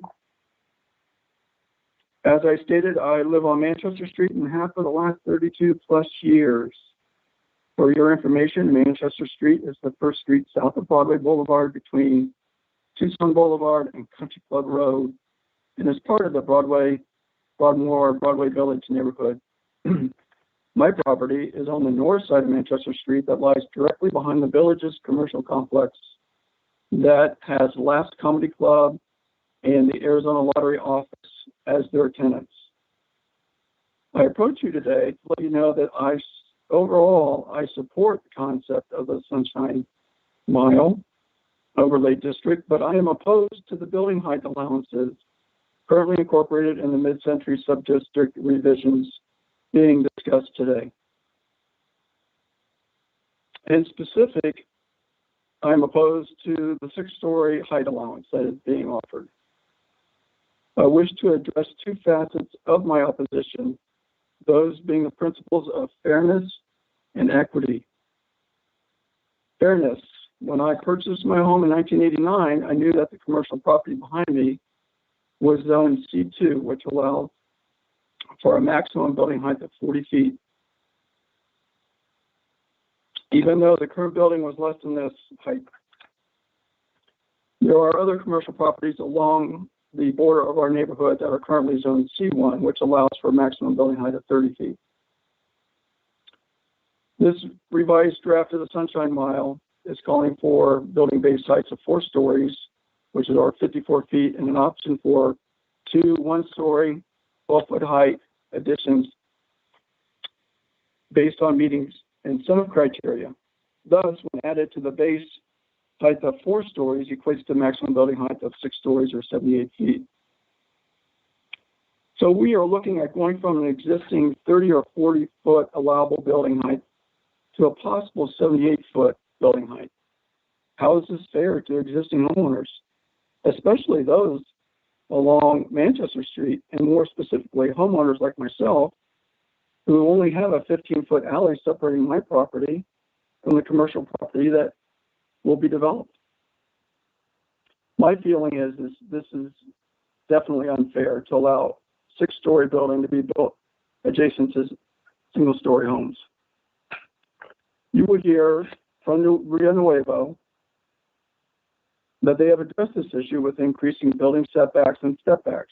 This is true, they have addressed it, but I still believe that the stepbacks are still inadequate for a 6-story or 78-foot high building. I ask you again, how is this fair to increase building heights by at least double and feel that is fair to adjacent homeowners? Put yourself in my position, in my neighbor's position. How would you like this to happen to you? Now let's talk about equity. So there are many entities that will benefit from this overlay district. The major ones are State of Arizona via Rio Nuevo, City of Tucson, developers, existing commercial and residential property owners. This overlay district will benefit the state and the city with increased tax revenue. Existing commercial property owners will benefit with increased property values. Developers will benefit with profits attained from their developments. But what about existing residential property owners? Rio Nuevo has stated that existing property owners in adjacent neighborhoods will have more restaurants and shops available to them. Is that why I live in my neighborhood and have for 32 plus years? Absolutely not. I understand the need for shops and restaurants with new development. I see these stated benefits being overshadowed by the increased noise and light pollution increased traffic and parking in my neighborhood, and a diminished horizon view, what little I have right now. Essentially, a diminished quality of life. How is this equitable to all these entities? It's not. And I am not looking for equality. I am talking about rebalancing the equity scale so that adjacent neighborhoods that have been heard and feel like they have more equity in this overlay district than what is being presented today. All of a dozen or so Manchester Street residents that I have spoken to over the last few months have indicated to me that they are not opposed to the overall Sunshine Mile overlay district, but they are opposed to the 6-story, 78-foot building height allowed. Mr. Cato, come to a conclusion, please. Mr. Cato, come to a conclusion because we have a whole list of people that want to speak. I'm absolutely sorry. In conclusion, I ask that the current draft of the Sunshine Mile Overlay District Ordinance be revised to permit a maximum total building height of 4 stories or 54 feet by reducing the maximum building base height to 3 stories, 42 feet, and reducing the maximum building height incentive to 1 story or 12 feet. Thank you very much for your time and consideration. I appreciate you coming to speak to us. Mr. Zach Yenser? He's on, Your Honor. Mr. Zach Yenser? Good evening, Madam Mayor and Council. Thank you for this opportunity to speak in support of the Sunshine Mile Overlay District. My name is Zach Yenser, and I do live in Tucson. And while I'm the president of a neighborhood association on the west side and help lead one of the largest organizations in Arizona connecting young professionals in Tucson, I wanted to, at the outset, say I'm speaking tonight as an individual and a community member and not as a representative of those organizations, and I'm not paid. But I do bring up those affiliations because as a neighborhood association president, I get to work together with neighbors who have lived for a long time in their communities and care deeply about the heritage and history of our place. And in the case of TYP, now over 725 members, I also get to hear from people in their 20s and 30s who are asking the questions and talking about the issues that will impact whether or not they can call Tucson home for the next 50 years. Bridging that gap is usually not easy, but it has to be done. And I'm in support of the Sunshine Mile Overlay District because I think it goes far in doing that in this case. The state of Arizona estimates on the high side that our population in this county will increase by as much as 50+% by 2050. In Arizona's history, we usually underestimated population growth despite our best attempts. I think the high side is important. But for me, that defines a lot of the issues I care about and what we do about them today, particularly the issues around housing affordability, multimodal transportation, and economic opportunity. The overlay supports an inclusionary zoning option for implementing affordable housing in a private property space that makes it hard for local jurisdictions to innovatively solve the housing crisis. Some estimates show that we are 150,000 workforce housing units short in the state, and I've heard tens of thousands of affordable units short here in Tucson. So creating more housing across the affordability spectrum is critical, and I think that the data shows that the proposed height and density and the stated AMI is the foundation to make that happen to begin. So I think that's important to note. The overlay also incentivizes and supports more multimodal transportation opportunities. I've often thought that our higher rates of pedestrian deaths here and the fact that 70% of our roads are in failing condition is in some part because so much of our transit happens on surface streets rather than highway or multimodal transit, like a lot of other cities of comparable size in our region. So I fully support multimodal, and I think it solves these and some other challenges long term. And then last but not least, I'm excited about the economic opportunity available as we provide options for development on this critical node out of downtown.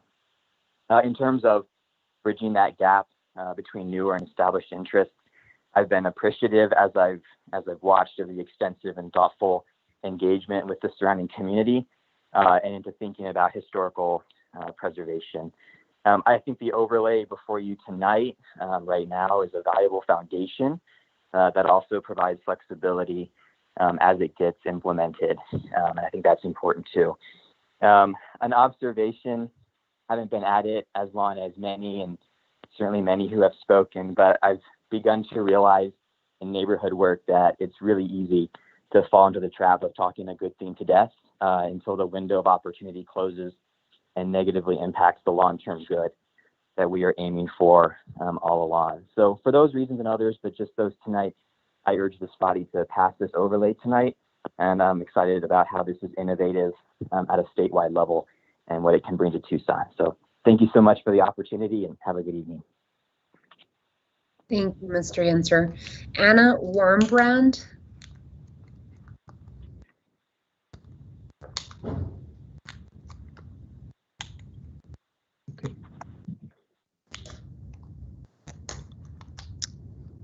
Anna, we can see you, but you're on mute. Hi, good Hi. evening. My name is Anna Warmbrand, and I currently reside at 530 South Star Avenue in Barrio San Antonio. I am not a paid speaker. First of all, I'd just like to say thank you to our city representatives and representatives from Rio Nuevo for taking time over the past couple of months to meet with residents of Barrio San Antonio. I'm a lifelong resident born and raised here.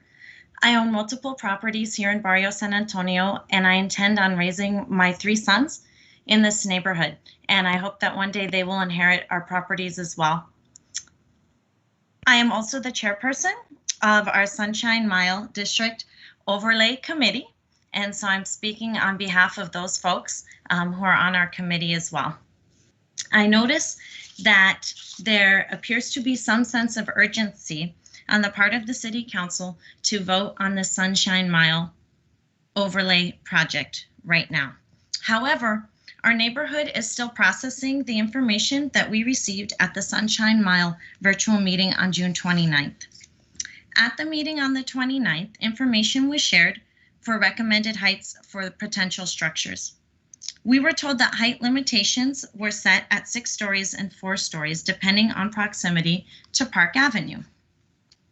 Upon further questioning, it was determined that this would not include parking structures for the buildings. We do support parking structures and ways to park so that our neighborhood is not impacted by numerous cars. However, the addition of the parking structures would increase the height to 6 stories or 8 stories, depending. These are not heights that we support at this time for Barrio San Antonio.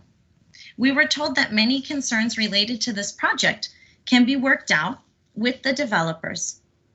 We are asking that the city and the City Council and the mayor help to support and protect our neighborhoods before developers are involved. As others have spoken, and I'm sure you will hear more of, other concerns are related to our affordable housing incentive percentages and specific guidelines to address the climate emergency that currently exists. And so please, we are asking that you delay the vote, if at all possible, as the plan currently sits, due to one of our major concerns, which is the increase in height that we did not anticipate. We understood with the setbacks that we may have 4 stories, close proximity to park, and those may increase as we get closer to Euclid. However, upon further discussion, it was determined that actually with additional parking structures, that's actually 6 stories right by park in what people may know as the Los Barrio, and then 8 as the setbacks increase further from the neighborhood, and that is not something that we can support at this time. Even 6 stories seems high for where we are in our small neighborhood, small but mighty neighborhood. And so we are asking, unless there is further consideration on the height limitations, that the City Council and Mayor delay the vote for this overlay project. And just thank you so much for your time this evening. Thank you, Ms. Warmbrand. Absolutely. Wayne Anderson. Yes, Your Honor. Mr. Wayne Anderson. Here I am. Oh, excellent. We can hear you. Do you hear me? Yes, we can. We can hear you. Thank you, Madam Mayor. I do appreciate the opportunity. Appreciate having a chance to make my opinions heard in front of such an honorable group. On February 19th, 2021, the zoning examiner made an untrue statement where he stated that, as proposed, the SMD is in compliance with and supported by Plan Tucson, the Arroyo Chico Area Plan, the University Area Plan, Broadmoor Broadway Village Neighborhood Plan, Miles Neighborhood Plan, and the Sam Hughes Neighborhood Plan. That statement was, and it still is, untrue. Stephen M. R. Covey wrote a book called The Speed of Trust, and he said trust is the new currency of our interdependent, collaborative world. And things move faster when you trust the other parties. I don't think that there's been a lot of trust thrust at us in this issue. I think the last speaker also showed that there's a lack of trust and maybe transparency, because a plan was presented in front of them just a few days ago, and now we're going to have a vote without that neighborhood digesting this plan. This statement was untrue, for example, in the neighborhood I live in, Broadmoor Broadway Village neighborhood, and it has a plan that was approved by the mayor and council back in 1988. The zoning examiner, for some reason, did not recognize that plan that the Broadway Village neighborhood had come together with had specific building height restrictions, 30 feet along Broadway commercial frontage north of our neighborhood. And it's a sharp conflict contrary to the overlay district, which allows heights in the excess of 70 feet. The BBVA plan states, quote, all new structures on Broadway shall be limited in height to a maximum of 30 feet above the design grade, including parapets. Goes on to say, if new construction provides gable or hip style roof design utilizing Mission or Spanish tile, this 30 feet shall be measured from the existing grade to the average roof height from edge to edge. This height restriction and specific design criteria is part of the 1988 Broadmoor Broadway Village Neighborhood Plan, and that was approved by the City Planning Department and the Mayor and Council. And it even has a resolution number, which is 14378. And that plan is in direct conflict with the proposed overlay. So now we get into the issue of trust. Why did the zoning examiner and his staff ignore this big conflict, and why are they not even engaging in a conversation regarding this? The zoning examiner and his staff has chose to ignore this conflict and continue to. Any argument to get around this conflict would be breaking the promise that was made by the city of Tucson to the people living in and around the proposed overlay zone. It would also send a signal to all over Tucson that our city leaders cannot be trusted with the promises that they make. And that's a terrible thing, especially in an election year. I urge the mayor and council and the city manager to oppose the multi-story and high-rise portion of the Sunshine Mile and delay any decisions until an honest, full examination of the facts is completed, including the actual demand for more commercial space, the impact of high-rises adjacent to our neighborhoods, comparison of the proposed setbacks with others now in place, the effect of large structures absorbing heat in our community, and a look at alternatives to high-rises, which, by the way, is a failed idea from the 1960s for affordable housing. We only need to look at Tucson House to see what can happen with great plans for high-rise living. The proponents of the overlay give lip service to affordable housing and only offer options to builders by awarding additional stories to the builders that offer only 15% of units to affordable housing in ugly high-rises. Where there are tiny houses, where are the tiny houses in manufactured home parks or small affordable townhome projects where low-income people can have a chance to own a place that is truly in the sunshine with a place with a garden, a spot for their dog, and a lifestyle more fitting for Tucsonans than being warehoused in a high-rise. Please vote no on the overlay district. Thank you so much for listening. Ms. Laura Tabili.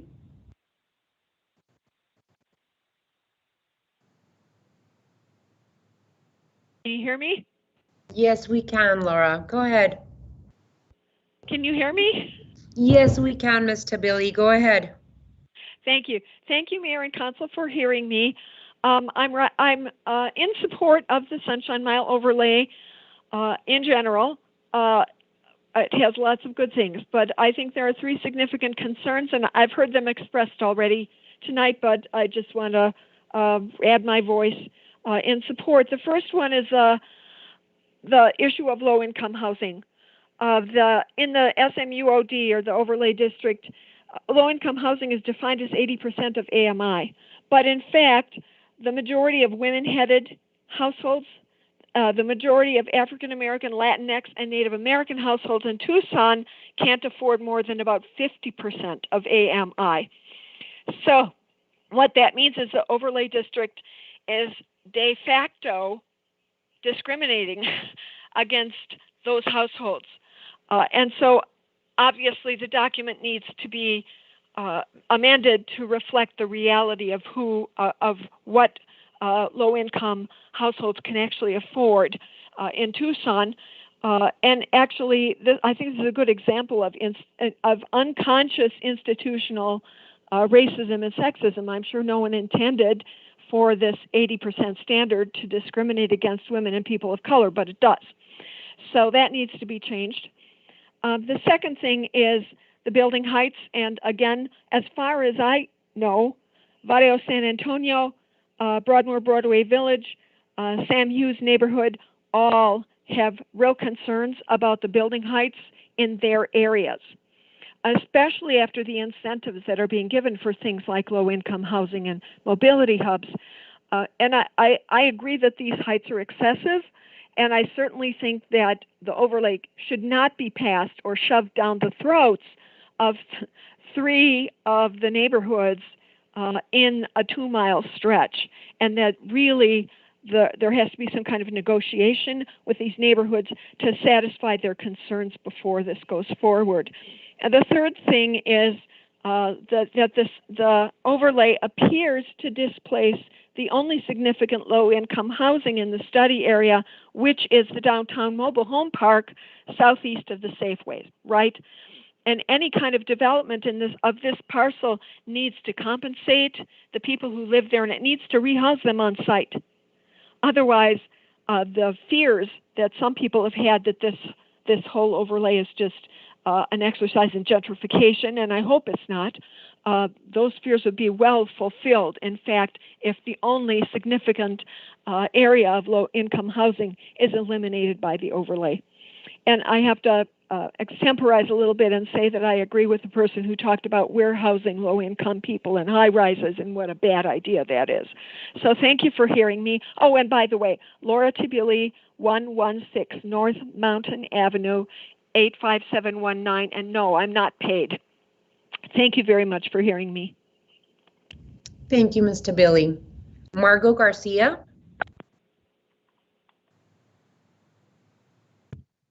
Hello. Hi, Ms. Garcia. We can hear you, and you have 5 minutes. Okay. Good evening, Mayor Romero and members of the City Council. Thank you for the opportunity to speak before you tonight.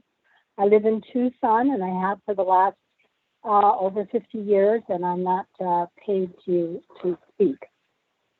About 10 years ago, I learned about citizen participation process that would begin the Broadway widening project, number 17 on the RTA plan adopted by the voters in 2006. The project was to widen the road to 6 lanes plus 2 bus lanes, bicycle lanes, and sidewalks. We signed up to get involved and thus began a journey of learning, speaking, writing, making new friends, and working for a Tucson that respects its architectural and cultural heritage. Tonight is the final stop of that more than 10-year journey.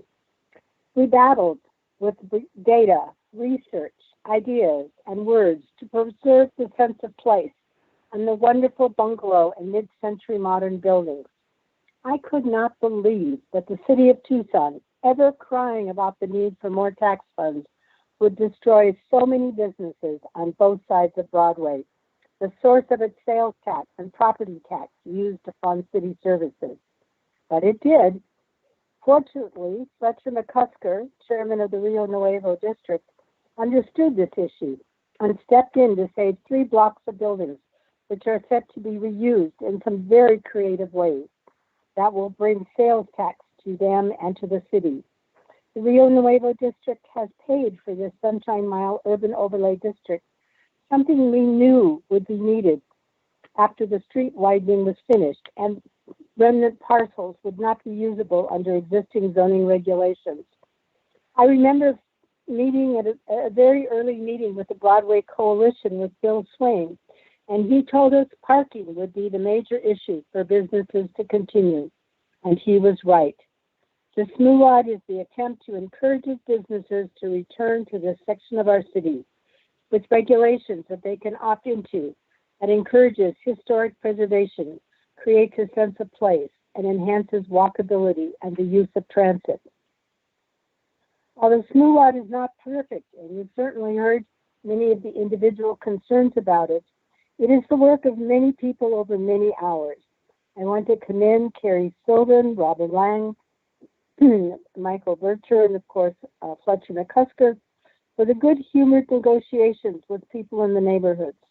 I'm sure they heard from the developers as well, but they listened, took suggestions, and worked to meet people's objectives, whatever the draft of ordinance that was before us. It is forcing on the historic Midtown neighborhoods to look at new realities of some greater heights than we are used to next to us. Such change is hard, and it certainly changes the looks of our spaces. But we have to balance what we are used to with today's demands for affordable housing, mobility hubs, and hopefully either a streetcar or BRT along Broadway. I believe in transparency, and the only complaint I have with the SMUAD as it exists is that the Mission Laundry site in the Euclid sub-area is not noted as a state Superfund site. The local folks know that, and I hope anyone who is going to develop that site will do their due diligence at the cost of remediation before building anything over it. It just seems to me that if we can ask developers to be prepared to work with the Arroyo Chico Greenway to control flooding, we can admit that there's groundwater contamination in the area. Other than that, I support the SMUAD, and I'm delighted that this ordinance that many of us knew would be necessary to overcome the impacts of the unnecessary Broadway widening is now before the council. We've worked on it for a number of years. I hope you will pass it so we can get to work together, getting our Midtown back into a functioning district with local stores and services we can support. It has been a long journey and quite an adventure to get to this place. Thank you for your attention. Thank you, Ms. Garcia. Mr. John McNally.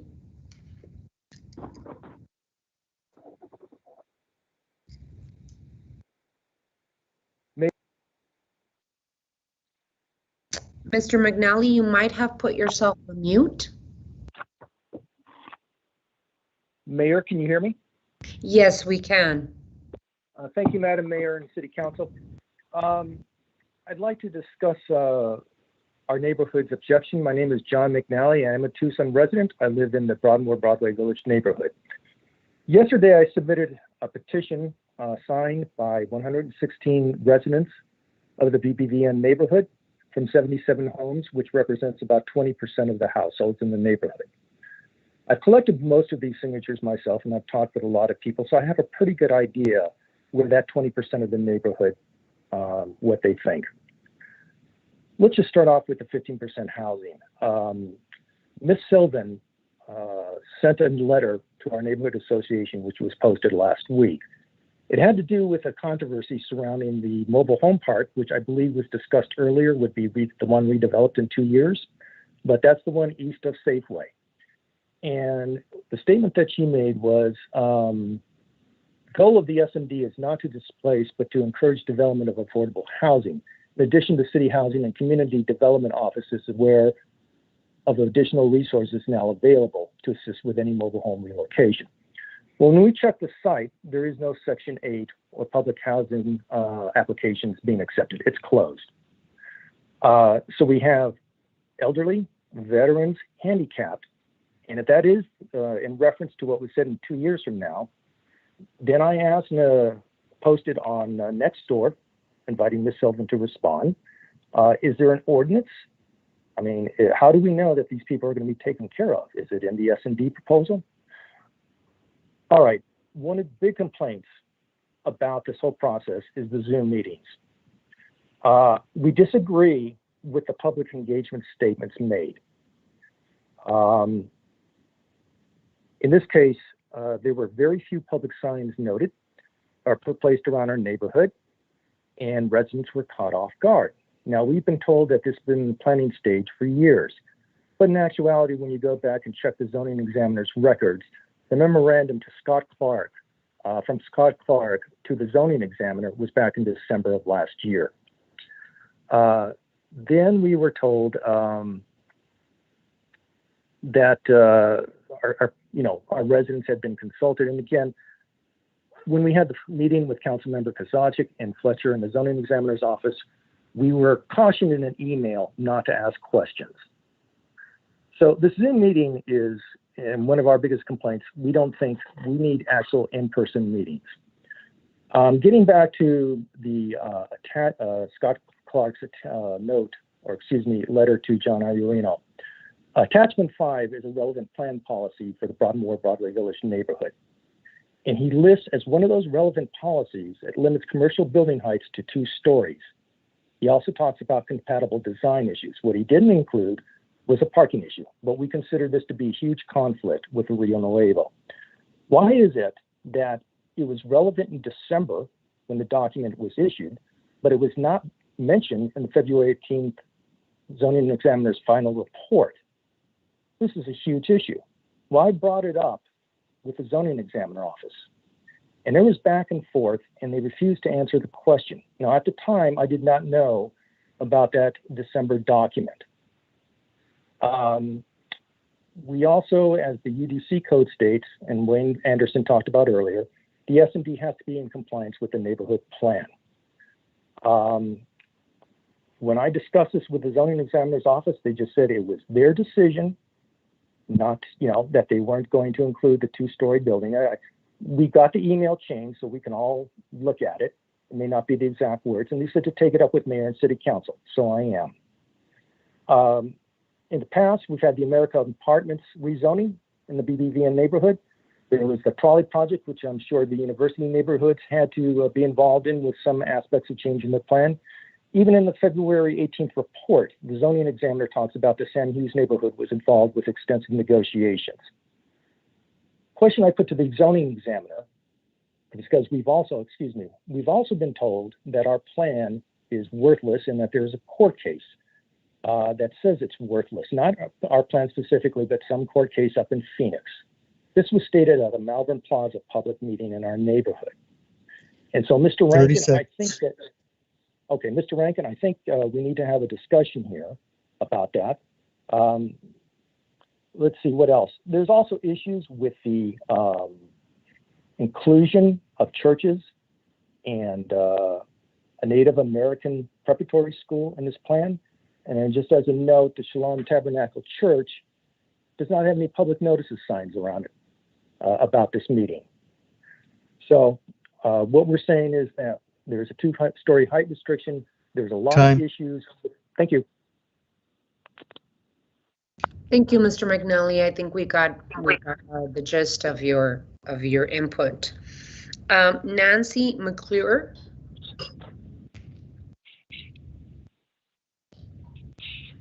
No, Your Honor. David Lawrence. No, Your Honor. Colby Henley. Yes, Your Honor. Mr. Henley, you need to press *6 to unmute yourself.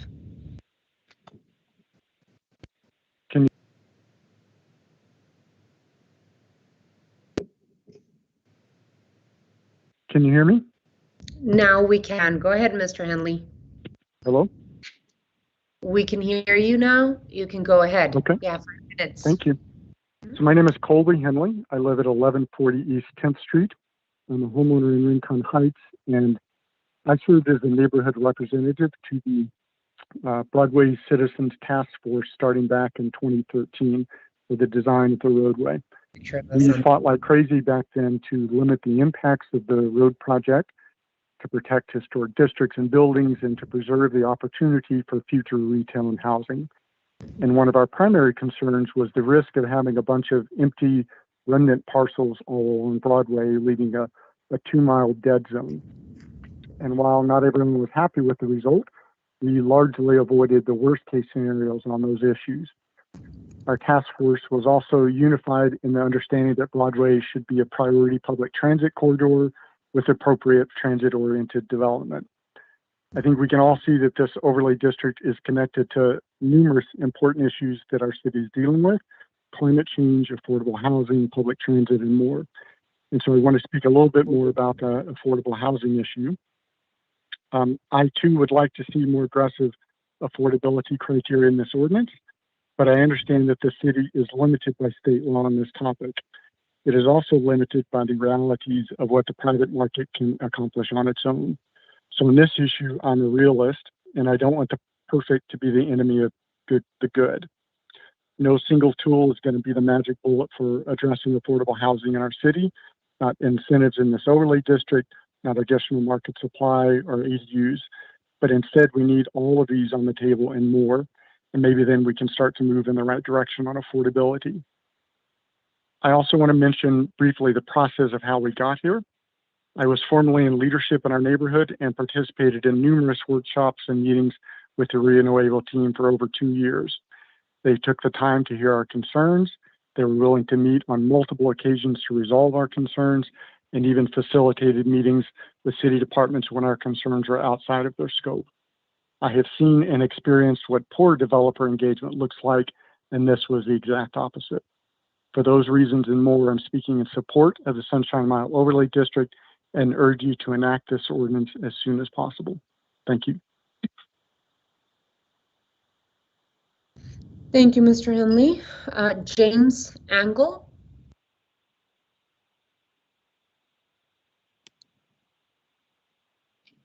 Yes, Ron. Mr. Angle. Hello? Yes, Mr. Angle. Yes, hi, Madam Mayor, members of the council. Thank you for letting me speak tonight. My name is James Angel. I live in Tucson at 2702 East Manchester Street in the Broadmoor Broadway Village neighborhood. I'm not a paid speaker. I'm here tonight to represent the Broadmoor Broadway Village Neighborhood Association Board as a member of the board's Sunshine Mile Review Committee, which was formed in March of this year to survey residents of the neighborhood about the SMUOD, bring their concerns and suggestions to Rio Nuevo and city staff, and lobby for changes that would make the ordinance more acceptable to them. Our online survey of neighborhood residents at the beginning of April received over 60 responses from all over the neighborhood in just 1 week. 86% of respondents expressed concern over building heights. 41% listed parking overflow into neighborhoods as a concern, and 37% mentioned lack of setbacks and stepbacks. With Councilman Kosachik's help, we set up a meeting with Rio Nuevo's design and legal team. In that first April meeting, Rio Nuevo admitted that the 0-foot setbacks and stepbacks against residential properties was a mistake and promised an increase to the larger of 50 feet or 1/3 the depth of the property, a change for which we are grateful. In 2 subsequent meetings, we focused on the neighborhood's #1 concern, height. The ordinance current mid-century subdistrict maximum of 78 feet is a few feet higher than the Mark apartments on Broadway at Park, where 8 stories of purely residential development were built to 75 feet. If the SMUOD is adopted without additional changes, owners of historic businesses who do not qualify for the overlay zoning will face the potential of a 78-foot Mark-style development rising immediately adjacent to their mid-century storefronts. The ordinance does not require any setbacks or stepbacks from adjacent commercial properties. How does this support historic preservation? I fear owners of adjacent historic properties could instead of adaptively reusing those structures, could end up selling and allowing the properties to be raised and redeveloped to 30 feet under existing zoning. Ms. Sylvan of Rio Nuevo mentioned our concern and desire to reduce max heights in her July 11 letter to Mayor and Council, but did not capture the solution we advocated for, which is to set mid-century base height at 42 feet, the base height currently specified for the bungalow subdistrict, and scale the maximum available height incentive to 1 story or 12 feet in both of these subdistricts. This change would reduce the overall maximum height in these districts to 54 feet, but still offer a base height that would be a significant increase over the existing zoning allowances and provide a meaningful height incentive for either integrated structured parking or mobility hub features. For reference, this height of 54 feet is 1 foot shy of the maximum height of the 55-foot, 5-story Benedictine monastery apartment complex. When Rio Nuevo was unable to grant us this compromise, or any compromise other than the setbacks committed to in April, our neighborhood association board voted unanimously in opposition of the overlay district. Sam Hughes Neighborhood Association board followed with their own vote in opposition. Both boards cited height as the specific point of concern and indicated a reduction to 4 stories or 54 feet would be an acceptable compromise. We have been consistent in our requests since April, but have yet to receive any relief from Rio Nuevo on this issue. Please, before the vote on adoption of the ordinance is held, consider the motion to amend the ordinance that our committee has developed and shared with Councilman Kosachik, who has been consistent in his support for the Broadmoor, Broadway Village, and Sam Hughes neighborhood associations in their desire to reach maximum mid-century subdistrict heights of 4 stories since our second meeting with Rio Nuevo in late April.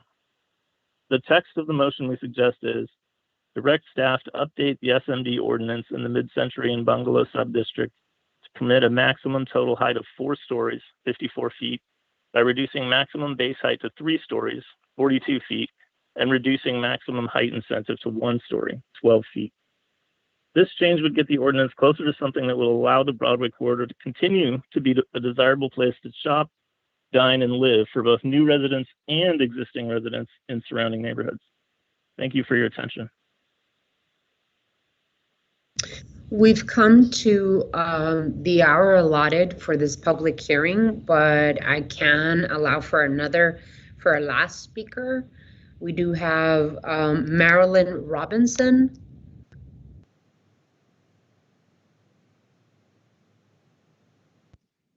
I didn't see her.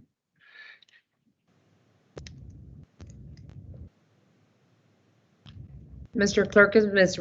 Marilyn Robinson on? Yes, Your Honor. Ms. Robinson, you have to press *6 to unmute yourself.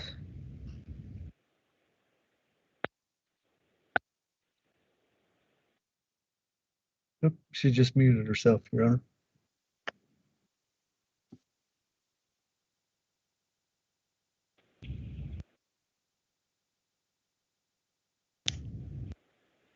Ms. Robinson, you have to press *6 to unmute yourself. You may also need to unmute your phone directly.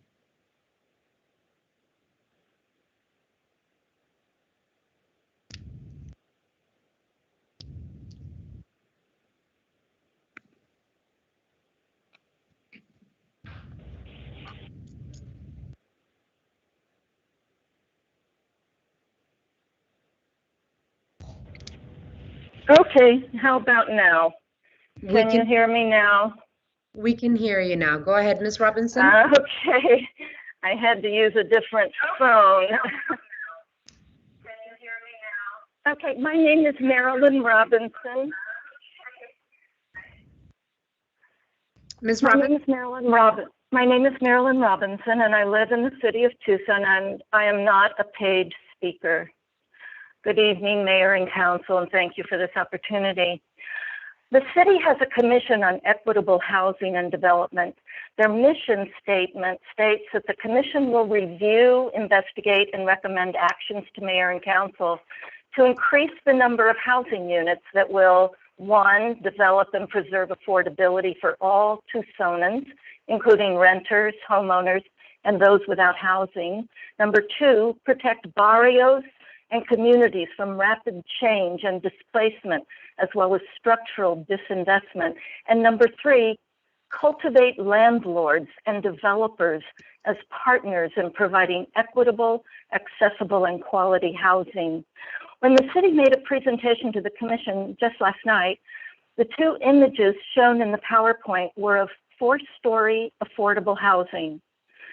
They were in Austin and Albuquerque, not 14 to 16 stories, and maybe not 6 to 8 stories as proposed for the Euclid sub-area of the Sunshine Mile, adjacent to Barrio San Antonio. The image on the commission's website is also a 4-story affordable housing development. The West End Station, a 70-unit affordable housing development located in the Mercado district right here in Tucson. If 4-story affordable housing, not 6, was proposed for the park sub-area directly adjacent to their neighborhood, I suspect that Barrio San Antonio and many others would be supportive. Unfortunately, the existing underlying zoning adjacent to Barrio San Antonio is already 6 stories or 75 feet, so the city or Rio Nuevo must offer other incentives to make a maximum of 4 stories workable there. I want to share with you now a letter written by a co-president of the Barrio San Antonio Neighborhood Association who is unable to speak tonight. This is his letter. I am writing to comment on the proposed Sunshine Mile District overlay. While Rio Nuevo and city staff have made recent changes to accommodate feedback from all neighborhoods, including my own, Barrio San Antonio, and while you granted the process another 60 days the last time you took up the issue, my feeling now remains the same as then. We need more time before a final vote. This overlay is a substantial and ambitious plan and deserves a thorough and thoughtful review by Rio Nuevo, the city, and the stakeholders. Importantly, the neighbors living in and on the edges of the overlay area should have adequate time to look at visual images, which we have not seen, and learn the details of the plan and be able to discuss with each other the potential impacts with Rio Nuevo and city staff. Any major plan such as this should not feel rushed to those most likely to be negatively impacted by it. As a consequence of the pandemic, the public meetings held by Rio Nuevo and the city were held remotely over the past year. Some community members have challenges with this format, and the recent meetings especially were sparsely attended. If Rio Nuevo and the city are serious about wanting to get this ordinance right, they should recognize the need to follow an appropriate amount of time for the process. Time for neighbors to meet with each other in person, to view images of what is being proposed, and time for the development and maturation of ideas currently proposed in the overlay plan. Recent revisions to the overlay document are encouraging. There appear to be stricter efficiency standards. Off-site parking issues have been addressed to some degree. Heights have come down in some areas, and density limits were removed as an increased incentive for affordable housing. A lot of these changes occurred in the last month or so. I can't help but wonder what other improvements we could collectively conceive given we had more time. There are a number of concerns that still linger for many neighbors. Gentrification and the resultant changing character of our neighborhood due to new intensive development. The gnawing sense of duty that we must do as much as we possibly can to help those that suffer from the ever-increasing inequalities in our society by providing substantial access to affordable housing. And lastly, the comparatively mundane and pragmatic issues of traffic, parking, density, and noise that will come to our old and quiet neighborhood as a result of the overlay zoning. I hope that you will consider extending the time we have to digest and discuss as a neighborhood these complex issues and how they might be incorporated into the best possible version of this overlay plan. What is needed for the neighbors is a visual graphic presentation that illustrates in context what the overlay is proposing, what it would look like with heights, densities, traffic patterns and parking, and alternatives they may consider in a true neighborhood engagement process. Thank you. Thank you. That is the time that we have allotted for this item. And what I'd like to do next is allow for my colleagues to have discussion. Councilmember Kozachik.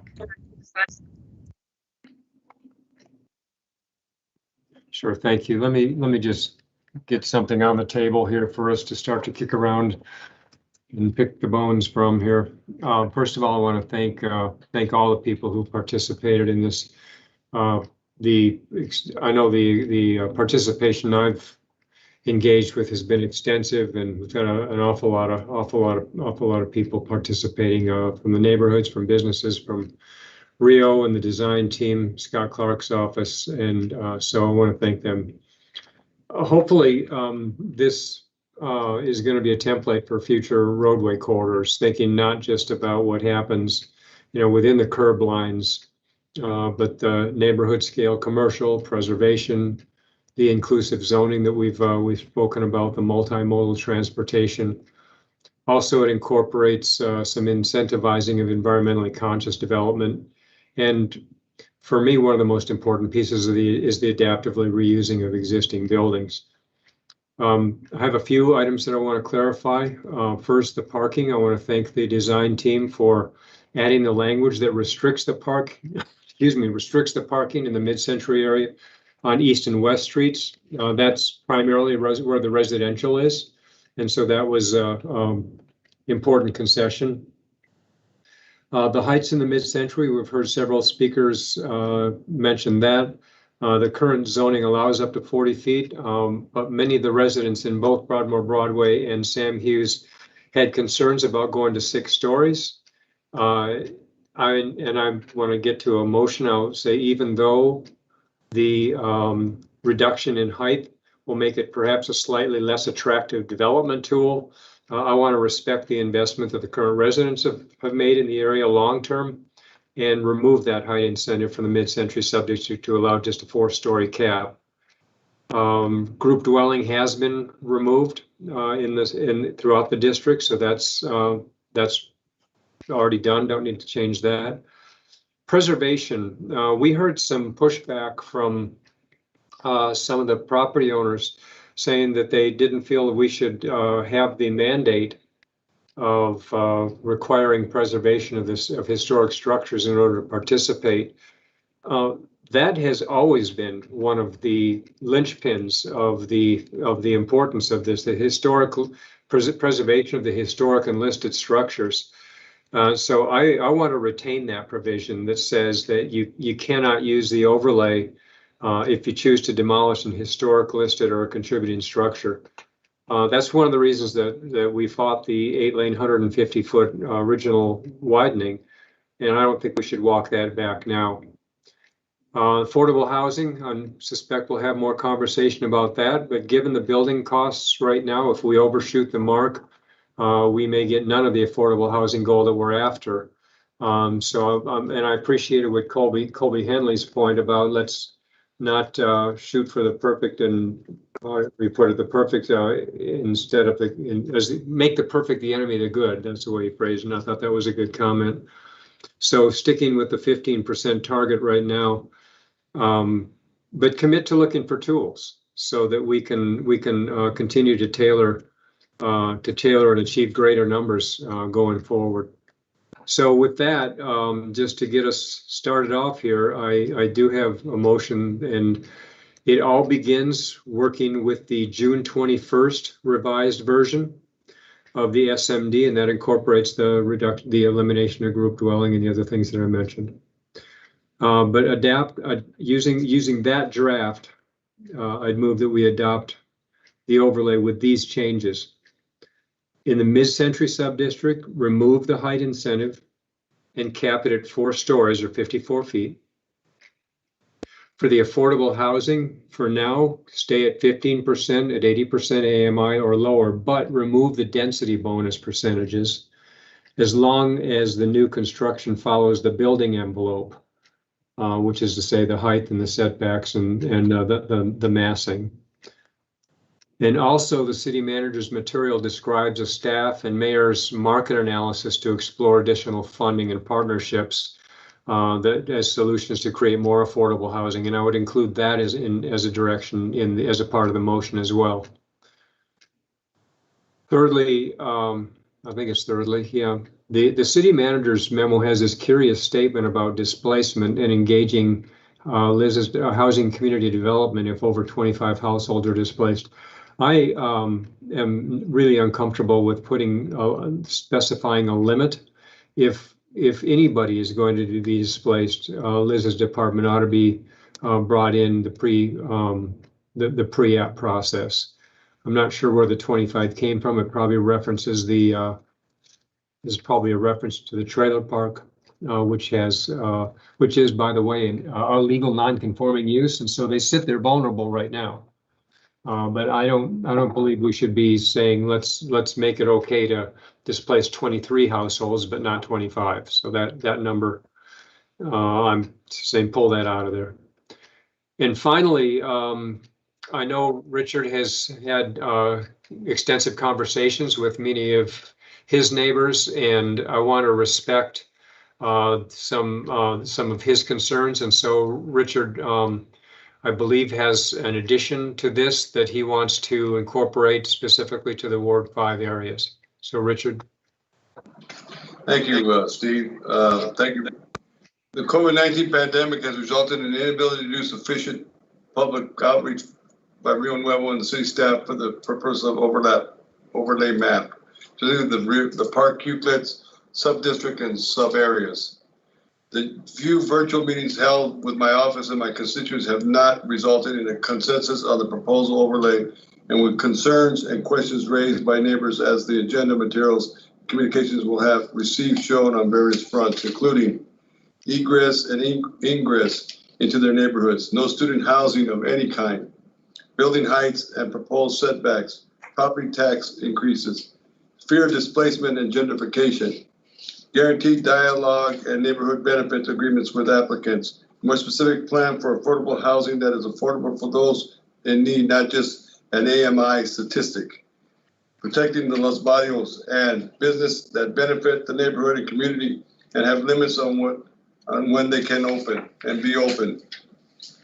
Work has gone into this proposed overlay and it should continue, but with the following changes. The area south and west of the corner of Broadway and Campbell to Park Euclid needs to be excluded for the moment, and my office will continue to work with the staff and the design team on public outreach for those neighborhoods and keep the public hearing open until August 10th for the sub-district only.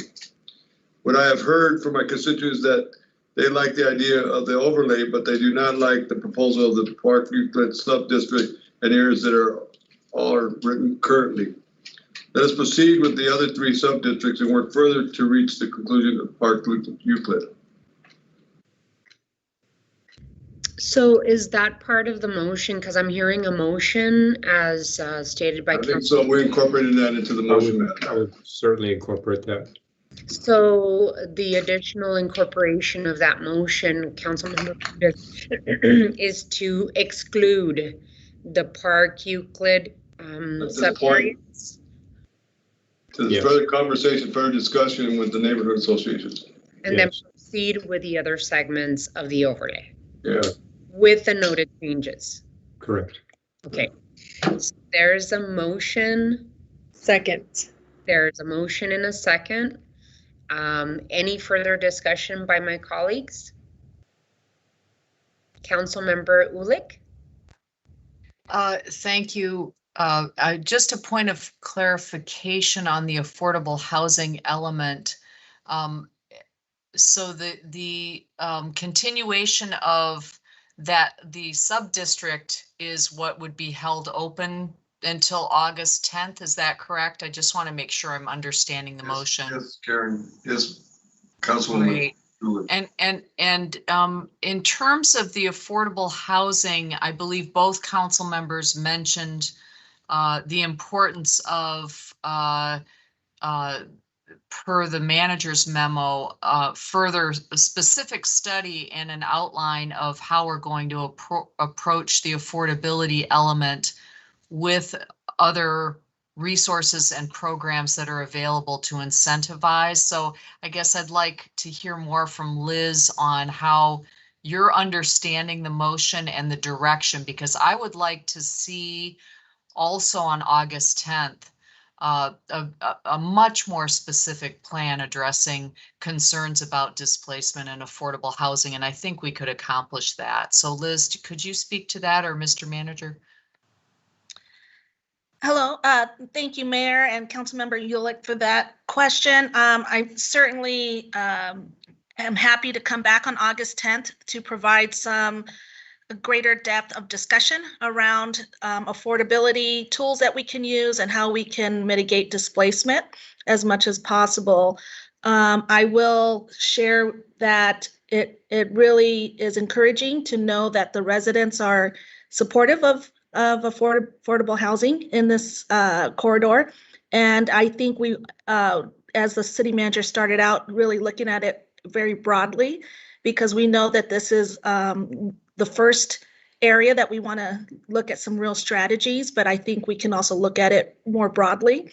And I also would like to bring in what you all have approved around the PCHIP plan around affordable housing. We had some really good strategies and goals in the PCHIP plan, and that we can dive a little deeper and make sure that we're instituting it. I will say that this overlay meets 2 of those strategies that we have in the PCHIP plan. And again, I think the more we understand it, the more we do it, the better we're going to get at it. So I'm happy to come back in August to have a further discussion. Thank you, Liz. And I and my team will follow up with you. I think, and we've discussed this with the Rio Nuevo team as well, just recognizing that in order to get deeper affordability, which clearly is needed in our community, or above 15% in any particular area, we really are going to need to dig into that more deeply. And there is at least one city-owned property, for example, that I know the mayor and others have pointed to, where we may have some real opportunities to achieve greater affordability. And I'm confident that we can figure that out together. But I think the public and folks in this immediate area would be interested in seeing more specifics. And certainly, I agree with Councilmember Kozaczek that we want to protect folks from displacement and gentrification, not 25 and over impacted, but just in general, we need to do our very best working with the resources, including the American Recovery Plan resources that are coming to us. So we need to be strategic in order to achieve sustainability goals, transit-oriented development, and affordability. I think it's appropriate to bring those resources to this effort. And so thank you, Liz, for your comments on that. Thank you, Councilmember Ulick. And I wanted to also give recognition to all the speakers tonight, but as well as the Sunshine Mile development team from Planning and Development Services, to Fletcher and Carrie and Michael Becker, everyone, Corinne Manning, everyone that has participated in this. And the residents that have shown up to meeting after meeting and put their thought and effort into making the best available options to be included in this overlay. You know, I want to get away from the weeds a little bit and go up 30,000 feet to look at what we're trying to do here. As the city manager pointed out at the beginning of the conversation, the overlay was a concept to try and plan this area after after the movement of expanding a roadway.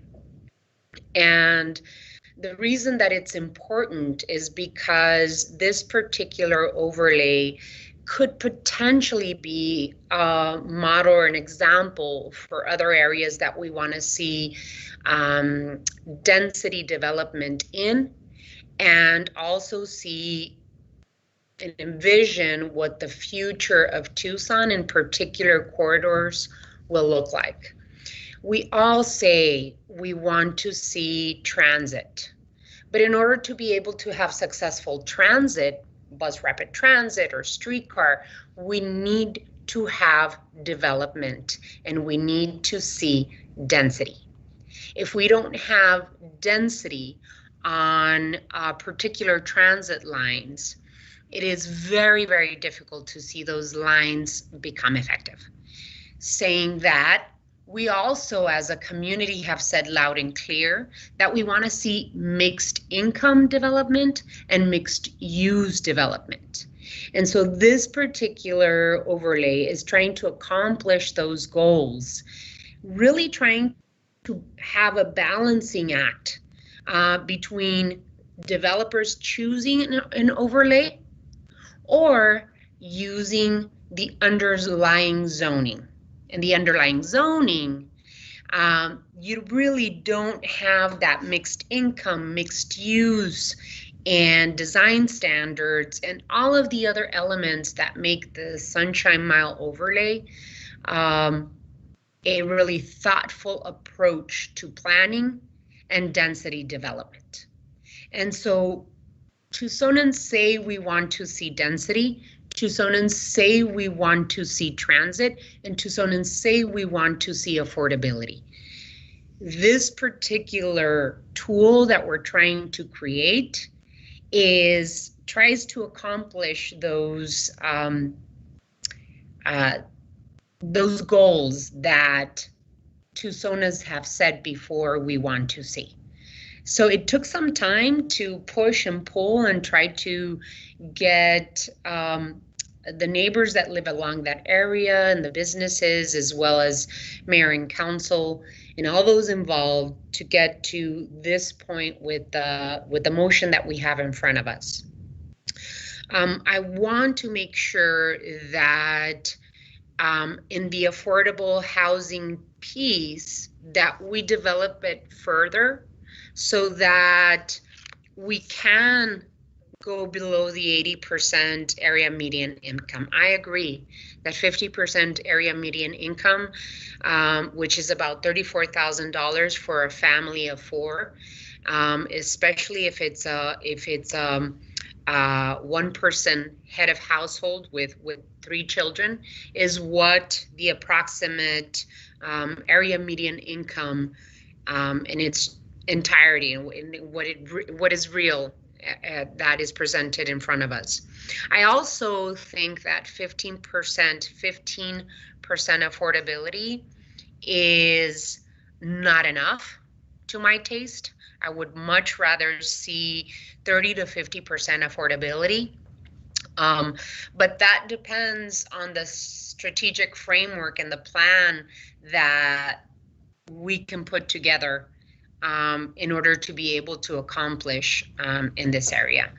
All of us have heard throughout many different community engagement opportunities that affordable housing is important for Tucsonans, and through the different tools that we can create, including the American Rescue Plan dollars, we can try and accomplish that. So I agree with the statements made and the additional requirements requested by Councilmember Kozaczek and expanded by Councilmember Fimbres.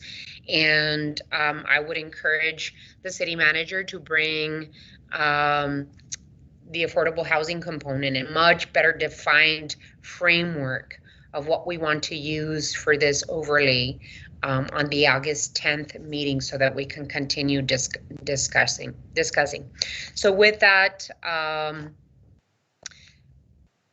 I'd like to, allow the city manager to finish off this item but allow for any other council colleagues to add to the discussion. If not, Mr. Ortega, I think what we need to do, we have a motion and a second on the table.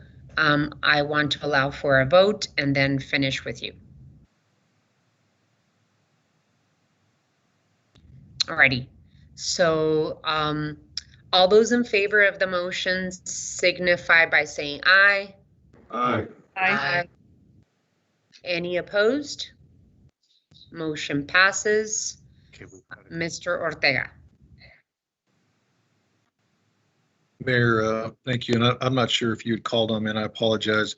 We had some network challenges here, but just two quick things. One, I wanted to clarify what is coming back on the 10th, which is specific to the affordable housing component. And as Director Morales mentioned, we'll bring in a more comprehensive conversation, which can then be drilled down into the conversation around the Broadway corridor, the Sunshine Mile. So that's number one. Number two, wanted to make sure that the addition to the motion by Councilmember Fimbres, by the way, Mayor, the lights are going to go out here in a minute. Thanks, Mike. The other piece to it is the additional language that was included by Councilmember Fimbres was to exclude the area that is west of Campbell, south of Broadway. Is that correct? I just wanted to make sure that we have that clear, that would come back at another time. Is that correct? And I believe it was the Park and Euclid sub area. So if you could send that motion to, I just want to make sure we've got the boundary clear on it. The rest of it's moving forward. Yeah, it's the Euclid Park Subdistrict. Park Euclid Subdistrict, yes. Till further discussion needs to be happening with staff and the residents there. Bring it back forward. Okay. I just wanted to make sure I was clear on it. Thank you, Mayor. Appreciate it. Alrighty. So, Mr. Rankin. Thank you, Mayor. I'm just going to follow up on that. And I just want to be clear for the record here that the exclusion of this portion of the Park Euclid subdistrict, that portion of it south of Broadway, as was just clarified, doesn't mean that starts the process all over again for that area. It means that with respect to that area, there will be further review and discussion before it comes back to the mayor and council as directed by Councilmember Fimbres in his portion of the motion that got incorporated into the main motion. The other thing I want to make clear is that as part of Councilmember Kozachik's motion, the revisions that he included, the conditions that he included, were those that were based on top of the version of the SMD that was dated the June 21st. So I want to make sure that the revisions that were included in that version will be incorporated into the SMD as approved under the motion. And then the additional conditions that he read will be built on from those revisions. So that which includes with respect to the mid-century sub-district, the height incentive removals and capping the heights as described, and the other conditions that you've already discussed. So thank you for letting me put that on the record. And Mr. Rankin, also I wanted to make sure that everything, all the subsections proceed except for the Euclid Park. Yes, and with respect to the Park Euclid Park, it's only that portion that's south of Broadway as was clarified. Okay, perfect. Thank you for the clarification. Thank you, Mayor. So with that, Mr. Clerk, you have an approved motion and directive. Did you need anything else on this particular item, Mr. Clerk? No, Your Honor, I think we have it. We'll put it all together for the legal action report. So on this item, it is Ordinance 11854 with the approved changes. Yes, Your Honor. Okay, thank you so much. We move on to item 10. And thank you everyone for your hard work on this. Item 10 is public hearing appeal of the Planning and Development Services Department Director's Decision HPZ 21-008 Children's Museum 200 South 6th Avenue. City Manager's communication number 218 dated July 7th is received into and made part of the record. Ladies and gentlemen, this is the time and place legally advertised for a public hearing on the appeal of a Planning and Development Services Department Director's decision on a historic preservation zone case. The appellant is Martha McClements on behalf of the Armory Park Historic Zone Advisory Board. Mr. Clerk, you are requested to read the order for the appeal. Your Honor, we'll begin by having the city attorney summarize the procedural questions presented in this case. Thank you, Mr. Clerk, Madam Mayor, members of the Mayor and Council. This is a public hearing on an appeal from the Planning and Development Services Department Director's decision approving the construction of a new fence on the south side of the Tucson Children's Museum. The appeal was timely filed by the Armory Park Historic Zone Advisory Board. Unified Development Code sections 5.8.8.b.7 and 3.9.2 govern this appeal process. Tonight, the Mayor and Council will conduct this public hearing to take testimony and evidence relating to this appeal. After the public hearing, the Mayor and Council will decide the appeal based upon the application, testimony, evidence, and other materials considered in the prior proceedings, the city manager's communication and its attachments as was distributed in connection with this item in the agenda material, and the testimony and evidence presented during tonight's public hearing. The Mayor and Council will consider the provisions, the purpose, and the intent of the regulations, plans, and standards that apply to the issues that are presented in this appeal. The Mayor and Council may take any of the following actions upon the completion of the public hearing. 1, the Mayor and Council can affirm the decision of the Planning and Development Services Department Director and deny the appeal. 2, the Mayor and Council could reverse the decision of the Director and grant the appeal. Or 3rd, the Mayor and Council can modify the Director's decision and establish conditions to the proposed construction that are appropriate to implement the provisions of the UDC and the relevant standards that apply. So now the city clerk will read the order of the appeal in terms of who comes forward first and how much time they have, those types of things. Thank you, Mike. Your Honor, the order of appeal will be as follows. Number 1, the appellant, Martha McClements, on behalf of the Armory Park Historic Zone Advisory Board. That will be followed by the applicant, Michael Becker, Swain and Associates, on behalf of the Tucson Children's Museum. If time is remaining, rebuttal by both the appellant and the applicant. So each of those two sides are allotted 10 minutes. They can use that either in direct address to the council or in rebuttal. Following that, we'll open the public hearing for other persons desiring to address the mayor and council. As with all public hearings, those speakers will be allotted 5 minutes each. Following that, there will be a response by the Planning and Development Services Director if he wishes to make any direct response to the council.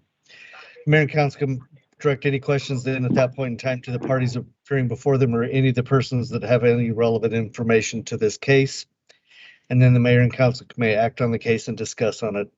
Again, the time limit for each of the two sides is 10 minutes, either in direct address to the council or in rebuttal. So with that, Your Honor, then we would go into the order of the appeal. The appellant, Martha McClements, on behalf of the Armory Park Historic Zone Advisory Board. Mayor, may I ask a procedural question before we start?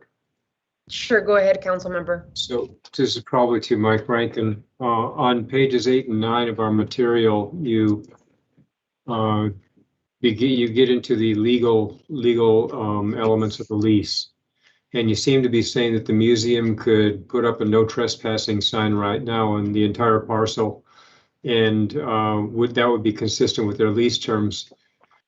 So I guess my question is, our material more or less suggests that somehow the lease takes the decision about public access and open space out of this conversation and forces our options specifically around the issues of historic status and whether or not the proposed fence delists it or could potentially delist it.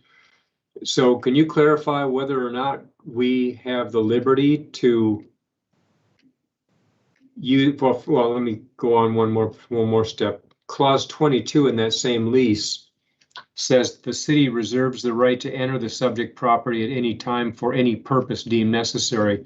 What if we deem preservation of open space as a necessary reason for entering that space? I'm wanting you to more or less clarify where do the lease terms stand in terms of our decision, and are they relevant, or is this all about historic preservation and the design standards related to the fence? So Councilmember Kozaczek, I don't know that I would say the lease terms are not relevant.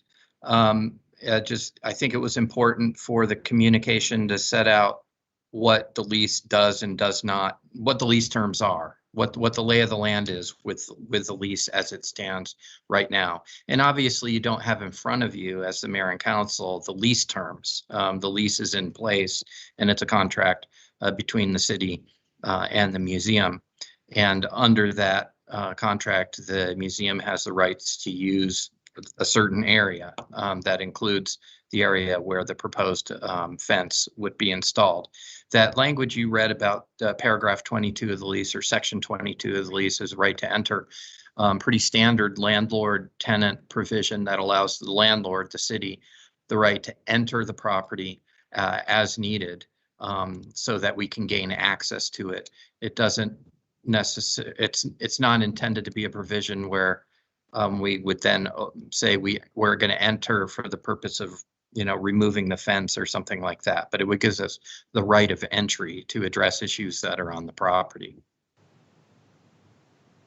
But the reason I'm saying that the lease is not irrelevant is because it's part of the overall situation on the site, right? What the rights of the museum are in terms of their leasehold interest under the lease with the city of Tucson. And although the lease is in front of you this evening, their ability to proceed with the fence as proposed is in front of you. And so it's important for you to understand the conditions and terms of the lease as they exist in the context of this request. Could they just as effectively put up a no trespassing sign and achieve their same end as opposed to putting the fence up? That's I'm trying to get my arms around what control do they really have over this site, and does the city have, given the terms of the lease, do we have the right to say no? We want to preserve that area for people to walk through, lay down in the shade of the trees, and all of that. I'm trying to circumscribe what are the parameters of our decision-making authority is. So I guess the best way for me to answer that is that in the absence of the fence, the practical result is that there's still going to be public access in that area. Now, if they, as the tenant, were to put up no trespassing signs saying you can't go past this line,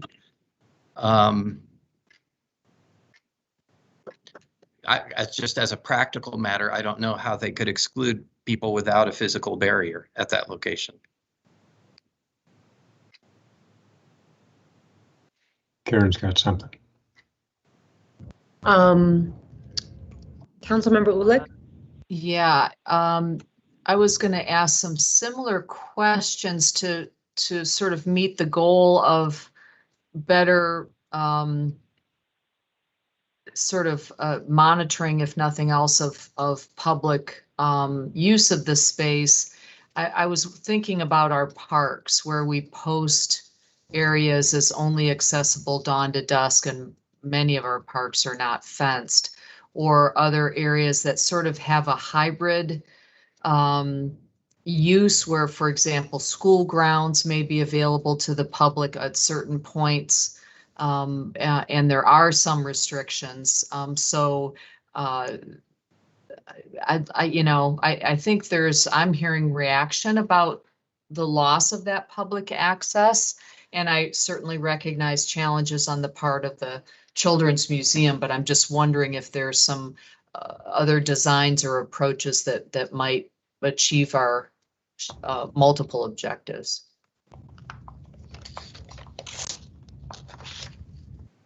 Thank you, Councilmember Ulick. I think what we'll do is we're gonna start the process and then we can add our commentary after the public hearing. So is the appellant present? This is Martha McClements. Good evening. Hi, Ms. McClements. Would you like to spend your 10 minutes presenting to Mayor and Council, or do a 5-minute presentation and reserve another 5 minutes for rebuttal? Since I am not prepared with the dog and pony show, I'll do a 5 minutes and then we'll see what happens. How's that? Alrighty, let's do that then. Okay. Choice. Okay. Yeah, you got it. Good evening, Madam Mayor and City Council members. My name is Martha McClements, and I live at 336 East 16th Street in Tucson, Arizona. I am the chair of the Armory Park Historic Zone Advisory Board, and I'm addressing you in that capacity. We are a volunteer board on record appealing the planning director's decision of HPZ 20008. We did not file this appeal because we don't like the Children's Museum.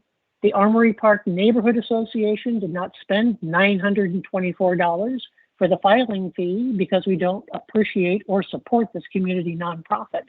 As a matter of fact, they're members of the Neighborhood Association. We filed it because it's the only way to keep the public involved in what has been a severely restrictive process for community input. Our goal is to compel further discussion of this project to avoid a hasty and irreversible change to this significant Tucson historic site. The only avenue we had was to appeal. I draw your attention to the link on your agenda listing supporting documents.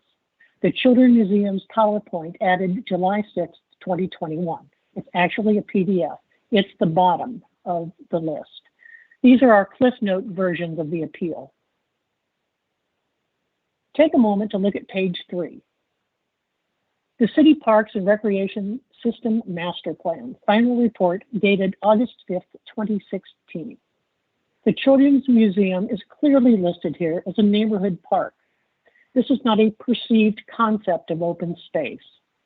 The fact that it is been a public area since 1901. Next, I'd like to refer you to page 11. The 2013 Plan Tucson, City of Tucson General and Sustainability Plan listing historic preservation policies. Our primary focus for this appeal relates to HP 4 and HP 5. We support these policies, and we hope the Mayor and Council of 2021 will do so as well. As members of the Council know, the entire Carnegie block is historic, and any change to the building and its surrounds must be carefully reviewed and maintained to honor a connection to our city's past. As noted in the Tucson-Pima County Historical Commission Historic Landscape Subcommittee Legal Action Report, the problematic nature of privatizing any part of the site is because the Carnegie Library was designed to be set into the center of a public space.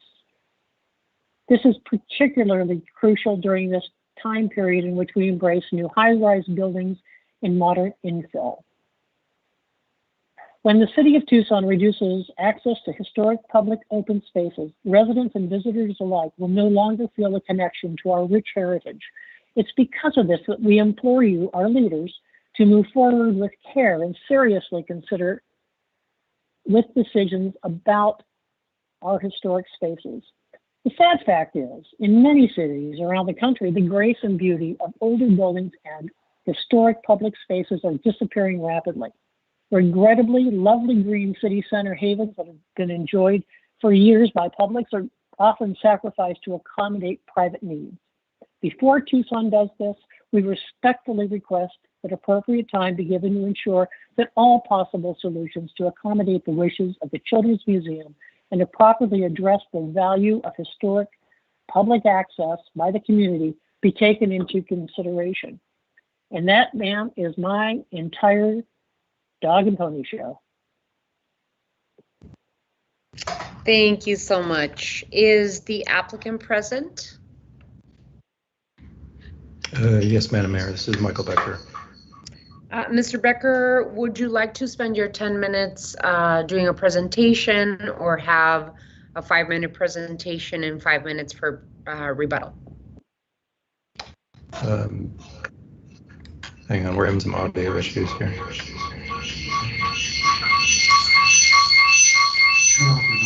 Got it. Now talk. Can you hear me, Mayor? Yes. Okay, good. I'll speak up a little bit.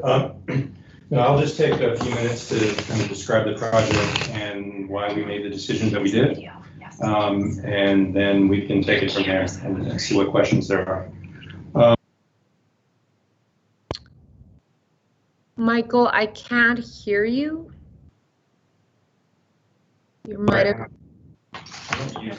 Turn off your volume and mute, and then I'll turn mine on. Okay. Okay. Yeah, turn your volume. If you echo and we hear you twice, it counts as cut your time in half, Mike. There we go. Okay, there you go.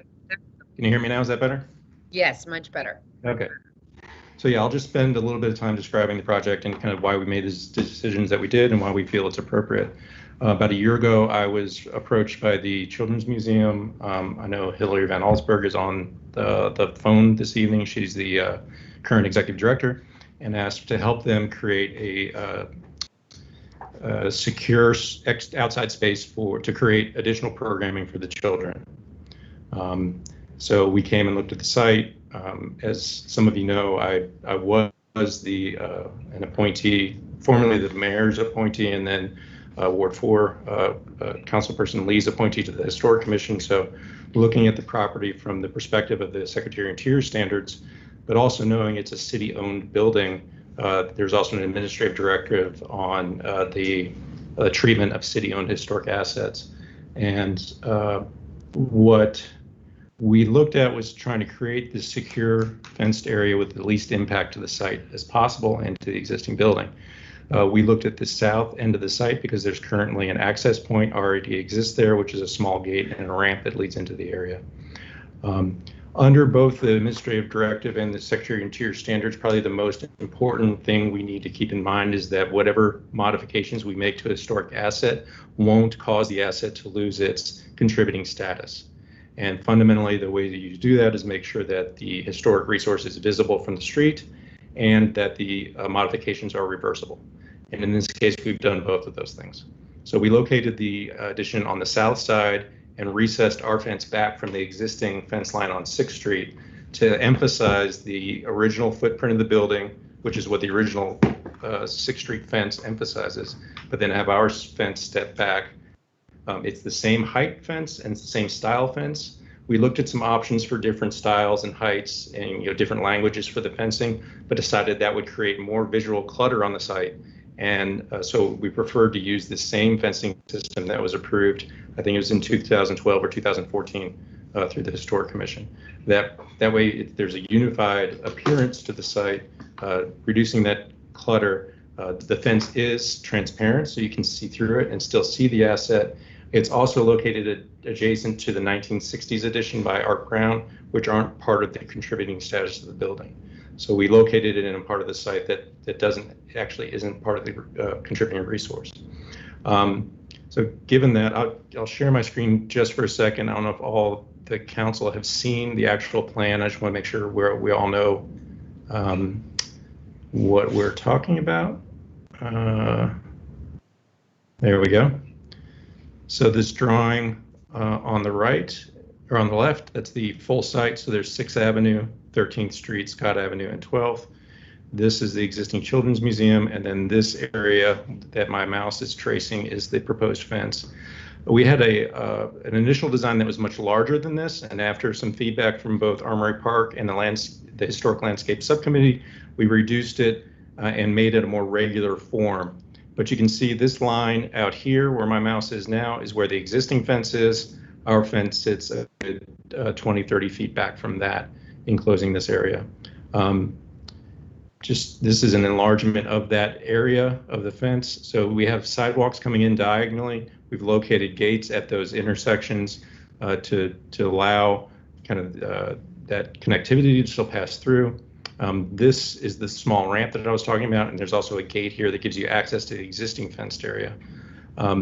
We have a general sense of scale of the fence, but if this is approved, what we want to do is work with the general contractor and field locate the fence so that we don't affect any of the existing landscaping out there, because there are several large trees and landscape elements that we don't want to negatively impact. So we will finalize the fence location once we go out and lay it out to ensure that we don't modify or harm the existing landscaping. Although I will say it will not get bigger than what you're seeing on this screen. This is a rendering that we generated of the actual fence. So this is from the corner of 13th and 6th. This is the proposed fence, and you can see the building behind it and the existing fence on the right-hand side of the screen there. All in all, it's about a 4,000 square foot enclosure around the property. And again, the primary purpose for this is to provide a secure space for the children for expanded programming for the museum. One of the issues and the reason we feel it needs to be secure, not only for while the children are there, but also overnight. As we all know, there is a transient population downtown, and the museum has to hire their own supplemental staff to basically screen the site on a regular basis, looking for sort of objectionable materials that you wouldn't want a child to find. So that's the purpose of the security of the fence. Certainly the museum, and I believe it's in the museum's lease, is that they do allow access to the public to the historic resource, and they would certainly continue to honor that term of the lease. I think that is fundamentally, I do want to say we did meet twice with the Armory Park Advisory Committee. We also met with the Landscape Subcommittee. We also met with the Tucson-Pima County Historic Commission Plans Review Subcommittee. PRS, Plans Review Subcommittee, did approve our plan, which goes to my original point that this is fundamentally compatible with the existing resource. We're not negatively impacting the resource in any way that would cause it to lose its contributing status, and the fence is completely reversible. We're not actually touching the building with the fence. It's simply going into the ground. And at some point in the future, if it's not necessary, it can be completely removed with no damage to the existing resource. So with that, I'll turn it back over, and happy to answer any questions. Thank you, Mr. Bricker. Would you like some rebuttal time, Ms. McClemens?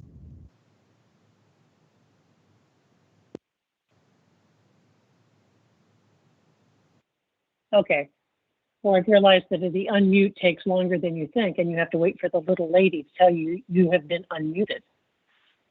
Can you hear me now? Yes, we can. Go ahead. Good. Good. It's closer to 4,600 square feet, I think. And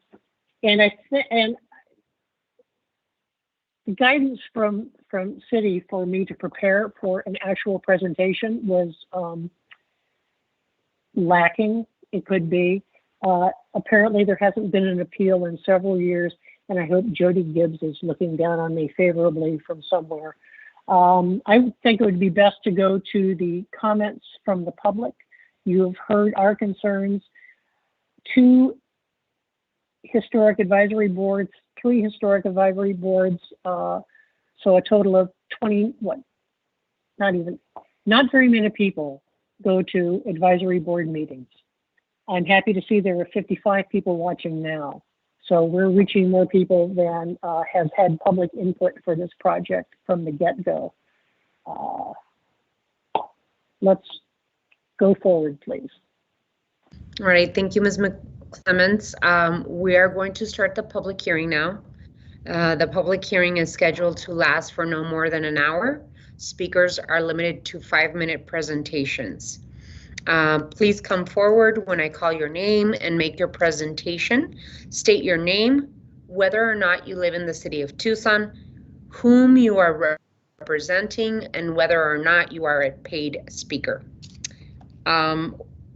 This is the list I have. I have Mr. John Burr. Can you hear me? Can you hear me? I can hear you now, Mr. Burr. Go ahead. Great. Good evening, Honorable Mayor and Council members. My name is John Burr. I live at 424 South 5th Avenue in Armory Park. And as many of you know, I've been serving on Mayor and Council BCCs for the last 17 years, so I'm kind of familiar with this process. Currently, I'm the secretary of the Armory Park Historic Zone Advisory Board, but I am also a board member of the Armory Park Neighborhood Association and on the IID Design Review Committee. And unfortunately, I have never been paid. I did help write and draft the ABSAB appeal. I also sent another comment to you. I hope the city clerk forwarded it to you. We've heard that dozens of letters have come through. I do want to call your attention to the neighborhood survey. We on our neighborhood association website, where we had 92 respondents. 76 of them supported the appeal. 16 did not, which has been kind of the running level of the support in the neighborhood for this particular fence proposal.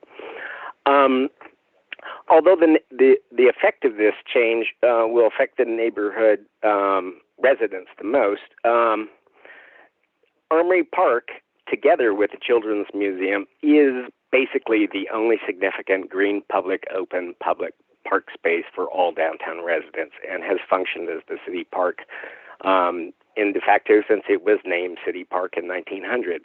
It's had several iterations since then. In fact, that's why Rio Nuevo has offered to help fund a restoration of Armory Park, but their financial motive in funding developments downtown has also included the open public space at the Children's Museum, so that their investment will be viable. They started doing this in 2018, and we hope as the discussion with the parks move forward, that will continue as well. As a neighborhood, we do, as Martha said, support the Children's Museum and its goals. If they ask for temporary fencing from the offset to deal with the current health crisis, I don't think anybody would ever complain or comment. Temporary measures are temporary measures. And we do truly believe the applicant, the Children's Museum, city staff, and everybody involved in this are pursuing best intentions. We're not pointing any fingers. But in the last 16 months, it's been pretty difficult, as you all know. And the options for the public to participate and learn about different topics have been greatly curtailed. And unlike you all the other boards and commission meetings are not allowed to have a live public comment or call to the audience section, even if people are participating. So that's been somewhat difficult. So we've had to do other resources to get things.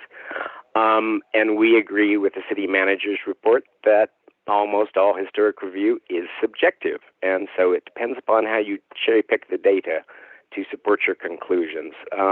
Many of us have different visions about what's applicable and what standards apply. As a volunteer board, ABSAB has always tried to interpret our understanding of various codes and make the best decisions for both the applicants and the existing stakeholders in an effort to maintain the character and viability of our historic district and our historic preservation zone. The appeal process was pretty difficult. We didn't get a lot of support from staff. It's somewhat difficult. I understand this is the first one in a couple of years. But we did manage to get it done in a timely manner. One of the biggest things about this is we believe that the decision to reverse a 121-year-old policy of open public space should be a mayor and council decision and should not be made by a director of within the city staff in a non-public process. That's one of the major reasons for filing this. It's the only way to continue the conversation in a public way. Despite the lease to Children's Museum, the city has, with taxpayer funding, has the lessor continuously maintain the grounds for the enjoyment of the public at large. It is a named park, and there is significantly an implied easement. We're hoping here for a win-win solution for everybody and hoping that you send it back for further review to get a more equitable and balanced and historically appropriate response. We would prefer it on the north where it impacts the historic preservation zone less and is more adjacent to the business district and just the district, but there are no residential properties nearby, and hope you will support our appeal and come to a better solution for everybody. Thank you for your time. If you have any questions, I'm happy to answer. Thank you, Mr. Burr. Our next speaker is Bets Putnam Hidalgo.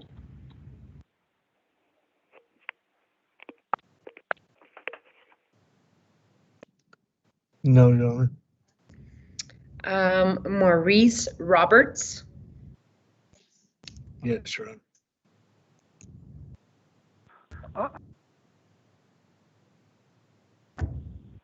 Hi, this is Maurice Roberts. Can you hear me? Yes, we can. Go ahead. You have 5 minutes. Good afternoon. Good evening, Your Honor. I am a member of the Armory Park Historic Zoning Advisory Board, and I own a few properties in the area, and I am very aware. Evening, this is Bets Putnam Hidalgo. Can you hear me? Ms. Hidalgo, there is another person that's speaking, so you will have to wait for him to finish, and then I'll call you back. I'll call on you next. Okay. I can hear you now, Mr. Bruce. Go ahead. Great. Good evening, Honorable Mayor and Council members. My name is John Burr. I live at 424 South 5th Avenue in Armory Park. Somebody's replaying, I think. If you can put yourself on mute. Okay, Mrs. Mayor, can you still hear me?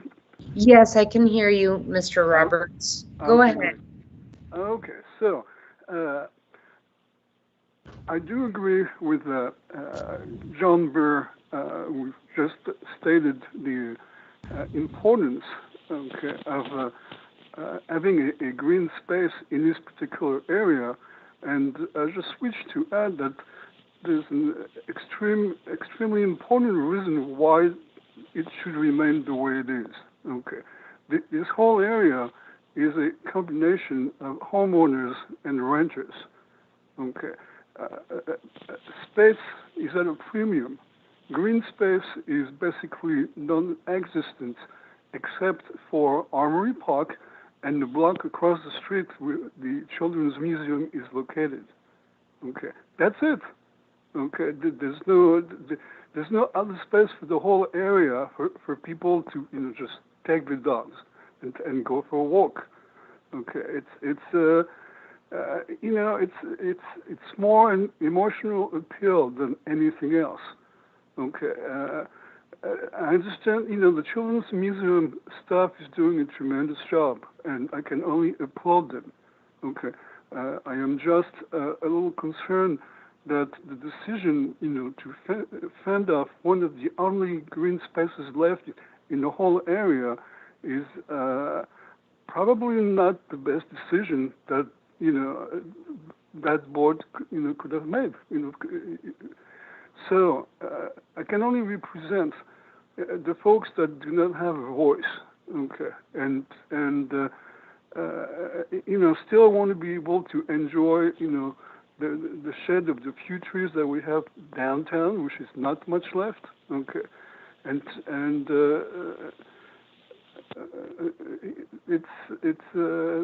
I know there's a few points that have been raised, regarding the architectural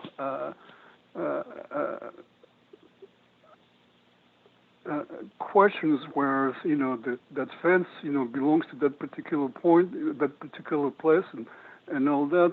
It's not the important point. Right now, it's again, like I say, it has become an emotional response from the community, to keep that space. And I just wanted to stress this point. Okay. And I love Armory Park. I think it's one of the most beautiful places of the city. Okay, and keeping it as real as possible, I think, should be part of our program here. And that's all I wanted to say. Thank you, Mr. Roberts. I appreciate it. Bets Putnam Hidalgo. Thank you, Anna. Thank you.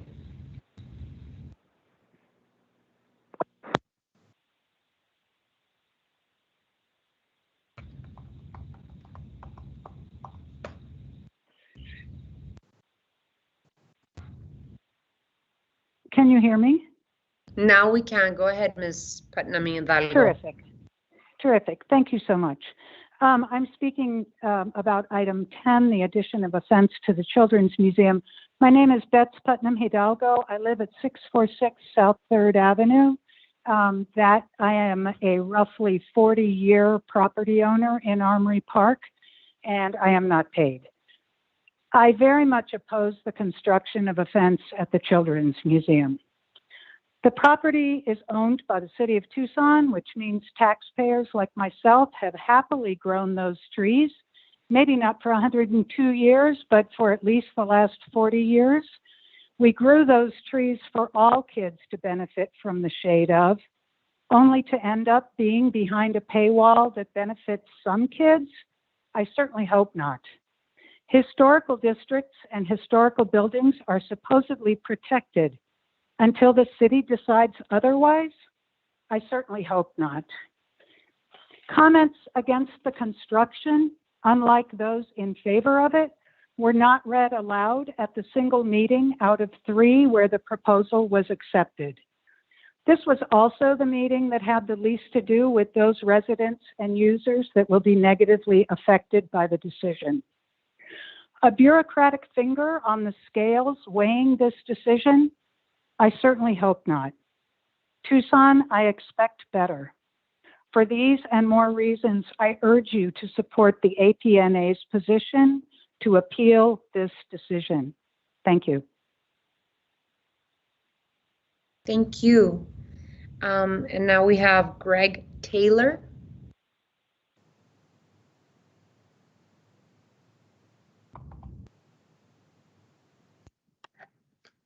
Yes, Your Honor. This is Greg. Are you able to hear me? Yes. Hi, my name is Greg Taylor. I'm the board chair of the Children's Museum. I'm a Tucson resident. I live on the east side, and I'm not paid in this role. So I appreciate everybody hearing out tonight, and it's really been a privilege for us to work alongside the neighborhood. If you allow me just to speak to the larger issue of why this is necessary for the community, and I think it's important to focus broadly on what the museum is, and the museum includes not just the building itself, but all the properties that surrounds it that's part of the museum's lease.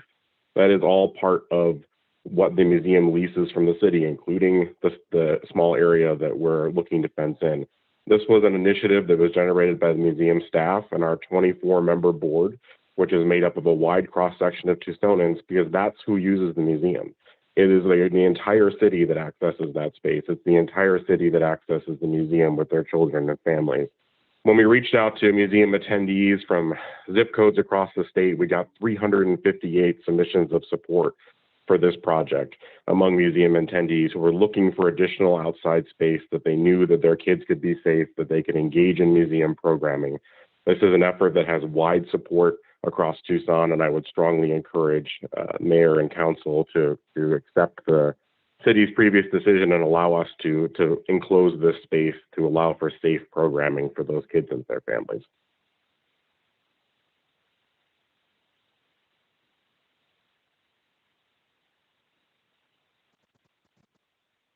Are you done, Mr. Taylor? Alrighty. Thank you. I will move on to Hillary Van Alsburg. Ma'am, thank you. Sorry, I had to unmute myself after I remuted myself. Yeah, it just was an abrupt finish. So thank you. Hillary Van Alsburg.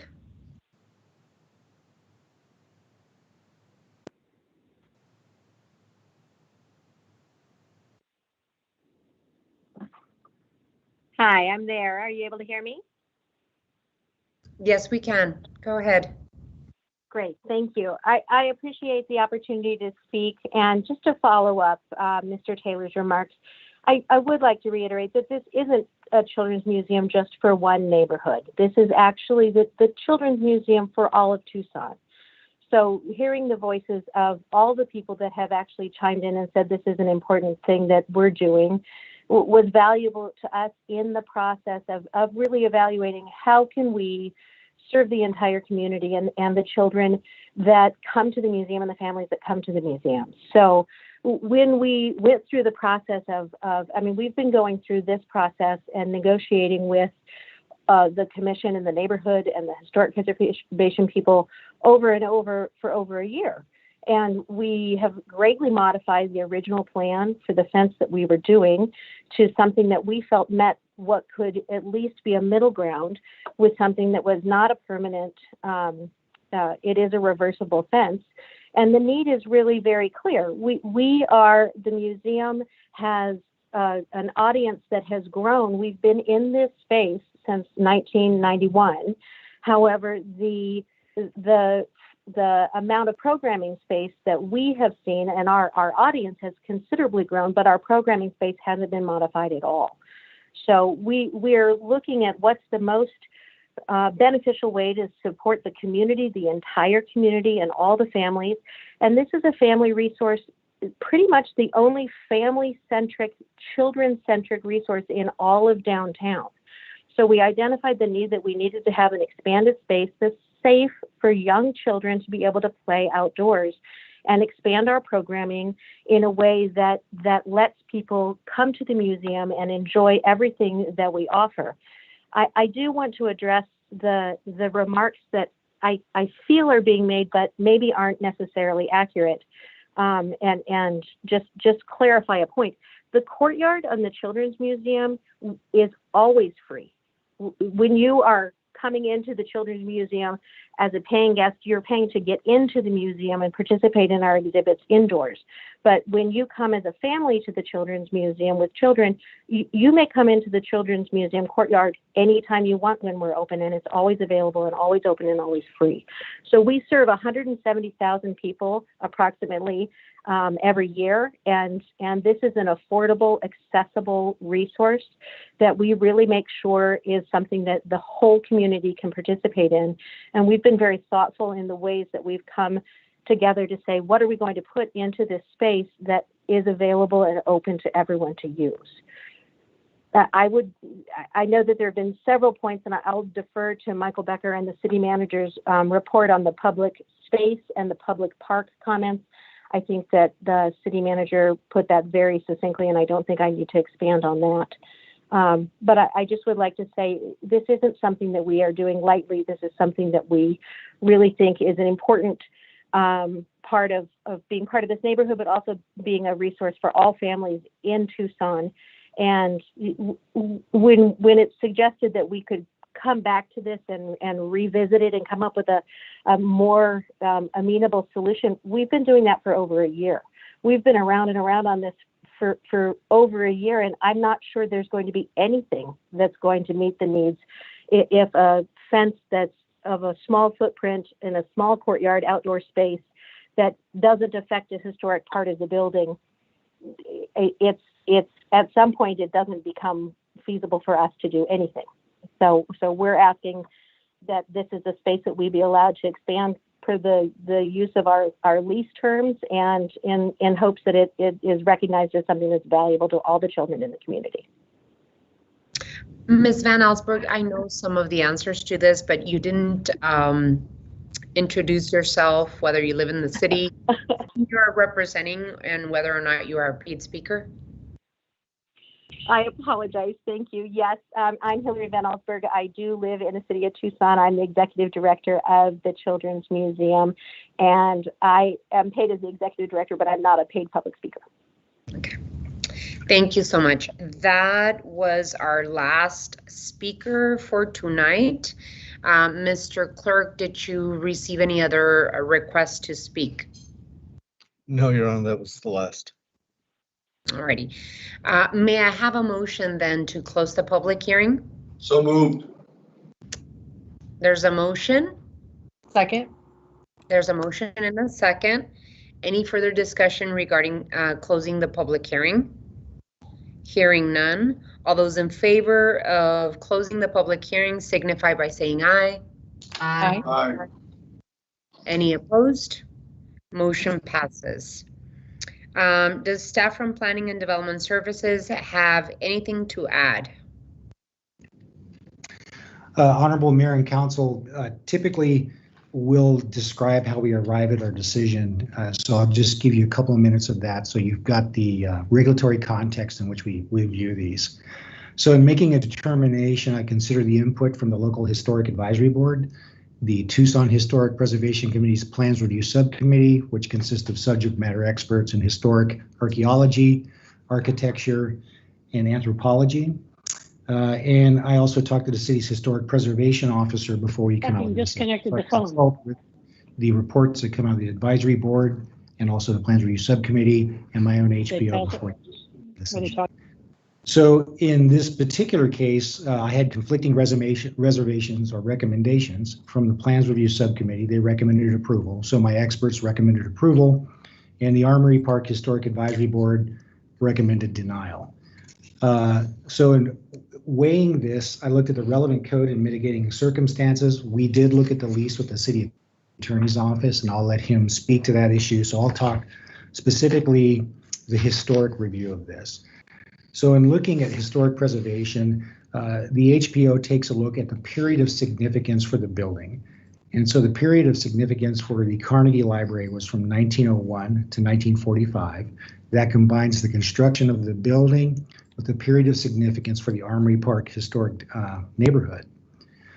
During that period of time, there were expansions and additions to the Carnegie Library, one in 1938, and there was a fire renovation in 1941. And in 1961, and why is this important, is 1961 is now out of the period of significance. So Arthur Brown added 2 more additions to the building. This design was of the modern era of 1961, so outside of the period of significance, and therefore it's not compatible with the designs of 1901 to 1945. Furthermore, in 1992, a historic assessment by Don Ryden concluded that the Carnegie Library by itself as an individual building probably could not be listed due to the significant modifications made to the building over time. So in looking at the application and the proposed fence, the fence will be located adjacent to the non-contributing elements, the newly built stuff from 1961.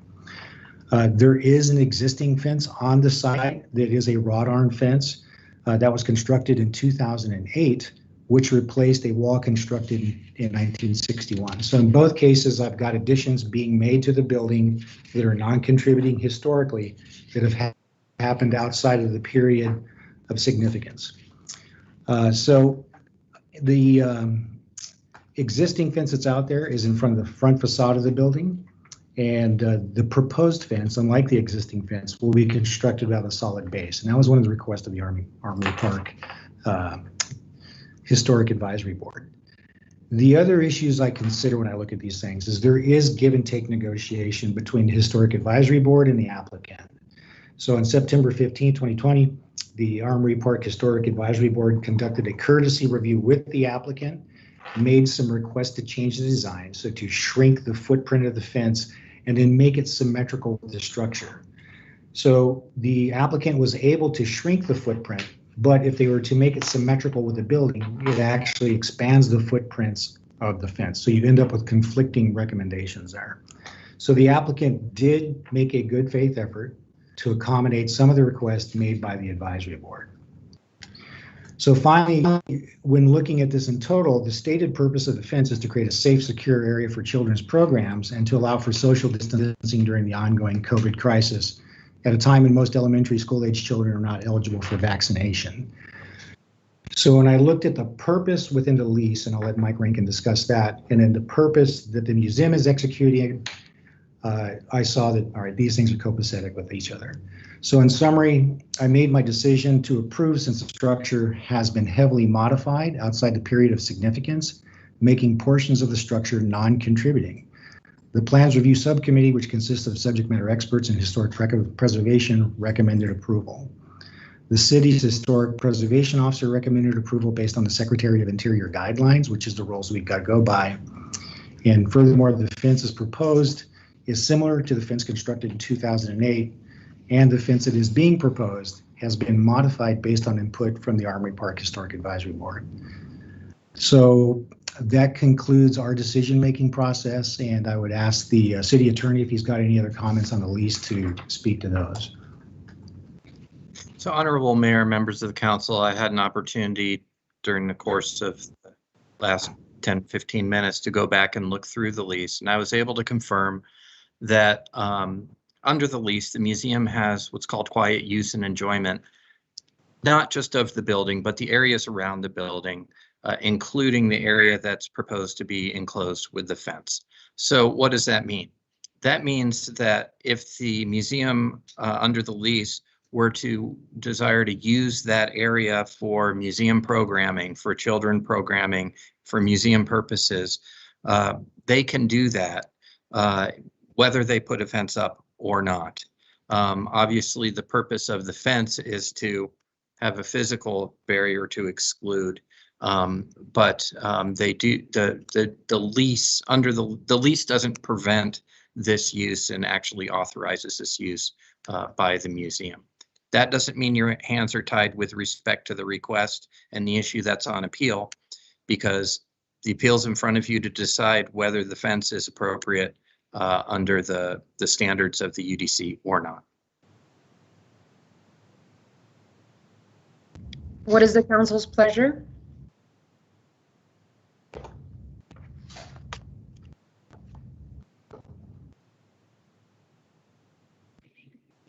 Well, I guess I'll just start the conversation. For me, the issue is not the historic guidelines. There is, and several months ago when the board reached out to me, not the historic board, but the museum board reached out to me and asked me about this, I said, I think it's a bad look. And at the time, we were right in the middle of talking about Barnum Hill and the zoo expansion, and I said, I think you ought to take a look about 3 miles east of you and see how that conversation's going and developing. There is currently underutilized space within the existing fence line, particularly on the north side of the building. Whether or not they would exercise their rights under the lease to, and I was being a little bit facetious when I said, hey, no trespassing signs, but to exercise their terms under the lease to use this space and exclude the public, I don't think they would do that. But even if they did, for the period of time they were using it, and the other periods of time, it would be open for public use. And somebody sent in some fairly compelling photographs earlier today that I'm sure you all got, of the massive shade trees and the shade that they cast. And the fact is that the proposed fence line is going to circumscribe all those trees and exclude the public from taking advantage of any of those amenities. So I would urge the board to look at the existing underutilized space they already have, if they do feel as though they need to use exterior space, and not move forward with this and put up a fence line that basically says keep out. That would be my perspective on it. I'm interested in colleagues. Councilmember Kozachik, did you want to make that in the form of a motion, or did you want to hear further discussion? Well, Karen's got her hand up. I'm interested in what she's got to say. Okay. Councilmember Ulick? Yeah, I'm wondering too about the existing space or options that would just respect the fact that really, as Councilmember Kozachik notes, the public is very, very in tune and in touch with the availability of green open spaces, and it's profound. And I would, one could say, well, that's because of COVID, and now that we're sort of becoming free of that, perhaps that will shift. I don't know if that's going to be the case. I think there may be a lasting connection that's been established that probably all of us appreciate. It struck me when the director noted that the entryway green space is open to the public, and I appreciate that. And at the same time, I wonder whether most of the public really avails themselves of that. I mean, I've taken my kids to the Children's Museum. I suspect that many people would believe that they're expected to go into the museum at some point if they're going to hang out in that front area. And I'm just wondering whether either a portion of that entryway would be a more appropriate point of discussion for maybe making that part of the museum more formally. I don't know if that's a possibility, and I don't know the dimensions of that space relative to what's envisioned here. And I know the value of the Children's Museum to many, many people across this valley, and you do great work. So I would ask that be something that be considered, and perhaps I'm curious whether and Councilmember Kozachik or Children's Museum folks could speak to that as a possibility. That would be for something for Michael and Hillary to speak to, but because it's their space, but I support what you're suggesting. It is, and I agree. Every time I've been there, as soon as I sort of walk inside the initial fence line, I feel like I'm sort of in their space. And I don't think people from Armory Park, who would otherwise be laying under the trees in the shade, would be inclined to walk up to the front door and lay down in their portico and do the same thing. So I think it has a different feel to the public.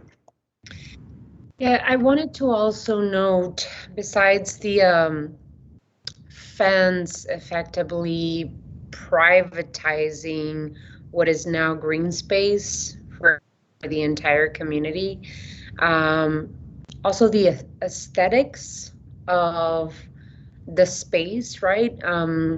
These types of buildings were designed to be the center of green space surrounding it.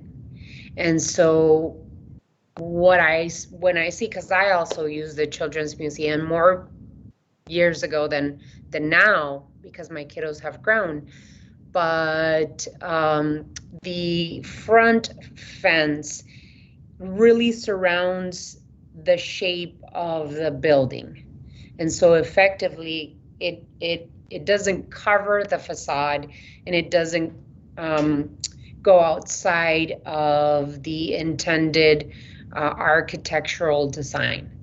And so it is preserving open green space for neighbors in the community, but also it's about preserving the feel and the look and the aesthetic of the design of that beautiful building. And so I tend to agree with my colleagues about reversing the decision of the director's decision on this particular case.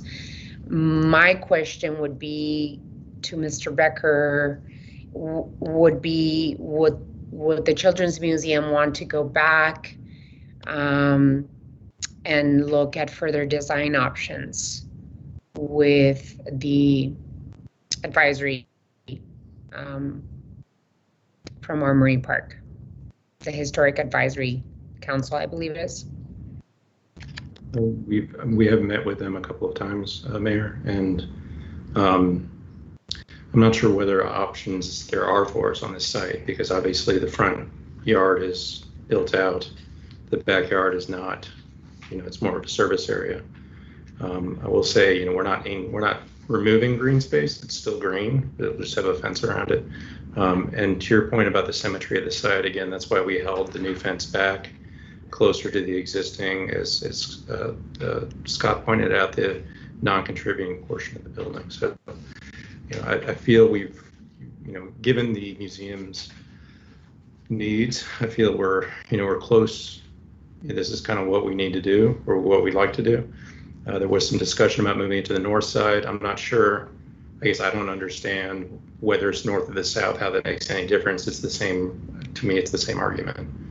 And if we can't build a fence, then, if we're essentially being told we can't do anything with the site, then that's a whole other issue for the Children's Museum to start to think about in terms of their own expansion. I know the lease was just renewed in 2019, and part of that lease renewal explicitly talked about modifications and changes to the building, and one of the reasons that the lease was renewed. So, I appreciate the comments about the open space. I will say, of the Children's Museum site, we're enclosing maybe an eighth of the current open space on just on that side of the street.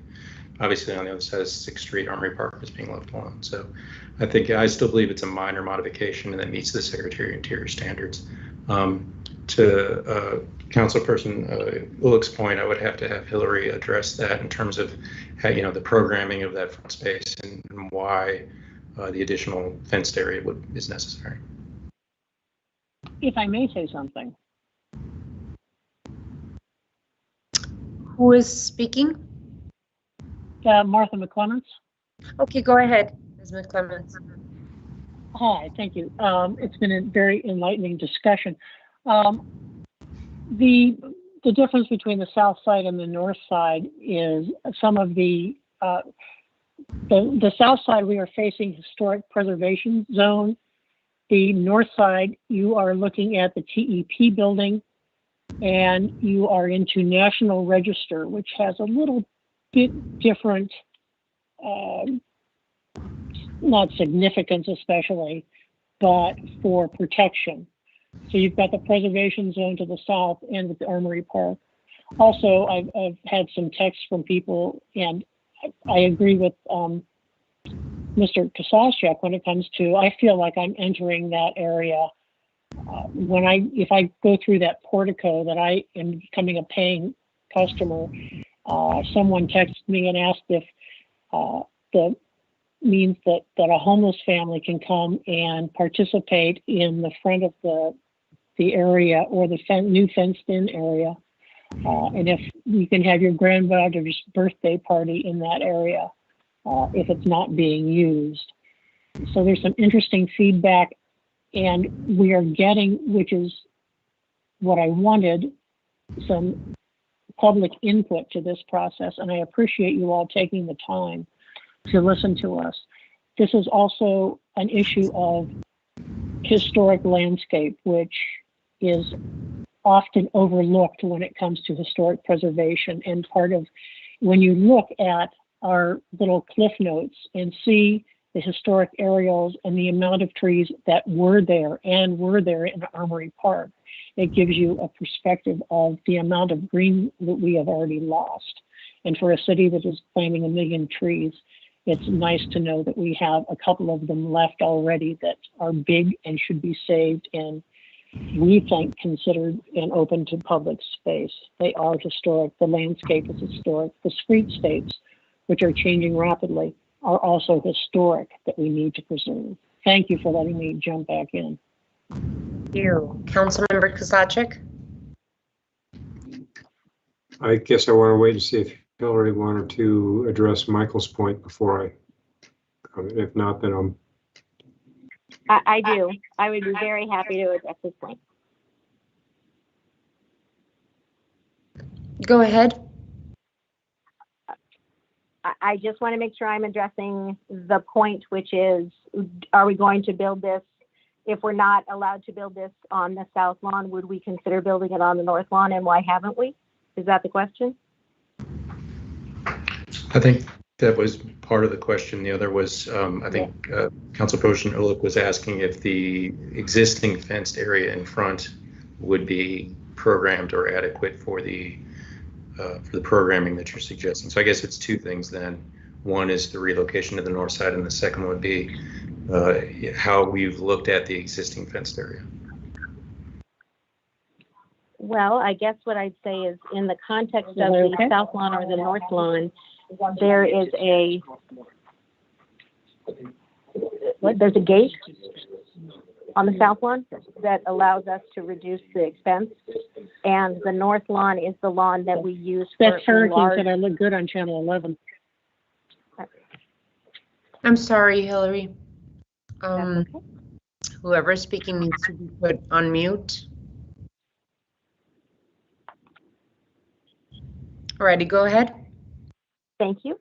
The north lawn is a much larger space, and we use it in conjunction with many collaborating organizations in the community for larger community events. We do all kinds of things there. The community uses that space pretty routinely, and we collaborate with those organizations for large scale free public events throughout the year. So that to me seems like we've considered those options in the public process of having this discussion with all of the different commissions that have weighed in on this over the course of the last year, and have gone over this several times in the context of that doesn't actually serve the differing requests to have it not inhibit the space or be the best use of the space.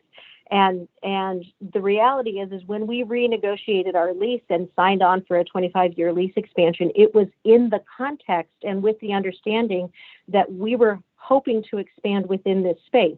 And if we can't even expand for a 4,000 square foot tiny little courtyard extension with the existing fence line that we have, there's a much larger conversation we're going to need to be having about the use of the space in general. In regard to Councilman Ulick's question about the front of the space, it's my understanding, and I'm sure Michael Becker could speak to this better, we are picking a space that is non-adjacent to the historic space. If we try to expand to out towards 6th Avenue, there isn't any more space to expand into realistically, and that would have an effect on the facade of the building, the front of the building. So we're going to the side. Could I clarify my question there, if I could? It wasn't so much changing the configuration, but is that outdoor space that is already walled fully programmed, or would there be a way to create a walkway to the front door, but to enclose those two courtyards for strictly children's museum programming that would be secure and not available to the public as it is now? Is that fully utilized? Because you had mentioned that's available to the public, come one, come all.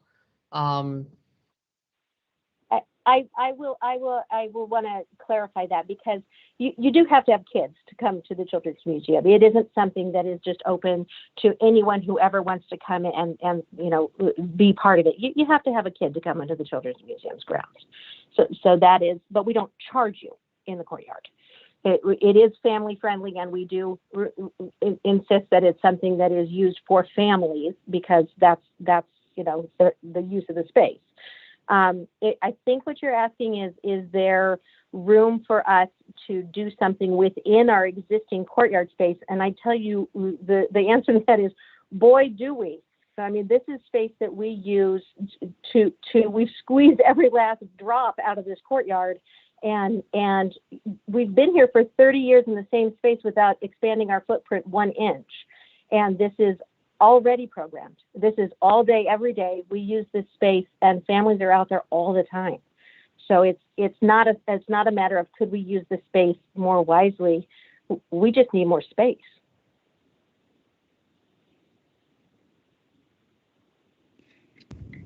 Councilmember Kozlowczyk?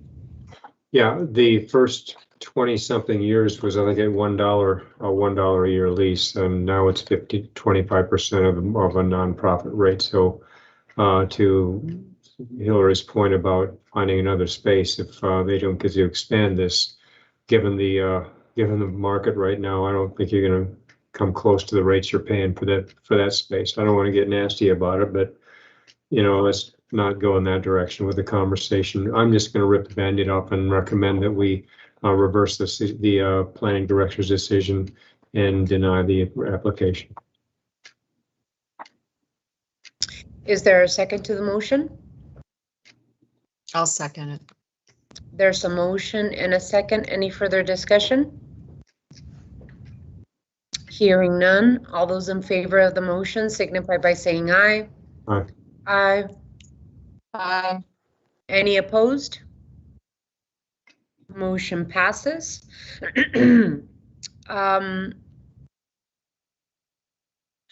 Motion passes by a vote of, I think it's 5 of us, 5-0. Thank you so much. Mr. Clerk, is there anything else on this item that we need to close up? No, Your Honor. Alrighty. Thank you so much. Thank you everyone for your participation in the public hearing. Your Honor, Yeah, Mr. Clerk, you have some clarity. Your Honor, if I may, before we proceed on to the next item, may we go back to item 9, the public hearing on the Sunshine Mile? We left that item without closing the public hearing, so if we could go back to that item for just a moment, the city attorney will address that issue. Yeah, let's move to go back to item 9, Mr. Rankin. Thank you, Mayor. Just want to establish where we've left off since the public hearing wasn't closed by motion. And I apologize, the audio has not been terrific for me tonight, and I want to make sure I haven't missed anything, and I want to make sure the record's very clear. The effect of the action that you all took tonight with your vote means that from my office, we will provide a conforming version of the ordinance to capture what you approved tonight with the motion. With respect to the status of the public hearing, it was left open, but with respect only to the defined area that Councilmember Fimbres added to the motion. You've all heard what that area was. And so that was that portion that was left aside for additional review and then consideration by the mayor and council. So unless there's a motion to close the public hearing, which there was not, the public hearing remains open, but only with respect to that portion of the proposed area. And Mike, I don't know where, I apologize, Madam Mayor, if I could address the city attorney. I don't know where the affordable housing piece, if that would be part of the public hearing as well. It is an element of the overlay, and it's something that I did specifically, well, that was also called out in the motion, I think, in terms of coming back with recommendations by August 10th. So I would assume that would fall under the hearing, or would? Councilmember Ulick, you are correct that that is certainly still part of the item. Okay. And it was part of the direction. It just, that won't be part of the ordinance, the conforming ordinance at this time, but it was part of the direction of the mayor and council and will be part of what is discussed and potentially acted on at the August 10th meeting. Thank you very much. Thank you for the opportunity to clear that up, Mayor. All right, so we're good to go. Yes. All righty, thank you. So we move on to item 11. Finance, fixing and levying the primary and secondary property taxes for fiscal year 2021-22, ordinance number 11857. City Manager's communication number 231 dated July 7th is received into and made part of the record. Mr. Clerk, you are requested to read ordinance 11857 by number and title only. Ordinance number 11857 relating to taxation, fixing, levying, and assessing primary and secondary property taxes for the city of Tucson upon the assessed valuation of the property within the city of Tucson subject to taxation, each in a certain sum upon each $100 of valuation, sufficient to raise the amount estimated to be required in the annual budget, less the amounts estimated to be received from other sources of revenue and unencumbered balances from the previous fiscal year, providing funds for various purposes, all for the fiscal year ending June 30th, 2022, and declaring an emergency. What is the council's pleasure? I move that we pass and adopt ordinance 11857. Second. There's a motion and a second. Any further discussion? Hearing none. Mr. Clerk, let's go to roll call. Mixulik, Aye. Mayor Romero, Aye. Mr. Fimbres, Aye. Mr. Kozaczek, Aye. Mrs. Lee.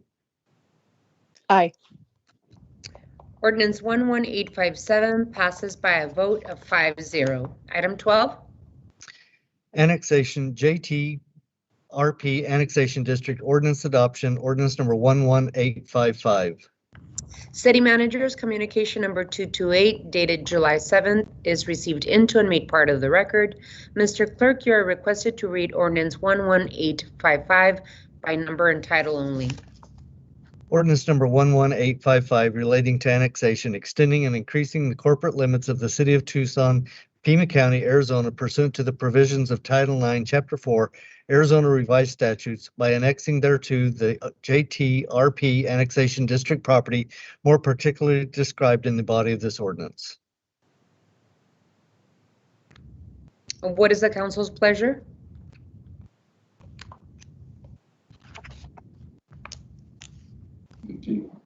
Move to pass the item. So I'll the second that. to pass and adopt ordinance 11855, and there's a second. Any further discussion? Hearing none, let's go to roll call. Mrs. Lee, Aye. Mr. Kozaczek,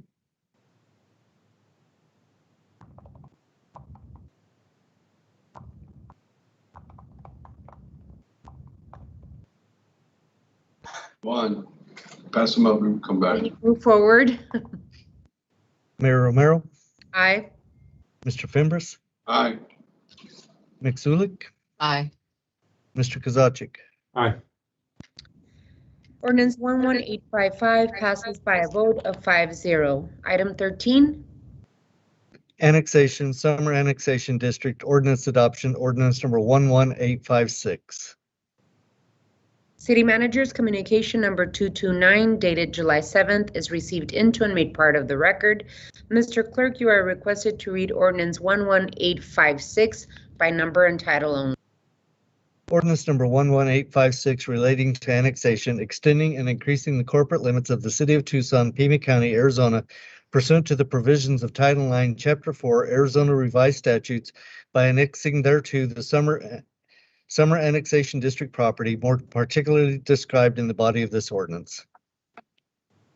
What is the council's pleasure? I move that we pass ordinance 11856. Second. There's a motion and a second. Any further discussion? Let's go to roll call. Mixulik, Aye. Mayor Romero, Aye. Mr. Fimbres, Aye. Mr. Kozaczek, Aye. Mrs. Lee. Aye. Ordinance 11856 passes by a vote of 5-0. Item 14. Zoning C92105, Wilmot and Interstate 10 RV to C2, City Manager's Report Ordinance Adoption, Ordinance number 11852. City Manager's communication number 220 dated July 7th is received into and made part of the record. This is a request to clean up of remnant zoning to prepare the site for future development under C2 zoning and compatibility with surrounding areas. The subject site is located northwest interchange of Interstate 10 and Wilmot Road. Staff recommends approval of the C2 zoning and adoption of the ordinance. Is the applicant or representative present?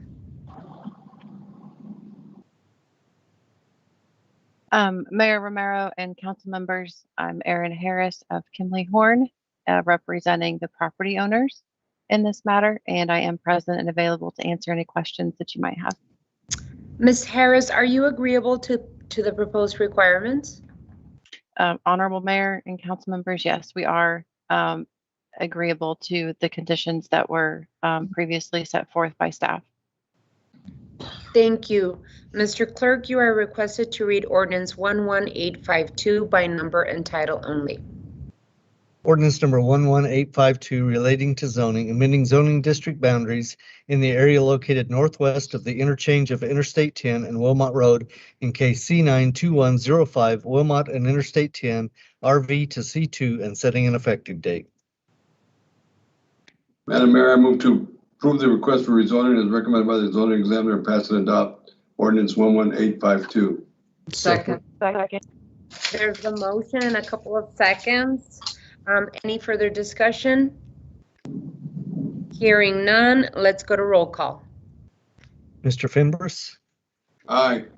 McZulik? Aye. Mayor Romero? Aye. Mr. Kozaczek? Aye. Mrs. Lee?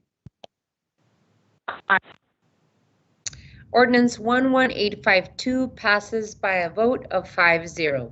Item 15. Zoning C152102, establishing original city zoning for the JTRP Summer Annexation District, County SR to City SR, ordinance adoption, ordinance number 11853. City Manager's communication number 221 dated July 7th is received into and made part of the record. This is a request to establish original city zoning within JTRP Summer Annexation District. The district includes approximately 6.48 acres on 2 non-contiguous parcels located west of Catalina Highway, north of Tanque Verde Road. In the current Pima County zoning is SR. The proposed City of Tucson zoning is SR. The zoning examiner recommends approval of SR zoning. Is the applicant or representative present? Good evening, Mayor Romero, Mike Chowski with the City of Tucson. Mike, are you representing the applicant? Yes, City of Tucson, since this is original city zoning, the translation zoning, City of Tucson is the applicant for this. Are you agreeable to the proposed requirements? Yes. Mr. Clerk, you are requested to read ordinance 11853 by number and title only. Ordinance number 11853 relating to zoning, establishing original city zoning in the area located approximately 500 feet west of Catalina Highway and approximately 1,400 feet north of Tanque Verde Road in case C152102 JTRP Summer Annexation District, Pima County SR to City of Tucson SR and setting an effective date. What is the council's pleasure? I move that we pass and adopt ordinance number 11853 and get Mike some light bulbs for his office. I'll second that, Madam Mayor. There's a motion and a second. Any further discussion? I just think they haven't been paying their bills down at City Hall because Brina's have been going out all day too. We lose our light every 15 minutes. So if there's no further discussion besides our lighting situation, let's go to roll call. Mrs. Lee? Aye. Mr. Kozaczek? Aye. Mayor Romero? Aye. Mr. Fimbres? Aye. McZulik? Aye. Ordinance number 11853 passes by a vote of 5-0. Item 16. Zoning C92101 Blackhawk Wilmot and I-10, SH, and C2 to R1 City Manager's Report. City Manager's communication number 222 dated July 7th is received into and made part of the record. This is a request to rezone 5 parcels comprising approximately 86.72 acres from SH and C2 to R1 zoning. The preliminary development plan proposes a 310-unit single-family residential subdivision at a density of approximately 3.6 units per acre. The rezoning site is land located on the south side of I-10, west of Wilmont Road, and east of Los Reales landfill. The zoning examiner recommends approval of R1 zoning. Is the applicant or representative present? Yes, Madam Mayor, Paul Holland is here. Paul, thank you so much. Are you agreeable to the proposed requirements? Yes, ma'am, we are. Thank you so much for staying with us at this late time. Thank you. With that, what is the council's pleasure? Madam Mayor, I move to authorize a request as recommended by the zoning examiner. Is second. There's a motion and a second. Any further discussion? Hearing none. All those in favor indicate by saying aye. Aye. Aye. Aye. Any opposed? Motion carries. Item 17. Your Honor, before I read item 17, I just wanted to, I've been asked to remind Mayor and Council and the public as well that the August meeting is now moved to August 10th. That will be the only meeting in August. So August 10th for our next Mayor and Council meeting. Item 17 is adjournment. Council will stand adjourned, and as the clerk just stated, the next regularly scheduled meeting will be on Tuesday, August 10th, at or after 5:30 p.m. Thank you all so much, and have a wonderful rest of your week. Great job, everyone. Thank you. Thank you.